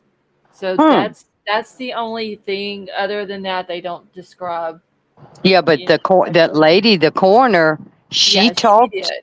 Yeah. Yeah, she did, and she actually told Mr. Gonzalez a couple of different things about the wounds on Kaylee and Maddie. But as far as the PCA, that's all it says. Right, yeah. It's almost like the PCA was a little different than what that coroner lady said. Right. If you listen to her video and her talking, it was a little bit different. Yeah, but see this one. Now, I'm in, sorry. in, Go ahead. in the PCA, it's coming from the Spokane County Medical Examiner, Okay. saying that it was sharp force injuries regarding Ethan, and then it's coming from Brett Payne, saying that the wounds, which appear to have been caused by an edged weapon. Well, So, I'm not gonna go by pain. You're breaking up a little bit, don't Dov? Oh, did we lose her completely? She'll bounce back in. Yeah. Lady V, are you still here? Yeah, I was just putting stuff in Okay. the dishwasher. So, okay, if we're off of this part of it, and I don't mean that rudely at all, it just got me thinking about something else, and I wondered if anybody had a chance this afternoon to go through and find out what color Blue Star is. I know that Blue Star turns blue and it brightens up the reaction with the blood. But what color is Blue Star when they're just spraying it on there? Is it blue? You mean amino black? Yeah, is that what Blue Star is? I don't know, but it mentions amino black in the PCA. Okay, this is why I'm asking. If you look, and I was on Melissa Jade's this afternoon, and if you look on there, because I don't want anybody to ever think this is my own brain that thought of this. I want to give credit where credit is due. So we were looking on that backsliding door, and they have a picture of a guy there, looked like he's collecting evidence. And it looks like on that slide, there is a blue fluid of some type that is partially covering part of it, but also running down the inside of that track.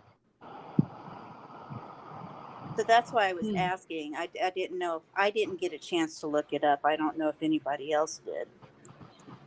So is the amino black, is that the same thing as Blue Star? Or is that That's a good question. I don't know. Or is that the other stuff that I can't remember right this What second? does Blue Star use for? To find blood or fingerprints? Blood. Okay. Okay, so as of June the 10th of 2023, there is no information available on the color of amino black. So it could be blue. Was it bright blue or was it like a? No, it was like kind of like a Walmart bag blue, maybe. Yeah, it could have been. Loaded Hot says Blue Star is clear until the UV light hits it. Well, the one we saw, Lady V and I saw, it's all blue. Yeah, And whatever they used was blue. it almost looks like somebody painted and didn't finish the job.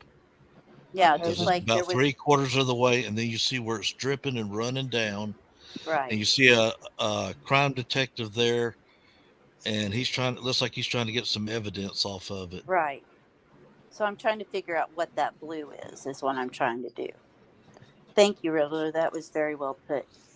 Right. I was there with you. So we follow each other. I know. I don't know where we're going tomorrow, but we're following each other.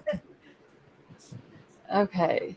So amino black 10B is an amino acid staining azo dye used in biochemical research to stain for total protein on transferred membrane blots, such as the Western blot. It is also used in criminal investigations to detect blood present with latent fingerprints. It stains the proteins in blood a blue-black color.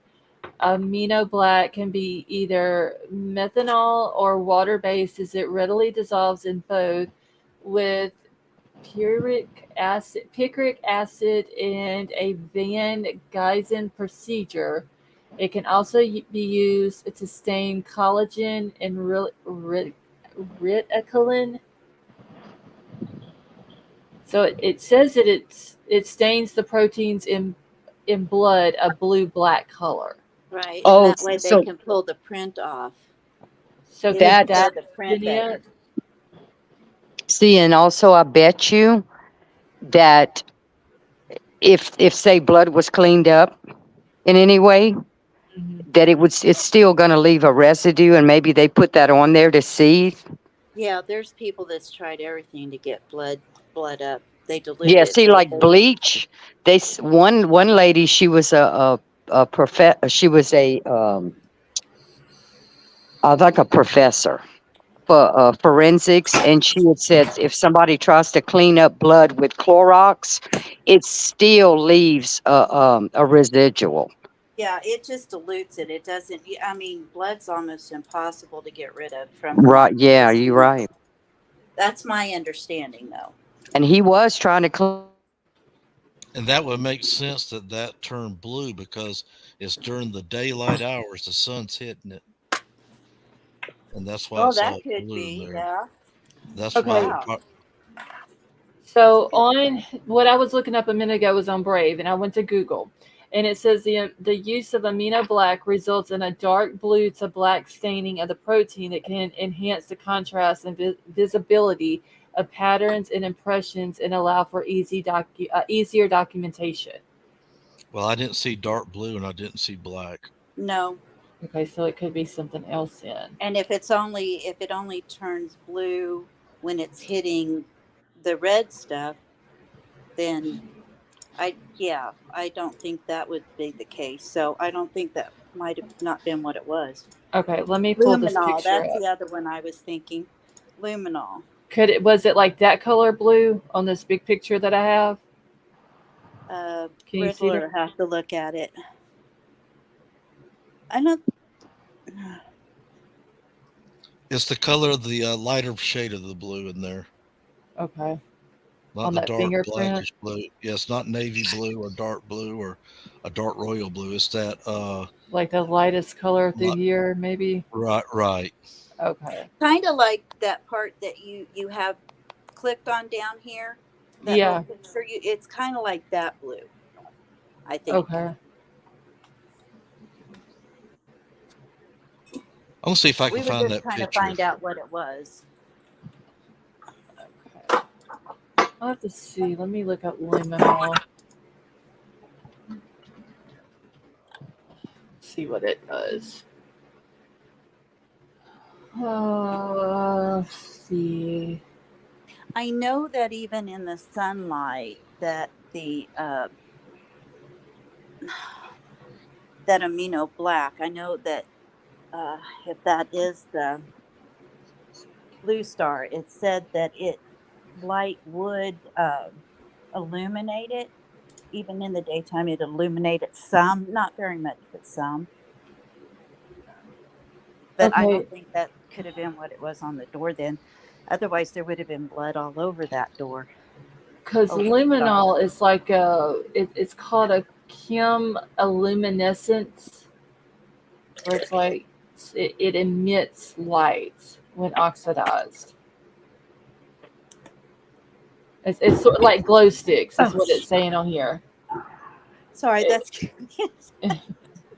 we had lightning hit. Oh well. Okay, Lady V, King Scarlet wants to know, was it in the back doorway? Yeah, it was in that sliding door.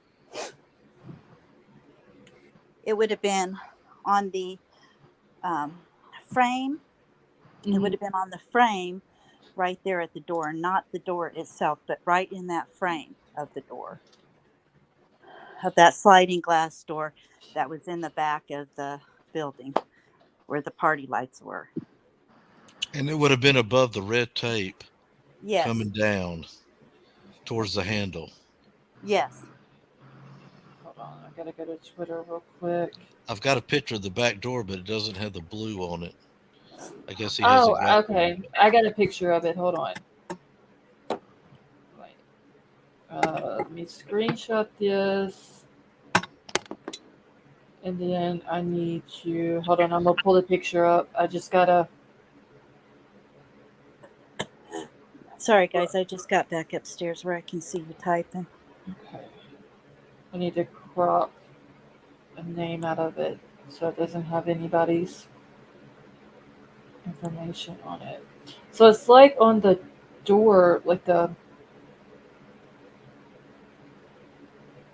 Is that the. I wonder which door this is.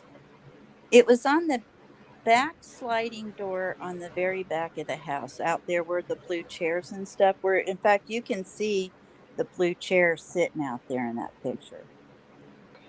Share this to my email. Okay. Hold on, I'll pull it up. Thank you, King Scarlet. Give me just a second. I'm fixing to pull it up. Yeah, loaded. I wanted to say loaded potatoes. I've got a Loaded picture hot. of it. Do you want me to send it to you? I got it right I here. have the picture. Loaded hot. Yeah, they were definitely trying to pull something off of it. Let's We were just see trying to here. figure out if it was the amino black, blue star, or whatever. Dang I'd it. never heard it. I always heard luminol. Yeah, me too, Lady V. I've always heard luminol. And I've heard of amino black before, but I think it was at the beginning of this case. Yeah, that's it right there. Oh, wow. See, it's like the color of a Walmart bag. Right. Okay. Hold on just a second, Gigi. I gotta cut a mic down a little bit for Gigi. Okay.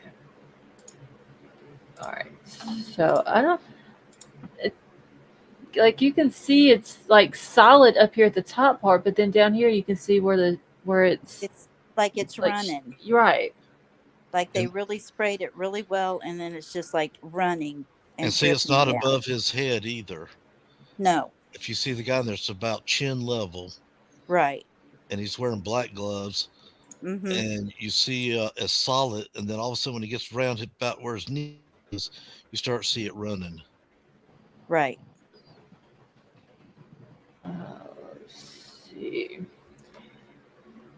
Okay, so Riddler, is this the same picture that you have, or do you have a bigger version of the picture? Oh, I got a way bigger version. Okay, Yeah, send it me. shows his whole body. All right, send me yours, And and you I'll can pull even that one up. see on there where they put like evidence tape of, so if somebody goes in and out, you know how they have to like keep taping it and marking it and stuff, and somebody opens the door and all, Right. how they seal it. Callie, yeah, I'm doing good, thank you.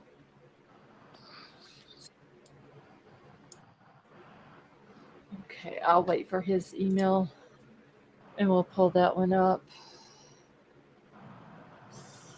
See the top part does look like it's painter's tape loaded hot, but then you can see at the bottom where it's like streaky, like running Right. and stuff.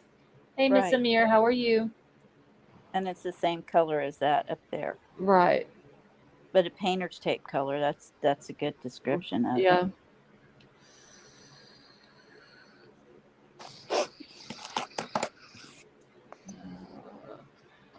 Okay, let's see. All right, so Riddler, just let me know whenever you get it sent. Let me get back into chat. Miss Amir, I'm doing good, thank you. So Elizabeth said liminal. I'm not going to try to pronounce the next word or the next one. Hemastics, hemodient, and blue star are all used as presumptive tests for blood. Okay. Is that leukomacillate? Macillate? I'm probably not going to, I'm not even going to attempt to pronounce it. It's 3:40 in the morning. I think you did a good job. My math don't work very good after midnight, and pronouncing big, huge words, I can't tell either.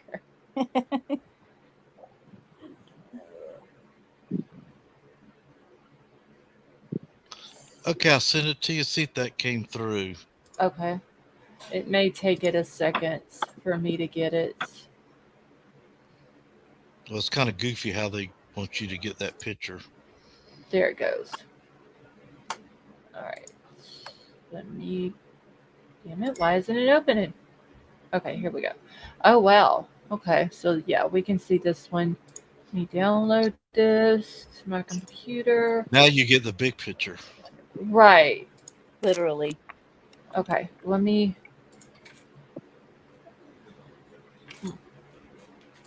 Oh wait, that's the wrong one. Here we go.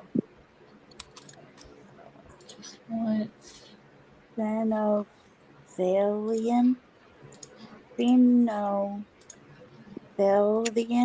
Oh man. Phenolphthalein. It's Pheno something. Okay, so here is, Phenolphthalein. and I'll zoom it in just a little bit so you can so people can see it a little bit better. I mean, you can even see it on the door handle where they done it. Right. On the inside and the outside of the door handle. Right. Oh, wow. And it looks like it's something sprayed on, not something. Could it be sprayed on or possibly rolled on? Either way, I mean, anything that would make it run down at the bottom. Right. My point was, it doesn't look like it was a powder that was applied. It looks like some sort of liquid. Because they've got it on there pretty solid from like his knee up to his face. Right. And then it just kind of ran down from there. Right. Now see where the two little red tapes are on each side of that? On the door, yeah. Yeah, now I was in another one channel, and some lady said that lets them know that the door's been sealed. Yeah, that's what I just said. And then I'm wondering also, I read another thing that the lead crime investigator or forensics, whatever he's called, puts that up there because he wants pictures, or he wants some kind of DNA or evidence taken from there, and there'll be instructions on that tape. I don't know, and that's why I'm asking. Well, but if you look at those really, I mean, that could be, I mean, that very well could be too, but it could be both.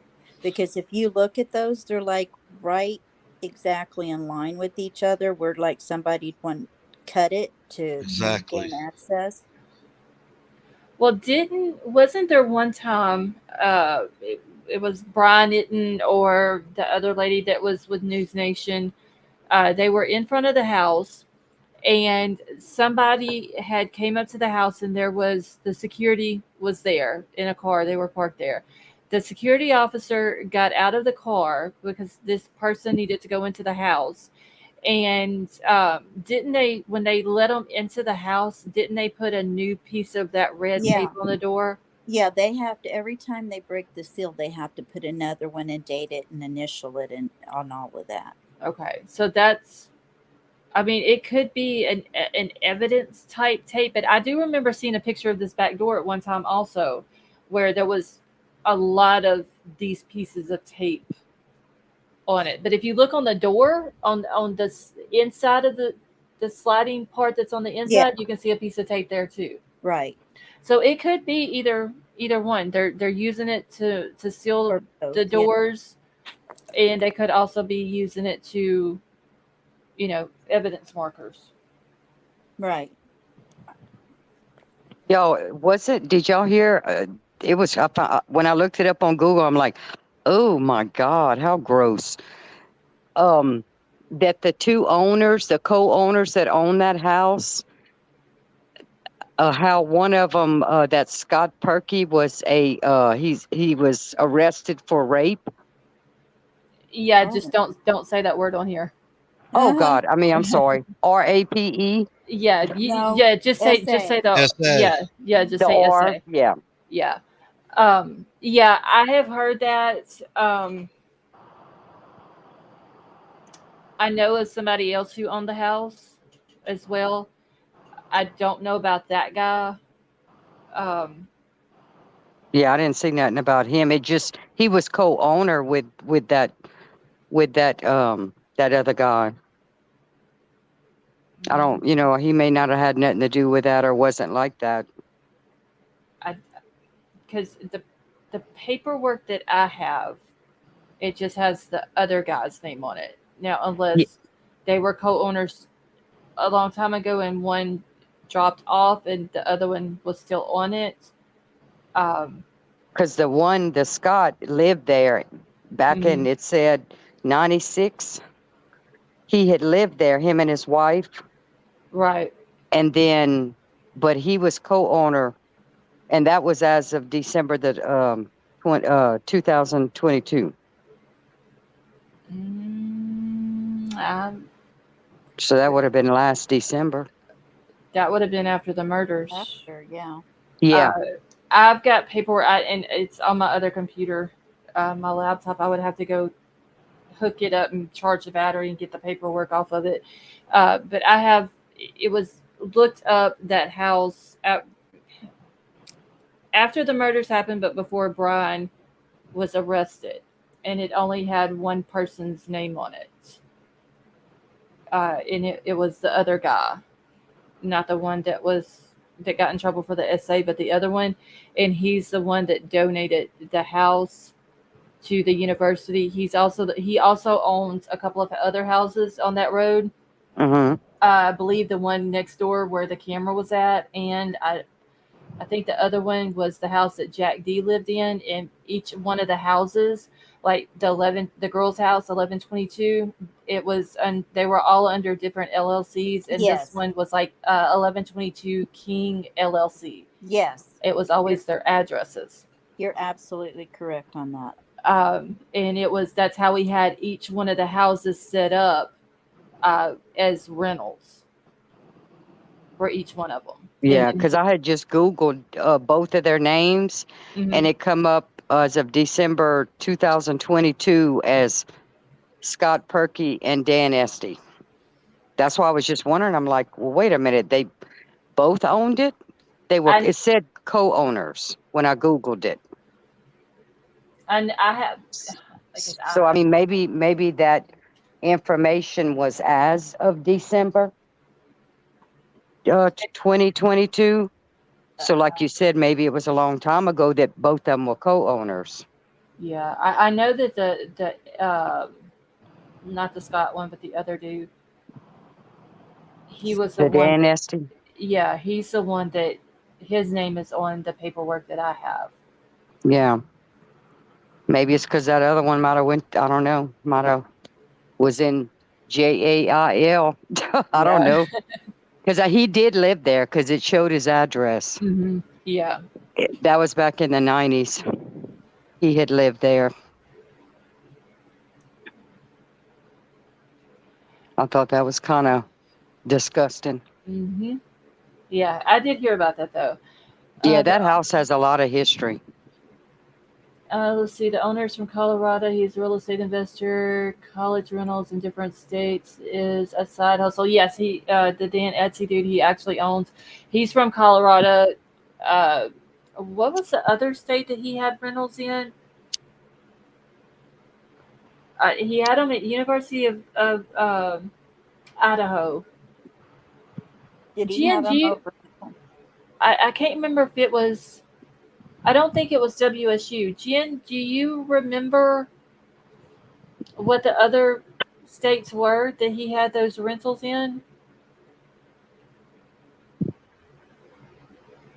Because I do remember it was different, a couple of different states.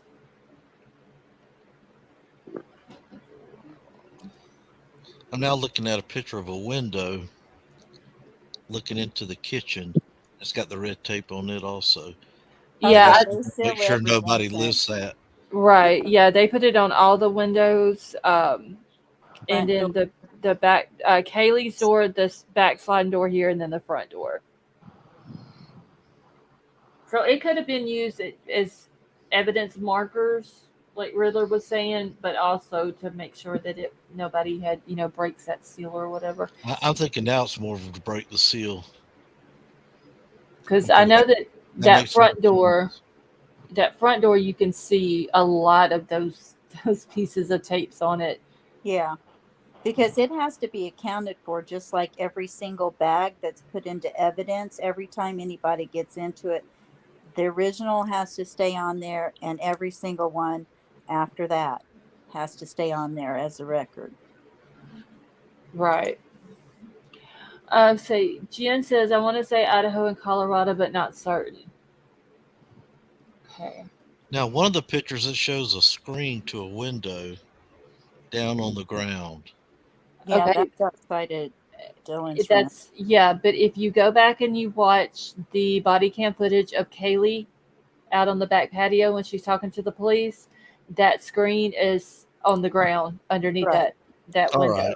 So that rules out. Oh, now we know she kicked the screen out, ran outside. Okay, Well, that she makes could sense. still have gone outside. We just wouldn't know it by the She screen. just wouldn't have to kick the screen. Yeah, because whenever I watched that body cam footage, that was the first thing I noticed was the screen on the ground, and then whenever the cops were walking back around to the front of the house, that ladder that is leant up against the house was laying on the ground alongside the house, kind of leant up on it, but laying on the ground. Right. Yeah, I noticed that too. And then also it showed another picture of footprints on top of, it was like some dirt or something. And they had footprints on that, the front of the house where they have that overhang. Mm-hmm. That's right there by Xana's window. Above the door, right above the front door. Yeah. Yeah, they had footprints or something that when you zoom in on the picture, you could see where it had some dirt. And then you can see where there was like footprints, like someone had walked up there. Yeah, because I mean, it was said that they like to hang out on the roof some. Yeah, because I remember that being you're right. said a while Yeah. back that they like to get out on the roof or whatever. But they were checking out a window down there in front in the basement too. The one to the right of the doorway, I believe. I wonder what was found there. Yeah, they were concentrating a lot on the window frame on the outside. Yeah. And there's just one sliding glass door upstairs and one sliding glass door downstairs. Yeah, the one upstairs is right above the one downstairs. That's I'm in looking at Kaylee's it. room. It goes right into Kaylee's room. Right, and the one downstairs goes right to the kitchen, doesn't it? The kitchen, yep. Yeah, just on it's turning my brain to jello too. Yeah. Well, if he's going after Kaylee and the other one, wonder why he didn't just try to vault himself upstairs on that balcony and break through that door, unless he knew the one on the bottom was always broke. Yeah, I mean, because I don't have the picture up here now, but on the side of the house where the hill is, which is also where that parking lot is, the end of the balcony or deck on the end where Maddie's room is, it's not that far from the hill. I mean, anybody could have possibly jumped from the hill over to that balcony. Yeah. It's not that far at all. And just climbed over the railing and because I had thought, now I was in school for part of this, but I remember when this first started, before I had started school, that I had wondered if he'd gone through that upstairs one because it was so easy to get into, and because I had thought Maddie was the target or one of them. I thought both the girls, but mainly her. Hey Megan, how are you? Yeah, there was the big debate at the end of the the deck down there on Maddie's end, because where the railing is on the outside of the railing, the deck hangs off of it, or goes out, looks to be about a foot out past the railing. And a lot of people thought that there was blood on the pieces of wood on the outside of the railing, but still part of the deck. And there was a huge debate over that. And there's some kind of tree there that has red berries on it. And I don't know what kind of tree it is. Right. You remember what I'm talking about? And it kind of looked Yeah. like these berries had been stepped on and mashed, and that's what the red stains was, and not the other. Right. Well, if you remember too, over on the right hand side, if you're looking like from the top of the hill, not looking at the basement, but if you're in the back, looking toward the back of the house, on that deck right there, where Kaylee's room is, Mhm. there's an area there, I remember, that had it wasn't painted, it was just wood color, the wood color, where Mhm. it looked like it had been repaired or something there too. Yeah, and somebody said that they had taken part of the railing and then replaced it. Yeah. So I don't know if that's true or not. And I don't remember hearing anything more about that aspect of it. Because I think I've seen one picture of the railing where it had looked like it had been possibly, and I mean, they could have, it could have been replaced because it was rotting or it was broken, Right. and the owners had someone come in and replace it for them, or anything. Right. And that red berry stuff, I mean, that stuff stains like a dark Yes. color, the same thing as the red stuff. Because, I mean, it does look like on the outside of the railing, it looks like the berries had fallen there and somebody had stepped on them and mashed them. But on the inside of the railing, they're literally all over the deck. Yeah. And there's a few that look like it had been stepped on. Yeah. And I mean, that stuff is like, That's probably like almost mulberry. impossible to The get rid of. Yeah. I mean, it's the like, mulberry tree. Those are a mess. yeah, those are hard too. So that could have been what it was, but there was a huge debate over it being blood and not the berries. And even after I showed a picture with the tree with the berries on it in that same spot, it was still a huge debate that it was Right. blood and not the Right. berries. So Right.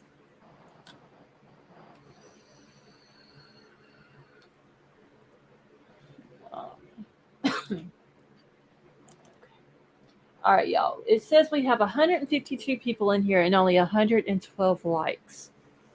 Now, I did it twice because I did it from my other account too, so I'm good. Everybody else, you need to do your part. So if y'all haven't hit the thumbs up, please do so, because it is a way that helps the channel. It throws the channel out into the algorithm. And if you do it while she's live, if somebody's out there looking for a channel in the morning. Yep, it puts it out there for them. Thank you, Daylight. Let's see. I can only like you once. Well, Loaded Hot, all I ask is just every live that you come to, just hit it just that one time. That's all it takes.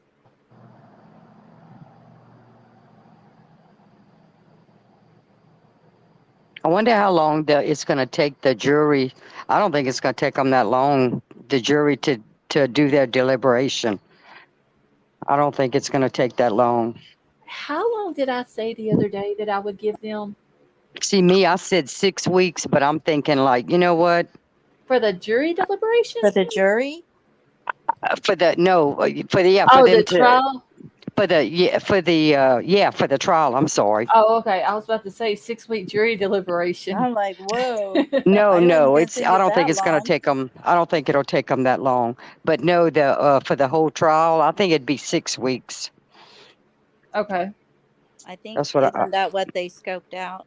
Well, once I again, don't. it's going to depend on the demographics of that jury. If you got some guy in there, like I've seen in some of these chat rooms, until they find a murder weapon, they can't convince me that he did it. And they got to show me he was in that house with that weapon. Now, if that guy's on the jury, and I'm sure he's going to be vetted, if that guy's on the jury that tight, we're going to be there a while. Yeah. Yeah, But but now, don't they only take so long before they declare it a mistrial? I mean, they wouldn't let them debate for 6 weeks, would they? no, they'll go in there and debate, and they'll send something to the judge. We have not come to a decision, and he'll tell them to go back and keep trying. And he might say, okay, come back tomorrow or come back next week. And if that's a Friday, come back Monday. Go ahead and get some rest. And they'll keep trying again and again, and then finally it'll go to a mistrial. Right. Yeah, when the jury says there is absolutely no way we are going to come to a decision one way or the other, then Right. that's it. Now, I did say the other day, and I forgot now what I said on how long I think that it would take them to deliberate before they came back with a verdict. And it was only like a few days. It wasn't. How long did it take Murdoch? 2 or 3 days? 2 or 3 I want days, to. yeah. Yeah, that's Yeah, pretty it much. wasn't. Yeah, It wasn't it wasn't very long. No, that wasn't long. But I mean, that didn't surprise me. It wouldn't take that long because of that video. That was it. Honestly, I was surprised it didn't come back quicker than that. Yeah, me too. That when they played that video, that kind of solidified his. Oh yeah, big time. That's why he had no choice. He had no choice to. He had to go on the stand. Right. But then what he came up with when he went on the stand. I mean, come on. Oh, there wasn't nothing but snot slinging, and that was about it. Ridiculous. That's all I got. Was that the video where he's by the doghouse? Yeah, he said that he Yeah. wasn't at the kennels whenever they were murdered, and then he didn't know that Paul, his son, had done. Paul. Yeah, Paul. But he had taken a video, was doing a video for one of the dogs that was in the kennels that belonged to a friend of his, and you could hear Alec on the video, and they said that. What was it? Just like a minute or two after that video ended is when the murders happened. So he had to have been there. There was no getting out of it. He was. That's right. And I tell you what, when it comes to crying, that guy's the worst actor. I mean, know. when he's sitting in that, when I saw him sitting in there talking to the police officer, and he's in like, the car. Yes, and I'm like. He's like, boo, boo, boo. Oh, yes. It went like this. And oh. Oh, wait. Is it yeah, okay if I open the door out for just a minute? I need to spit. And then he closes and he goes. And when he was in the courtroom and he would cry, you could catch him cutting his eye over at the jury to see if they were watching him. Yeah. Yeah. You could tell it was off. If I was crying like that, snot would be running down my face. I would have to use my hand. I'll tell you what. When you listen to him talk, he's smooth as silk. And I can see how he manipulated people and got their money. Oh, yeah. Me too. You right about that. Listen to that voice. I mean, what a perfect storytelling voice. He was a snake. Yep, big time. But they're bringing up more indictments on him, and they're going to end up getting all of his property, all of his cash. And even if he does appeal this case, they got more stuff on him. And you know what? I think he's got stuff hidden overseas in some offshore accounts. I think though that Buster may possibly know where the money is hidden at.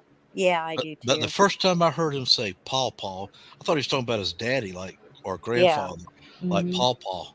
Because I hear Southern boys say that. I'm going to my Nana and Pawpaw's house. Right. You hear that in South Georgia and even around here. So. They say it here. That's what my kids called their grandfather was Pawpaw. That's what my kids called their Louisiana, they say that too. Yeah. Yeah, we had Pawpaw here. Must have got lost said that Murdoch deliberation was only 3 hours. What? I don't. Damn, was it? Well, I thought they started on a Friday and they couldn't come to a conclusion, so they came back Monday. Was it a Monday? Okay, I thought so it was like maybe I've seen so many cases. My gosh. I know, it's hard to keep I track. thought it was like maybe 2. I don't even know if it's 3 days. I thought it was like 2 days. Wow. Well, Jay says yes, it was 3 hours. Dang. Well, it ain't. I don't think it's going to be that long. If they find blood in Kohberger, if they find blood in that car, Oh, he's done for. he's a cooked turkey. Put it that way. Yep. He's done. I mean, Well, if it's one of the victims' blood. Yeah, if it's one of the victims, that's it. Yeah. Okay. Because I don't think the Alexis blood on the says- pillow in his apartment. I don't. They, of course, they ain't maybe not gonna say that right now, but I kind of don't think it was his. I mean, was the victim's the one that was in his apartment? But if it's in his car, oh yeah. If it's one of those yeah. If you guys, it's in let me his- read this real quick before it goes away. Okay, go ahead. Alexis said the jury deliberated only 1 day after a month of the proceedings and reached its verdict Tuesday afternoon.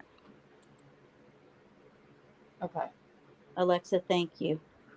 I think some juries already got it figured out about halfway through the defense's no defense, Right. or halfway through the prosecution's not enough evidence. Okay, you proved he was a liar, but you didn't prove he wasn't an assassin. Loaded Hot said, I hope it's a dog hair that breaks this case open. Yeah, Murphy me could be the too. hero. That Yeah, would be because awesome. I mean, if that hair that they found in his apartment that was on his mouse pad on his desk turned out to be Murphy's, I mean, how would Murphy's hair get in your apartment unless you were in the house with Murphy? Right. And that's when he can say, "Ruh-roh." Yeah, Roger, I don't even think about it. I'm just like always say thank you. And she's like, oh, how nice of you to thank me. But I think it would be great if it was Murphy that broke this. I really For do. sure. I mean, because think about it. Bubba and what was the other dog that Paul was doing the video of? Well, technically it would have been, we would have to say both of them, because if something wouldn't have been wrong with the dog's tail, Paul wouldn't have been doing the video. Therefore, we wouldn't have heard Alec hollering for Bubba because he had a chicken in his mouth. Exactly. So you kind of got to hand it Cash. Thank you, Jay. So you kind of got to hand it to Cash and Bubba because they caught Alec, and there was no getting out of it. No. And so kind of got to think both of them dogs, and maybe, it would be awesome if Murphy would be the main or one of the things that busted this case open, like you said. Yeah, and Loaded proved Hot that said he did it. they should have to bring Murphy in as a witness, says Loaded Hot. Just see, I think it was Tonka that said that. Let him around Bryan just to see how he reacts to him. Yeah. Jay, that is true. And the chicken that Bubba had in his mouth. If it wasn't for those 3 animals doing what happened at that time, then Alec probably could have gotten off. But the video is what got him. Too bad they couldn't have used a dog, a bloodhound, or some kind of dog that when the Moscow police got there, that the dog could have maybe followed to see where the person would have went. And once they got out of the car, whoever it was. They had a dog there. They did? Yeah, there was a lady that was there with a dog. And you can see her walking where the out at the back part of the house, but up on the hill where the parking lot is up there. She was walking the edge of that tree line there. Yeah, I was Really? surprised. And I Yeah. was surprised she didn't find the glove when she was there. I remember that picture. Yeah, that Chris McDonough found. Yeah. Maybe there wasn't nothing that came about with the glove, huh? Because wouldn't that have been in the PCA? Yep. But there was nothing in there about it. And the only thing that's ever been mentioned about gloves is what they found at his apartment. And then whenever he was arrested, he had gloves on him, and that was it. Yeah. Whose And, motive, Roger?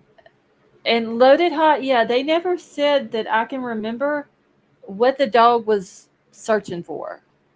Was it a blood trail or was it a scent trail? I would Was say it? a scent. They never did say. I would say a scent trail, me, because I know around my area in Louisiana, um, this area around here, I know our sheriff department and police department, they use either a bloodhound or I think it's a Malinois. A melon. Yeah. Lord, I was about to say the word. Yeah, they use either one of those dogs. They use them a lot. I know around Yeah, with that's the what up in the parish that I'm at, and the one up above me. That's what they have. Is those yeah, Malinois? yeah. Yeah. Especially labs are good at that too, but bloodhound, that's your best. A bloodhound, they that can track up to almost a mile. Because my neighbor had one, and they used to she trained a lot of dogs, but they used her bloodhound to be able to trail a lot. They would the parish or the city would hire her, would use her dog. Right. But yeah, bloodhounds, oh my God, those are Okay, really, really good. something I must have missed when I was in school, but I've just picked up on the last 2 days. You guys said he was wearing gloves in his own home. Yeah, when they arrested him, didn't he say he had gloves on in the kitchen area, putting his personal trash in individual Ziplocs? Seriously? Oh my word.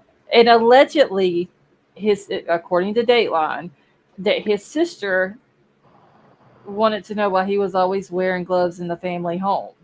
But we don't know if that's true or not. That's just what Dateline put out.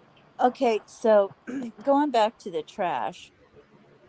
So if where did he put his stuff in the Ziploc bags? Did he put that in his car? Or, I mean, wouldn't his Uh, family thought that that was weird that he was segregating his belongings and food and stuff from everybody else's food? yeah, but I'd be like, they oh no, I need that chicken bone right there because my saliva's on it, and you yeah got, I'll they throw it. they never did say what he was doing with it. Just that whenever they walked in the house, that's what he was doing at the time. And Roger, that is true. That it's not odd for people with OCD to wear gloves. That is true. Uh, but putting your personal trash, and I don't. They didn't even state what type of personal trash it was, In the but Ziploc bag. It's in just this. individual Ziploc bags. I could see Monk do that. He's a strange bird, isn't he? Yeah. Yeah. Yeah, Talga, I do too.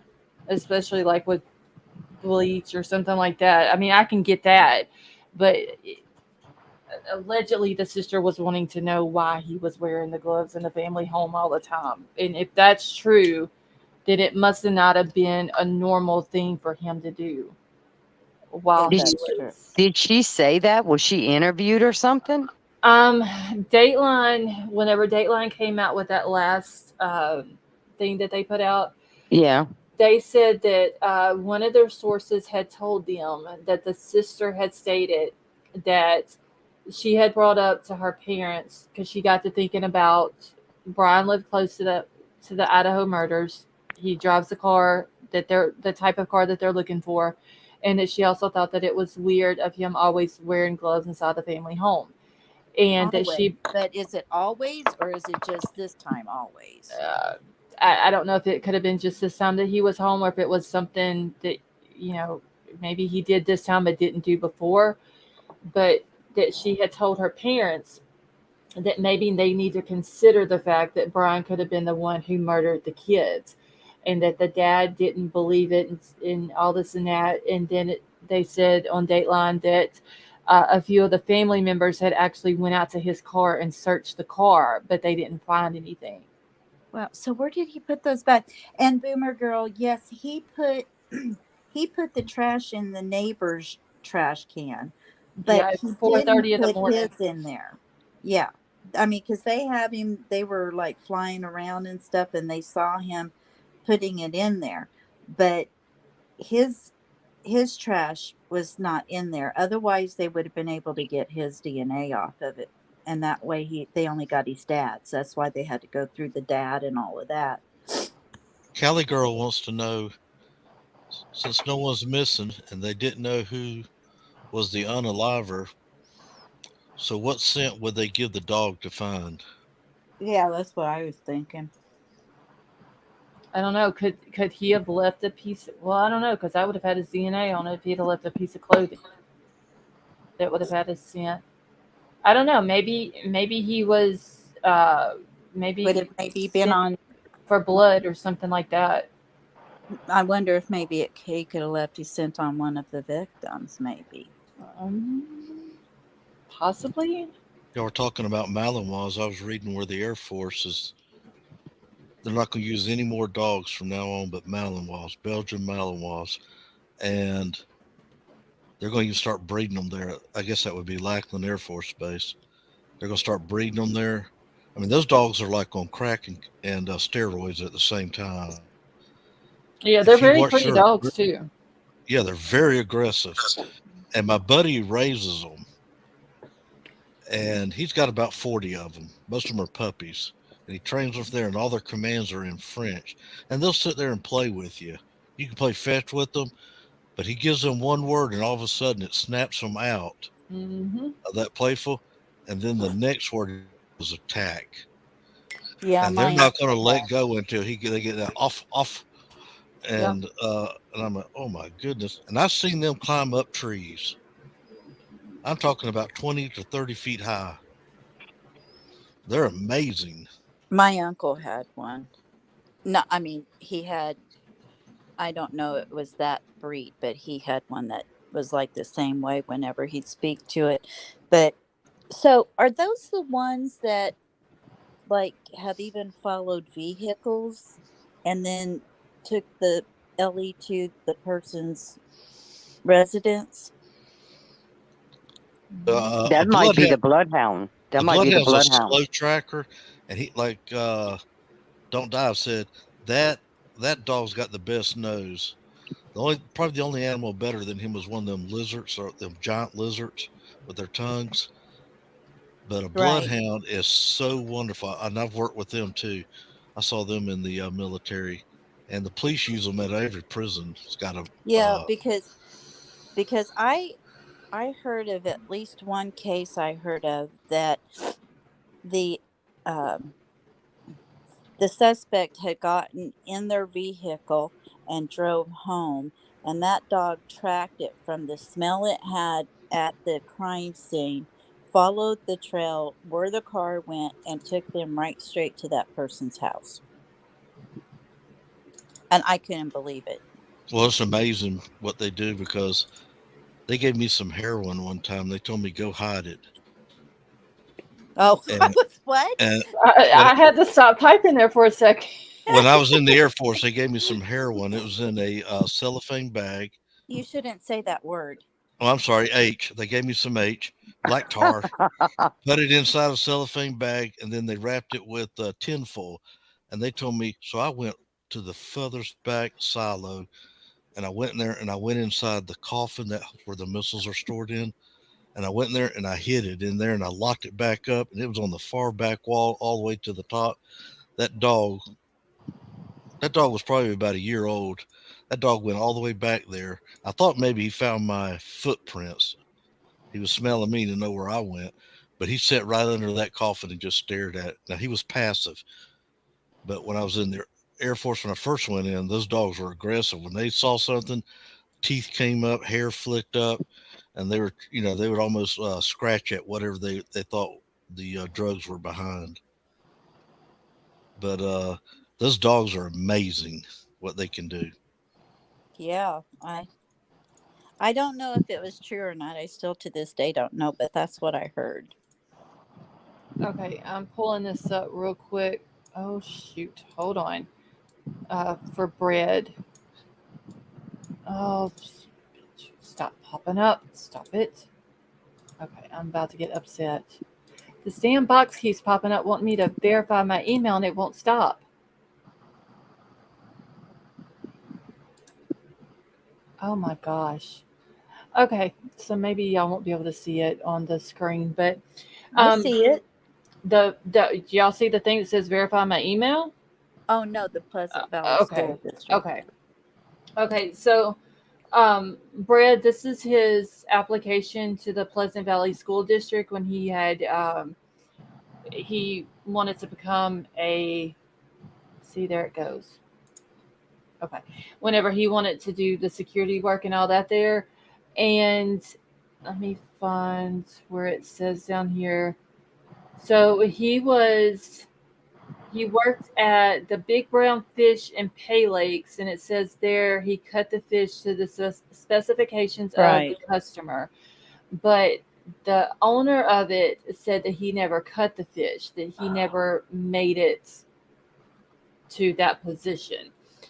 Then he worked at BJ's Wholesale Club as a meat wrapper. And it says that I did multiple things here, mostly the meat wrapping and produce positions. Made sure tags were correct, prices were matching on the outside shelves. I stocked the shelves with meat products, and I unstocked the shipping that came in overnight about 3 to 4 times a week. Well, he went with his dad or something too, didn't he? Yeah, he also did some, was it HVAC work and some pipe, was it pipe work? I think is what he said. Right. And I'm sorry, I forgot the V in my thing. And what? Oh, I had on your name. Okay. Yeah. Let's see. All right, so that was pretty much all he did, and then he ended up getting a job with the Pleasant Valley School District, and he put in, if he wasn't able to get like the security job, he would do the courier job or the custodian job. So I just wanted to pull that up for Brad so he could see it. And this box can go away. Kept popping up wanting me to verify my email. And So Scarlett, did they ever say if they were going to allow cameras in the courthouse? The judge today in both of the hearings said that he was not going to make a decision today, that he was going to consider all the arguments, and then he would put his decision in writing. He didn't say what day or anything like that. So I'm thinking, what, today's Friday, Monday, Tuesday, Wednesday of next week, we should hear of a decision of what he's going to do.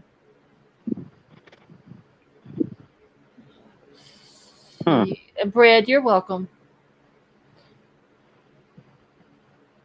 All right, y'all. I think I'm about to get out of here for the night. It is already like 4:30 here in the morning. Yeah, it is here. Me too. My dog keeps coming look at the glass on my door and looking at me like, are you coming to bed, Mama? Oh. Oh, mine's already checked in with my hubby. But anyway, I'll go ahead and drop down so you can say your goodbyes. But Yeah, I will too. Bye, y'all. Take All right. care. Good night to everybody. Y'all Good have night. a good night. Riddler, you have a good night as well. Y'all too. Good night, All and right. thank you for having me. Oh, you're welcome. Thanks for coming up. Okay, y'all. So I'm about to get out of here. Callie, have a good night. I'm fixing to go find something to eat, and then I'm going to bed. Mary, have a wonderful night. King Scarlet, you do the same. Elizabeth, good night. Good night, K-Mash. So thank you all for coming and hanging out. To everyone who gifted the memberships, thank you so much. That was very nice about Jeremy. Have a good night. Tara, I hope that the judge decides to allow cameras in the courtroom. If he doesn't, I hope that he at least allows us the audio. But I would prefer the cameras. Raynard, have a good night. All right, so I love you all. I hope you all have a wonderful night. I know that some people are going to be in the path of these storms that are coming tomorrow, so if you're in those paths, please be safe. And I will talk to y'all tomorrow. Tara, have a wonderful night. Sally Mae, you have a good night as well. Brett, thank you for joining us. You have a good night. All right, so I love you all, and I will talk to y'all next time.